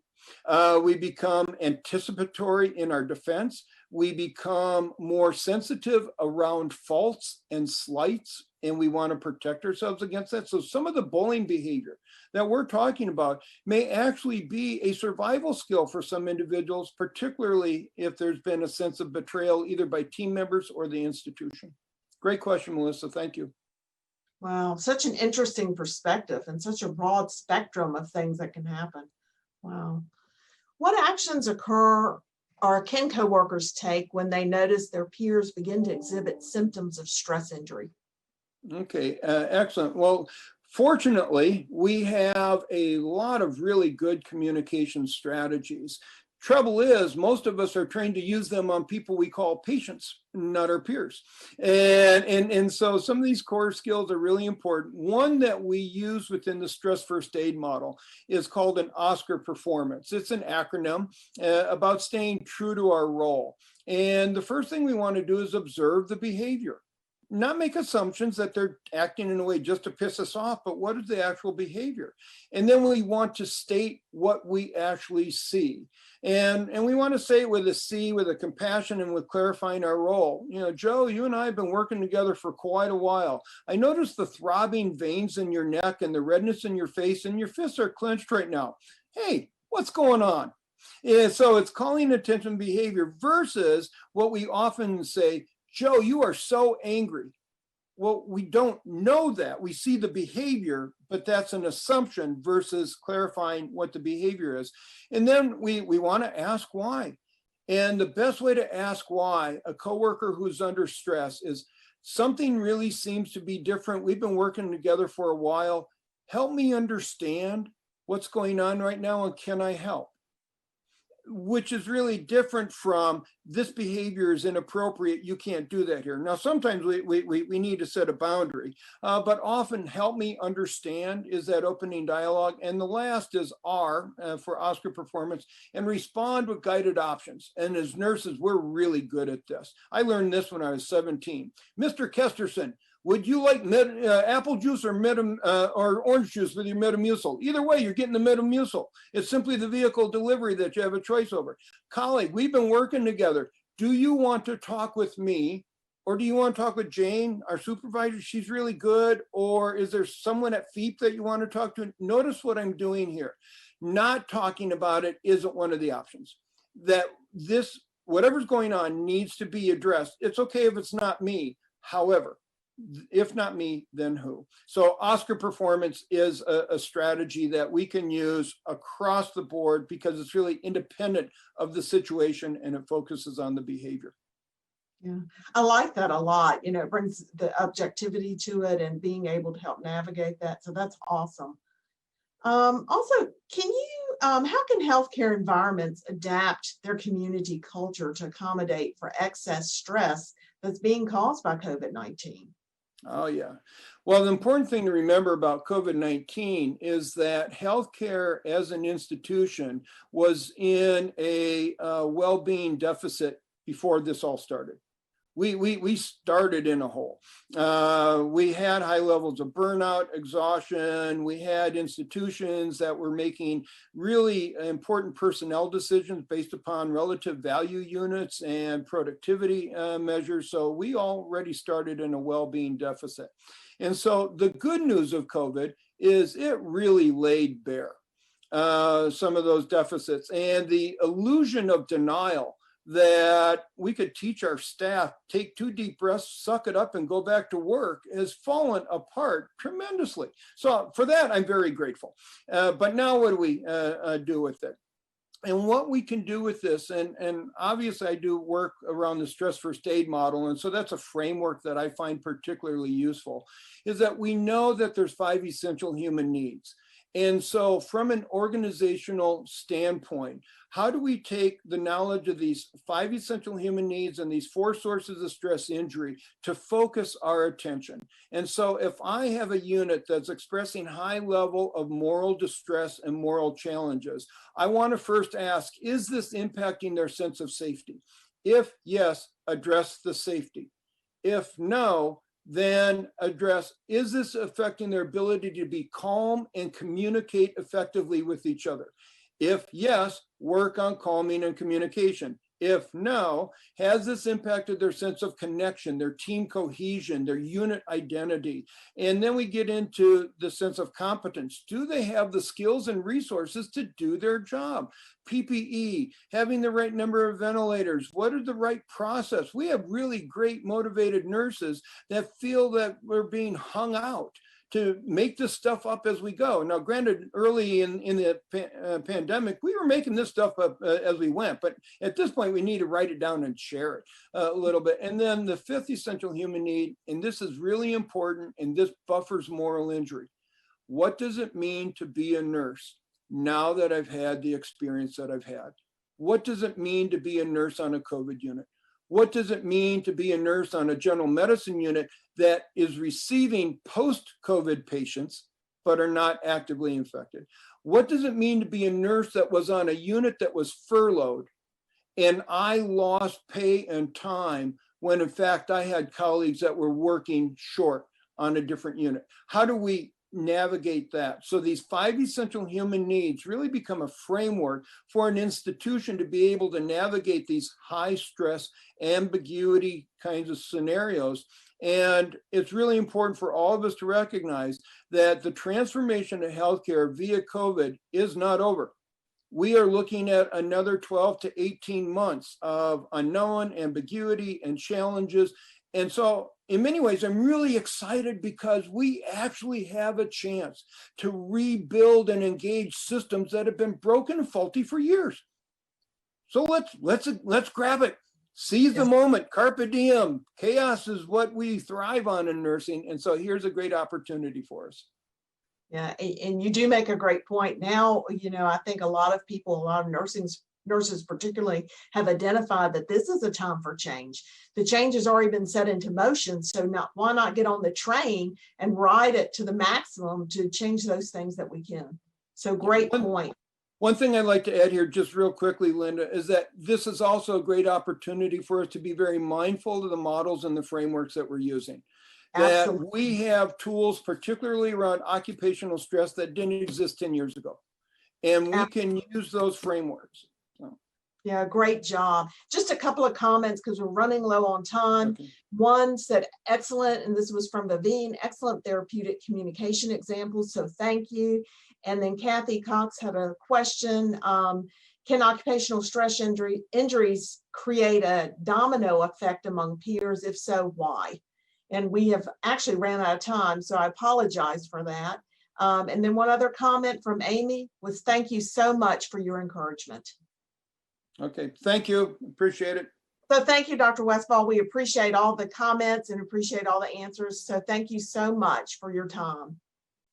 All right, next we have Dr. Simona Black discussing the quality improvement project to combat workplace aggression through increased requisite knowledge to identify and manage workplace WPA. Welcome and thank you for joining us today. Thank you, Linda, and thank you for inviting me to be here and present my project. So thank you. All right, so we're going to go ahead and get started. First question out the gate. What are the most common types of workplace aggression? Yeah, so just to kind of summarize a little bit about how I came about and just to kind of give a background for those who have not seen it. I was called to be the chief nursing officer for a government facility both of all of the senior nursing leadership was not there when I arrived, so the nurses did not have senior leadership. Coming into the organization, just getting to know the organization and meeting the nurses, I anecdotally just heard the same theme of we're tired, we are not treating each other, we're treating each other poorly, and I was given scenarios. So as a leader, you just have to do something. And what was I to do? I know we have policies. I know we have our, our ANA standards and ethics, but that was not getting down to really at the unit level.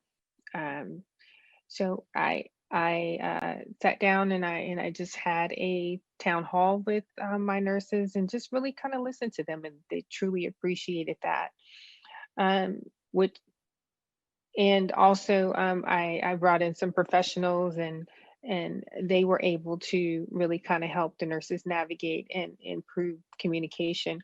But with that, I decided to see what can I do and how can I incorporate something that is going to be longstanding within this organization, where we can really reinforce the type of behaviors we want our nursing staff foremost to exhibit. So with that, that's how I came about this project. So awesome, awesome. And how has COVID-19 affected the frequency and severity of workplace aggression? I agree that it has definitely increased the stress level, and in situations where the stress is increased, people generally have coping mechanisms, and some of the times they're not always positive. And we've seen more reporting of different behaviors and things like that within the facility and within the organization. The good news is that people are comfortable, and the nurses are comfortable reporting and being able to come to leadership, and that's what we really wanted to really reinforce with the staff. So how have you found the response of leadership during this time? So the response of leadership has been great. They have been truly supportive of really implementing a training and a course within the organization to really teach and reinforce that they support this. Without the leadership, it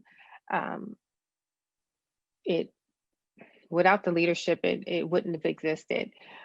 Really, nurses and I'll just say in general, as a clinical nurse officer, as a chief nursing officer, nurses really look to their leadership as far as how to behave and whether or not you're going to be responsive to them when they come to you for issues or anything like that. So leaders really kind of set the tone, and it's really important that we as leaders really reinforce that certain behaviors are not tolerated. Absolutely. How can organizations implement practices to mitigate workplace aggression? Yes, so two organizations I work with. The first, actually, it was kind of accidental, but intentional and accidental, and we applied for the Pathway to Excellence, and with that, it really synergized, really, and focused on nurses' well-being. And with that, you can just really see the change in how we communicated and talked to each other and things like that. So, but that wasn't intentional, but that was a great outcome. From that lesson, I said, how can we implement something similar that we can continue within this other organization that now I am the chief nursing officer. And with that, I formed a team. We did ask the staff, receive feedback on, and ask the staff, you know, what things are important, what things are most concerning, what things do you want us to focus on as leadership? And that was hugely important, because what I may think is important may not be what they think is important. So we received that, really formulated maybe 5 things that we needed to focus on. And one of them was really communication and really the morale of the unit. And so those are things that we focused on. That's how we came about doing this project. That's awesome. Some of the comments that have been laid out is great advocation for our nurses. Good to hear leadership was responsive in that previous scenario. And I think that's a great way. Oftentimes, as you said, what's important to us is not necessarily what's important to the frontline team. So their involvement is actually crucial in things being put forward and being successful. So next, where can someone find resources on workplace aggression? Yes, so really my project was a culmination of a lot of research that's out there. There's a lot of research on bullying and workplace violence and incivility, and all a lot of great leaders in that field leading the way as far as the research. Where can you find it? I do have my references listed here. And I use workplace aggression as an umbrella for all of those terms, because those terms, they all interconnect, you know, and really refer to similar behavior. All right, thank you for that. Mm-hmm. What are some patient safety issues related to workplace aggression in healthcare occupations? Oh, I am so glad they asked that. A lot of safety issues. One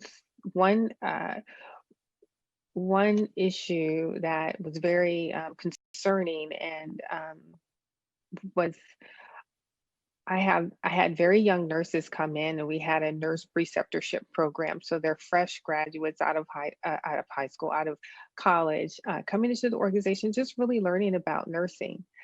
And it would just broke my heart that I heard one nurse say, "I'm even afraid to ask what to do," and that's a safety issue.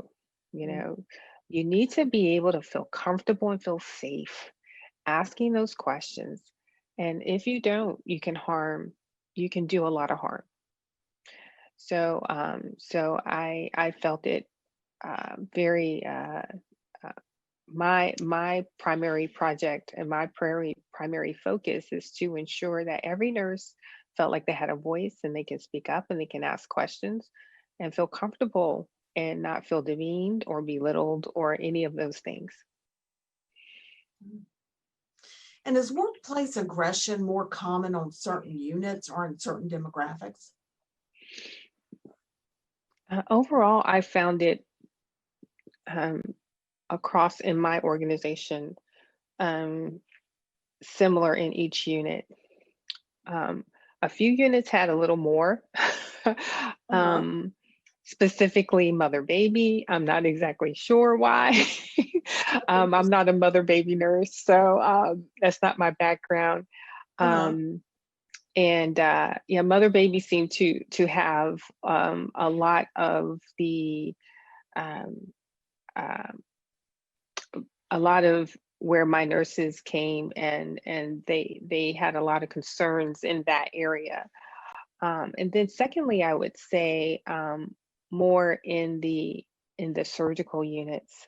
And someone mentioned the neurosurgeons and the cardiac, and my personal experience is cardiothoracic surgeons. They seem to have just a different personality where you have to be strong and you can't, and the perception is you can't show weakness, or else you will be identified as not knowing and not competent. So. And I think you do hit on a point there, because definitely if you don't show your stance out of the gate, sometimes that can set you up as you continue, Yes. and especially for certain individuals, when they think they can get by with it once, then it becomes a pattern with them. Yes. Yeah. So how prevalent is workplace aggression in newer nurses versus older nurses, and why do you think this is? So I'm glad for that question. What I found is it's more prevalent in older nurses, and one of the previous presenters mentioned that because you've been doing it so long, you don't realize that it's not acceptable. You believe that that's normal behavior, and that's the way you were done that way, and it's part of initiation. And so they pass that along, and the research and studies show that. And so the answer is more in older nurses, and that is what I found. The younger nurses being on the receiving end were able to identify that it was not appropriate, but really didn't have the tools to be able to handle it or to be able to address it. And so that's part of what I came in to do, is to help be able to address when you see behavior like that and identify it in an appropriate and professional manner. And that goes to being able to speak up, being able to feel safe, and in the long run, it's safe for the patient. It's better outcomes for the patient in the long run. Okay, thank you. We do have a question from the chat room. It says, and this is from Beverly, has there been any nursing research done to study the loss of nurses in the workforce due to COVID-19, such as early retirement, resignations, or leaving the field altogether? Do you have any insight on that, Dr. Black? Not off the top of my head. I know just anecdotally in my area, a lot of nurses are leaving where they currently work, and they're not returning to another organization. They may be going into a different medical field where they feel they can help, and not at the bedside. So I'm seeing more of a transition to a different area of nursing, and a lot of the nurses that I've seen have left clinical to go into something different, because they still have they feel like they need to still help and be involved, because this is a pandemic and they want to help, but they just can't help in the capacity that they've been working in. So they've changed fields. As a chief nursing officer, I've seen that also. I've seen that as a pattern in our organization and in other organizations as well. We do have a question or a comment from Beverly. Creating an environment supporting open communication is a step towards civility. Thank you. So that goes out to you, Dr. Black. One other question. What are ways nurses can intervene when they witness workplace aggression? Yes, so identify it, and the first thing is to really talk to that person. And what we did is we did role play, because a lot of the nurses that I had were very, very new, like I said, less than a year, and really building that confidence of being able to talk to someone. What I did have them do prior to the course is to read a book called Crucial Conversations, and how to be able to have those conversations and be okay with that. And as a chief nursing officer, I did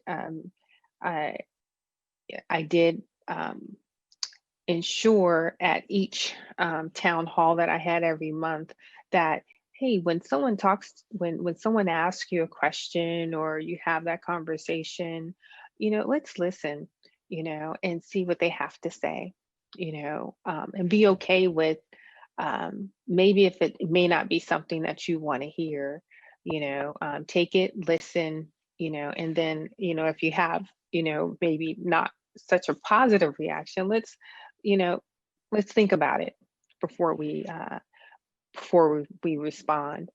And so that really empowered those younger nurses to be able to have that conversation. And also, my conversations with the more mature, in that category also, nurses, to be able to listen to the younger nurses and say, hey, if they have a concern, I do need to listen, and that, I believe that did help. And one of the feedback I did get from an older nurse, I didn't know that was inappropriate. And I think that was I didn't think that was wrong. And so a lot of it was just not knowing. And so really bringing the behavior to light is important, and they appreciated it. And I thought that was a good outcome. Absolutely, and empowerment is key. So thank you, Dr. Black. We've come to the end of our time. Appreciate you joining us today, and appreciate your responses to all of the questions. All right, next joining us is Ms. Carrie Hartung, who will be answering your questions about the VIP team response, violent incident prevention and de-escalation of behavioral and safety issues. Welcome, and thank you for joining us today. Well, thank you. Thank you for having me, and thank you to Dr. Black. That was really very interesting presentation. I appreciate that. And thank you to the VNA for having this conference. I think it's extremely timely and needed. So I could not agree with you more. Thank you. Yeah. I could not agree more. Yeah. So first question up for you. In your opinion, why is workplace violence more prevalent in the emergency room setting? So this is a great question. Is it actually more prevalent in the emergency setting versus behavioral health? There seems to be a lot of literature, that varies in terms of which setting seems to have more of it. In terms of the emergency department setting, I think there's a lot of stress going on. There's already a lot of tension in terms of the acuity of the patients, the amount of work that needs to be done, the intensity of the environment, and then the patient coming in a crisis. So now you have a patient who's in crisis, you have, I'm sure, family or friends involved in that crisis, whether they're right there or they're out in the waiting room. You have tension in terms of how fast can you get things done. So there's a lot of dynamics there that it plays a part of why there's more workplace violence in the emergency department. And a lot of times, I know that we have a base of psychiatric patients that come in, and sometimes that plays a key, and it also just depends on what's going on with the client at that particular point in time. That's an excellent point. Mm-hmm. So next, how has COVID-19 impact incidents of workplace violence? This is a great question. I don't know that we have a whole lot of research or literature out there right now to be able to say. So everything that I've observed, this is just anecdotal, but under my observations, there was kind of this bifurcation because we didn't have visitors on the units. That sort of dynamic and contributor to maybe tension or more aggression, that was reduced, but yet what do I want to say? Like the tension and the environment overall was obviously much more attuned to how vulnerable patients are, how vulnerable we are. And so this dynamic certainly played a part in the incidence rates. At Winchester Medical Center, we saw a drop in terms of overall numbers of incidents, where patients, especially where patients were aggressive towards staff. However, again, we had a drop in the number of patients. So was it a question of that? Then there was more of a response from society to appreciate what healthcare professionals and nurses were doing in terms of putting themselves on the line and being the ones protecting patients from all kinds of healthcare issues, but in particular, this COVID situation certainly brought that to light. So I think there was some, at least from what I saw and heard from nurses, there was some more appreciation from patients. But, you know, over time that kind of wears off. There's a desensitization that occurs. And so I think it's constantly changing. Yeah, and to your point, from an anecdotal standpoint, we saw kind of the extremes of one or the other. People were extremely aggressive, or they were very thankful that we were here to provide their care. So there wasn't a lot of middle of the road. Right. All right, next, what are some best practices to reduce the occurrences of workplace violence? Well, that's a great question. I'm so glad you asked that. It depends on what kind of workplace violence you're talking about. I mean, this is a huge issue, as this conference gives us the tip of the iceberg, so to speak. There is the workplace violence in terms of patient or visitors on staff, and then there's workplace violence in terms of employee to employee. So it kind of depends on what are we defining as the type of workplace violence. And then from there, what I spoke to was more of a patient to staff type of aggression or violence. So in terms of, remind me of your question again. Okay, I'm sorry. No, that's okay. What are some best practices to reduce best practices? Okay, so I would say that what we did in terms of developing our violent incident prevention team was we referred to the advisor board, which has evidence-based practices as part of their resources. Okay. Oh, thank you. What are some of the most common types of disruptive behavior and why? Okay. So again, it depends on what you define as disruptive. What our workplace violence task force decided to define as disruptive is that which impedes staff from being able to provide care to the patient. So that definition could include visitors. It could include patient behavior. And so behaviors such as call bell overusage, hitting your call bell 10 times an hour, that could be included in disruptive behavior because it's impeding the staff's ability to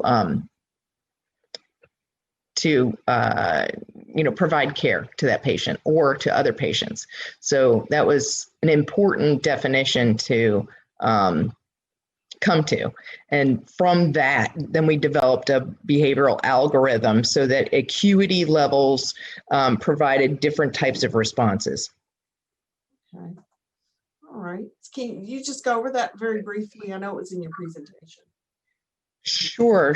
So what we looked at was an example from Sharp Grossmont Hospital as an evidence-based best practice.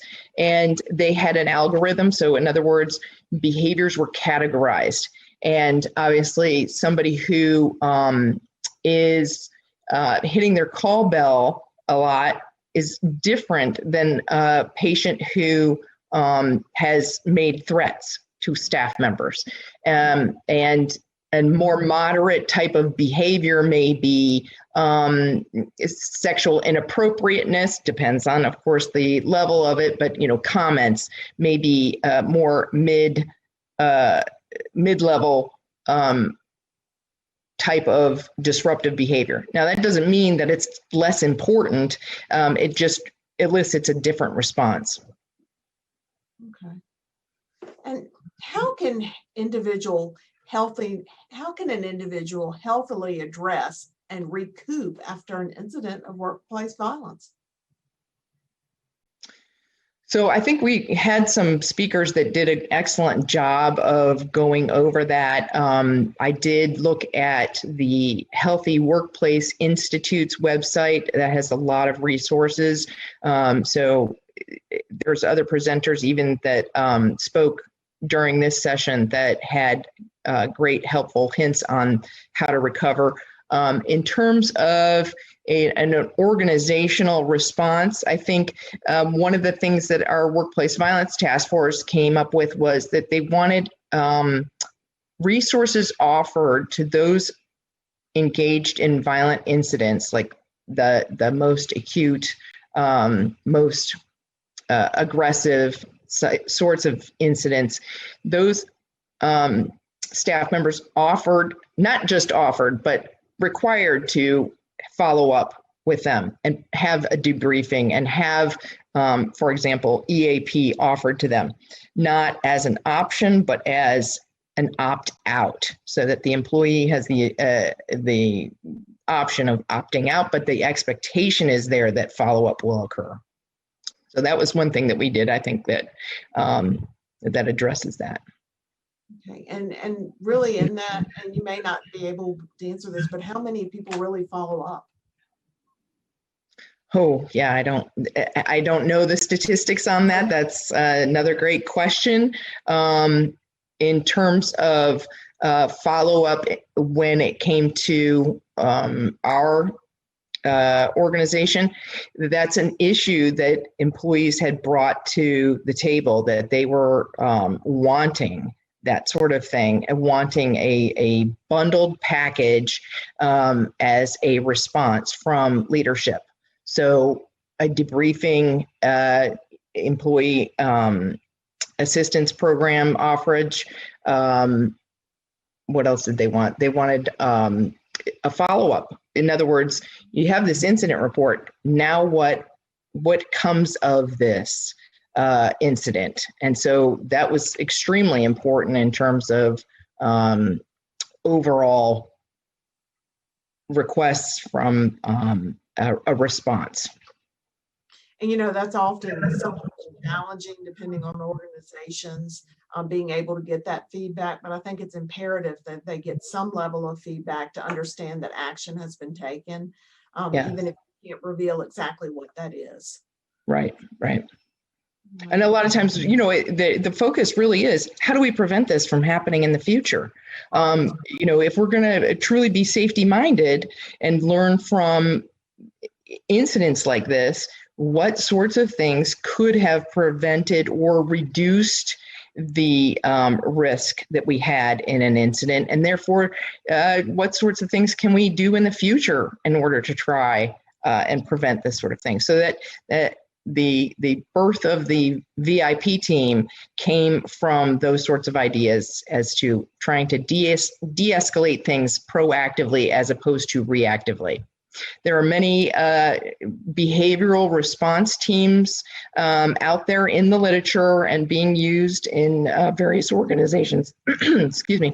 But the question is, are they reacting to an incident that's already occurred, or are they identifying behaviors proactively to de-escalate those situations?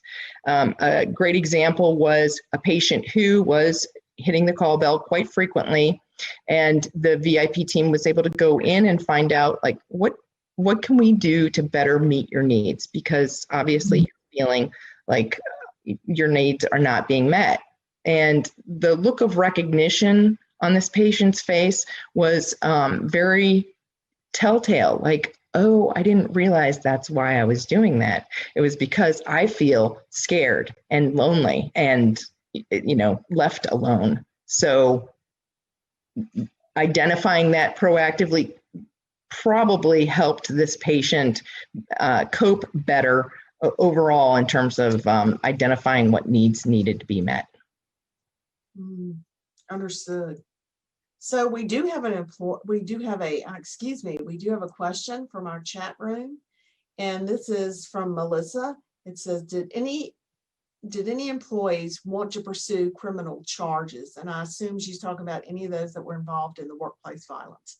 Well, believe it or not, I was involved in a precedent-setting case where on a behavioral health unit, a patient assaulted me, and we were able to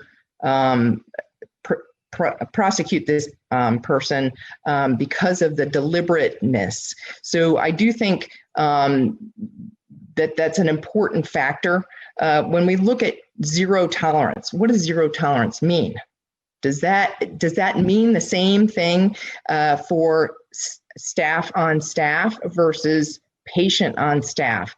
And when we analyze those sorts of incidents where it's patient or visitor on staff, do we look at deliberateness or consciousness in terms of a factor pursuing criminal charges? So yes, I am an advocate for in the case where a patient has a deliberate nature to the aggressiveness, then that is something that the law doesn't stop at the door of the hospital. You know, we have laws in place in order to make sure that people are safe, and the staff are just as needing that kind of protection as any other person in society. So it's not like I could just go out and punch somebody because, oh, I feel angry because of what you told me. Well, that's not acceptable out on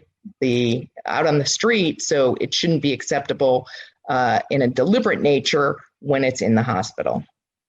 Absolutely. Obviously, altered mental status kind of does affect things, but when it comes to those cases where it's difficult to discern, is this deliberate or is it not, then that's a case where the judge gets to decide if it was deliberate or not. So yes, I do advocate for those things. I think a lot of staff don't feel all that comfortable in pursuing that, though, because they haven't heard that sort of support. Absolutely. And so I'm just letting you know, in the chat box, we're having a lot of agreed yeses. So on spot with your comments. And it goes back to the intent. And for those that maybe have some type of psychological issues, it needs to go back to that judge to make that decision. All we're doing is bringing it forth. Right. So thank you so much for having me. Thank you so much, Ms. Hartzog. Just really appreciate you being, and I apologize, I didn't pronounce your name, Hartung, sorry. It's okay. That's okay. So we do appreciate you being here today and appreciate all the insights that you brought to us. So well, thank you. Thank you for putting this presentation and conference together.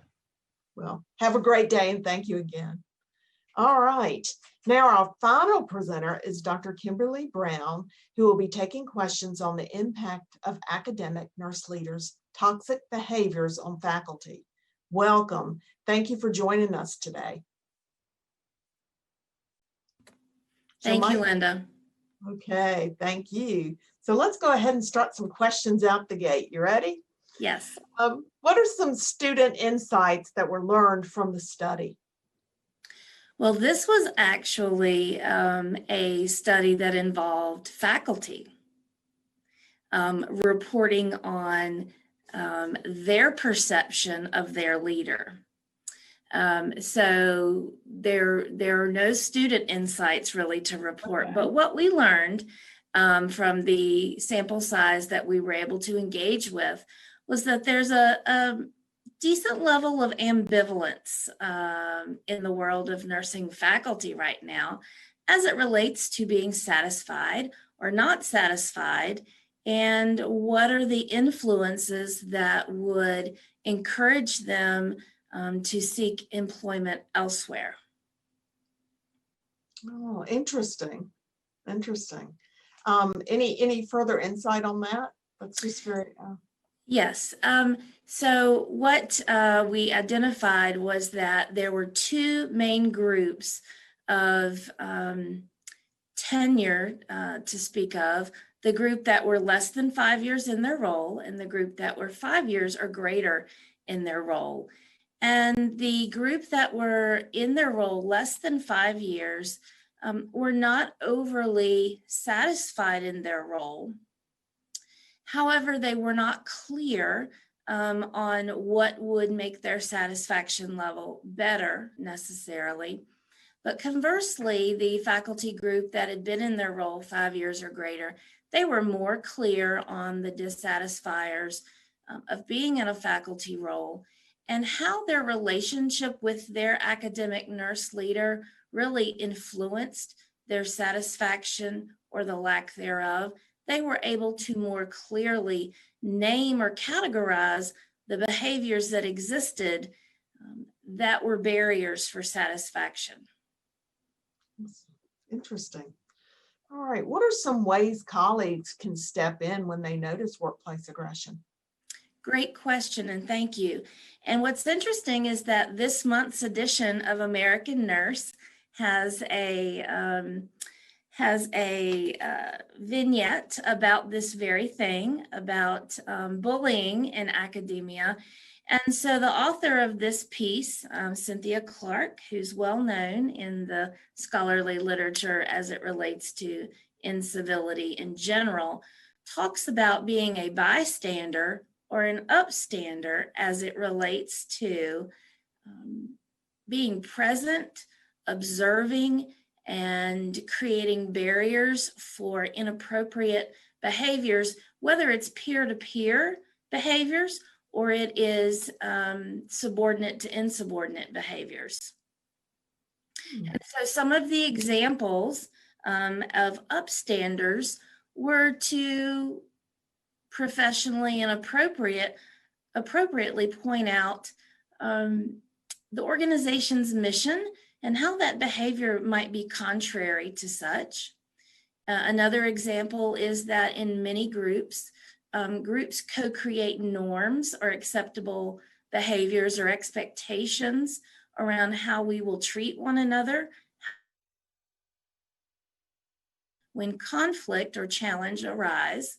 And so that was an example of how we as peers can support one another when behaviors that represent bullying or incivility or the greater workplace aggression that Dr. Black spoke of. I really like that, Dr. Black, because it is an umbrella that really covers all of the behaviors that we're talking about.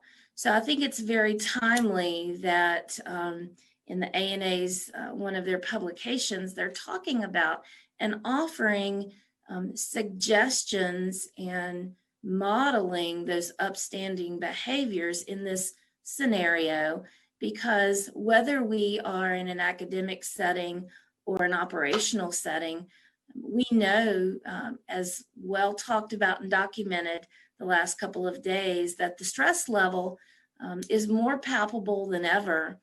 And we will either pull together in response to the increased stress, or we will implode. But because we're nurses and we have care and concern and compassion for those around us, certainly we want to be able to rise to the occasion to pull together and support one another. Great points. We have a question in the chat box. The question is from Catherine, and it says, so there is a 5-year lag time for faculty to understand what creates satisfaction in the work environment? That is, that's an interesting finding, yes. And so if you think about, though, think back to those of us in academia, think about your expectation of the role pre-transition and post-transition. Educators are experts at transferring knowledge to our student body. We're not necessarily consistently strong with the way that we help our colleagues transition into teaching. And so I think that there is a significant adjustment period when a clinician transitions into education, because I don't think there are clear expectations communicated oftentimes about what that's going to look like. And you may get paired with someone who says, here's your office, here's your laptop, let me know what questions you have. And so we don't always model the way for seamless, progressive transition into academia. Now, I will say I've worked at organizations that do an excellent job of faculty transition, but I don't think that's the norm. And so I do think there are a good number of educators out there that are still finding their way even in year 3, and they're not sure how they should feel at this time. So they're still getting their legs under them. Interesting, but sad. Yeah, very stressful too. I would imagine that you would, once again, for those individuals, then it becomes stressful to even be able to teach. An expert nurse does not make an expert administrator, as you well know, as does not make an expert educator. And so what is fabulous is that when we make the transition to education, we have a resource of knowledge that's typically pretty vast to draw upon.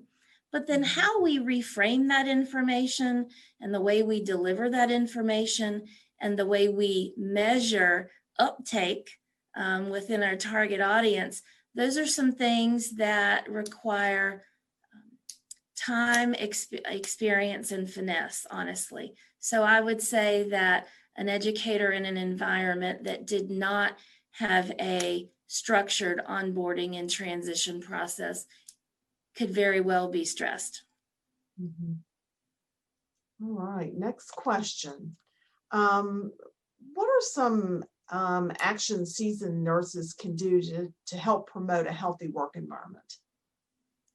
Thank you for that question. I spoke a little bit already about group norms, and I think that when one of our colleagues this afternoon has talked about, are there certain areas, certain specialty units where the aggression seemed to be higher than in other areas. I think there are groups that the norm or the culture has been toxic. And so if you are a new nurse coming into that environment, you may really struggle to assimilate if you feel like that it's an unhealthy environment. So my recommendation for that nurse would be to really try to utilize your direct support in your frontline leadership, also in human resources. If your leader felt like that, that type of intervention was appropriate, your preceptor, someone that can help establish context for you. Is this something that's happening every day for the last 10 years in this environment? Or is this a one-off? Or is this a bad week? Or is this a bad month? And so that would be my recommendation for a new nurse struggling to meld into their environment. My recommendation for a group that has fairly healthy norms with a few chronically disgruntled cohorts, mates, as it were. I think at some point someone has to facilitate a team exchange or communication about giving each other permission to have difficult conversation. We've talked a lot today about resources that are available, and one of the resources that I really appreciate right now are the 5 dysfunctions of a team. And so whether that team is in the operational setting or in academia, there are a lot of opportunities to glean how we co-create or recreate a norm that's healthy, how we give permission to have difficult conversations, and how we commit to one another that even if it's uncomfortable, that for growth purposes as a professional, we will work on our openness to receive information that's uncomfortable and how that will benefit us as individuals, teams, and those in our care, whether those are patients or those are students. That would be my recommendation. And a strong leader, a forward-thinking leader, would help facilitate that on a team if there were just a handful of folks that just could not settle in and accentuate the positive. I'm pleased that you mentioned the 5 dysfunctions of a team. Actually, I was in an environment where our team actually worked through that and found it very, very helpful. There are a lot of good tools in there and good examples of what teams look like and really how teams should look. Yes, so good point. We have a comment from Catherine. It says, this speaks to the mentorship being so important in nursing, but we need to build in time to do this or we cannot break the cycle. So true point. Very, very true. All right. And I got a question yesterday that should not the shift in eating our young begin in academia? And I don't know if you heard my clapping from Ferrum, Virginia yesterday when I read that comment or not, but yes, it should. You know, the way that we support one another as faculty should demonstrate to students how professionals behave, and then how we interact and support and extend grace to our students who are really looking to us as experts and mentors of how to make that leap into nursing practice. Our words and our deeds should be in step. And we must remind ourselves that someone is always observing and examining our behavior and do our words and deeds match? Because if they don't, then the words are irrelevant, but the actions speak the loudest. Absolutely. And that's such a great point. If we can hit people when they're coming out of the gate and set those examples, because most of the time I think people just learn from what they observe and then they acclimate it as being, this is normal, this is okay. And then they get wrapped up in and get confused. Well, when is it not okay? When is it okay? Creating even greater confusion, which we need a lot of clarity around to make sure that people understand the differences between, once again, what is okay and what's not okay. So, all right. Well, it looks like our time, we have less than 30 seconds left. So Dr. Brown, I'd like to thank you also for your contributions today, and to all of you for your presentations and for serving as our panelists today. And once again, for all the work that you're doing to help progress this topic. It's such an important topic, and it's so true to nursing and healthcare in general. And so once again, I don't think there's enough talk that can be done around this or work that can be done around it in order to make the progress that we need, so that uniformly we're all addressing these issues and approaching them in similar fashions. So I would like to once again extend a huge thank you on my behalf and on behalf of the VNA. So thank you for joining us today. Thank you. All right. So everyone, what a day. That concludes our happy hour with the concurrent presenters. Thank you again to all our presenters and everyone in the audience who participated in asking questions and providing feedback. As a reminder, these presentations are still available for you to view on demand through the link you received in your conference email. Now it's that time of the day when we're getting ready to wrap up. So at this time, I would like to remind everyone one last time about VNA's Civility Pledge. In response to this wonderful conference, a team of nurse leaders across the Commonwealth created this pledge to help bring an end to incivility, bullying, and workplace violence. The online form takes 5 minutes to complete and can be found by going to www.tinyurl.com/VNA Civility Pledge. We ask that you take 5 minutes to fill out this pledge as a promise to work with others to foster the perfect nursing environment. Signers will receive temporary electronic certification immediately upon submission, and a hard copy will be mailed within the following weeks. Please feel free to share pictures of your hard copy certificates with us on social media so we can spread the word about your activism.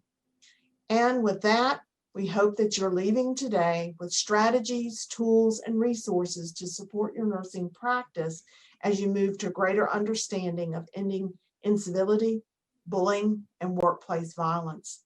I think all of our speakers were wonderful. They all provided us with, once again, great strategies, tools, and great insight, a lot of provoking thought with the presentations. And so once again, I would just like to thank you all for attending today. I'd like to thank all of our wonderful speakers and concurrent presenters for providing us with such a wealth of knowledge that we can take and work together to end incivility, bullying, and workplace violence. I'd like to thank you at Seagram's AV for helping us produce such high quality virtual conference, and to you, all of our participants, for making this such a successful event. Last but not least, I'm grateful to the VNA staff who've been passionate about providing you this wow experience today, and who have, yet again, done a tremendous job of taking your ideas and needs from concepts to conference. Don't forget to sign up for our virtual legislative summit that will be held on Tuesday, November the 10th. We've slashed our summit prices to $59 for members and $79 for non-members and $29 for students. More information, including registration, can be found at virginianurses.com/page/legislative summit. Thank you again for attending, and we all hope to see you in person very soon. Have a great day, be blessed, and stay safe. And this concludes the fall conference of the Virginia Nurses Association. Thank you.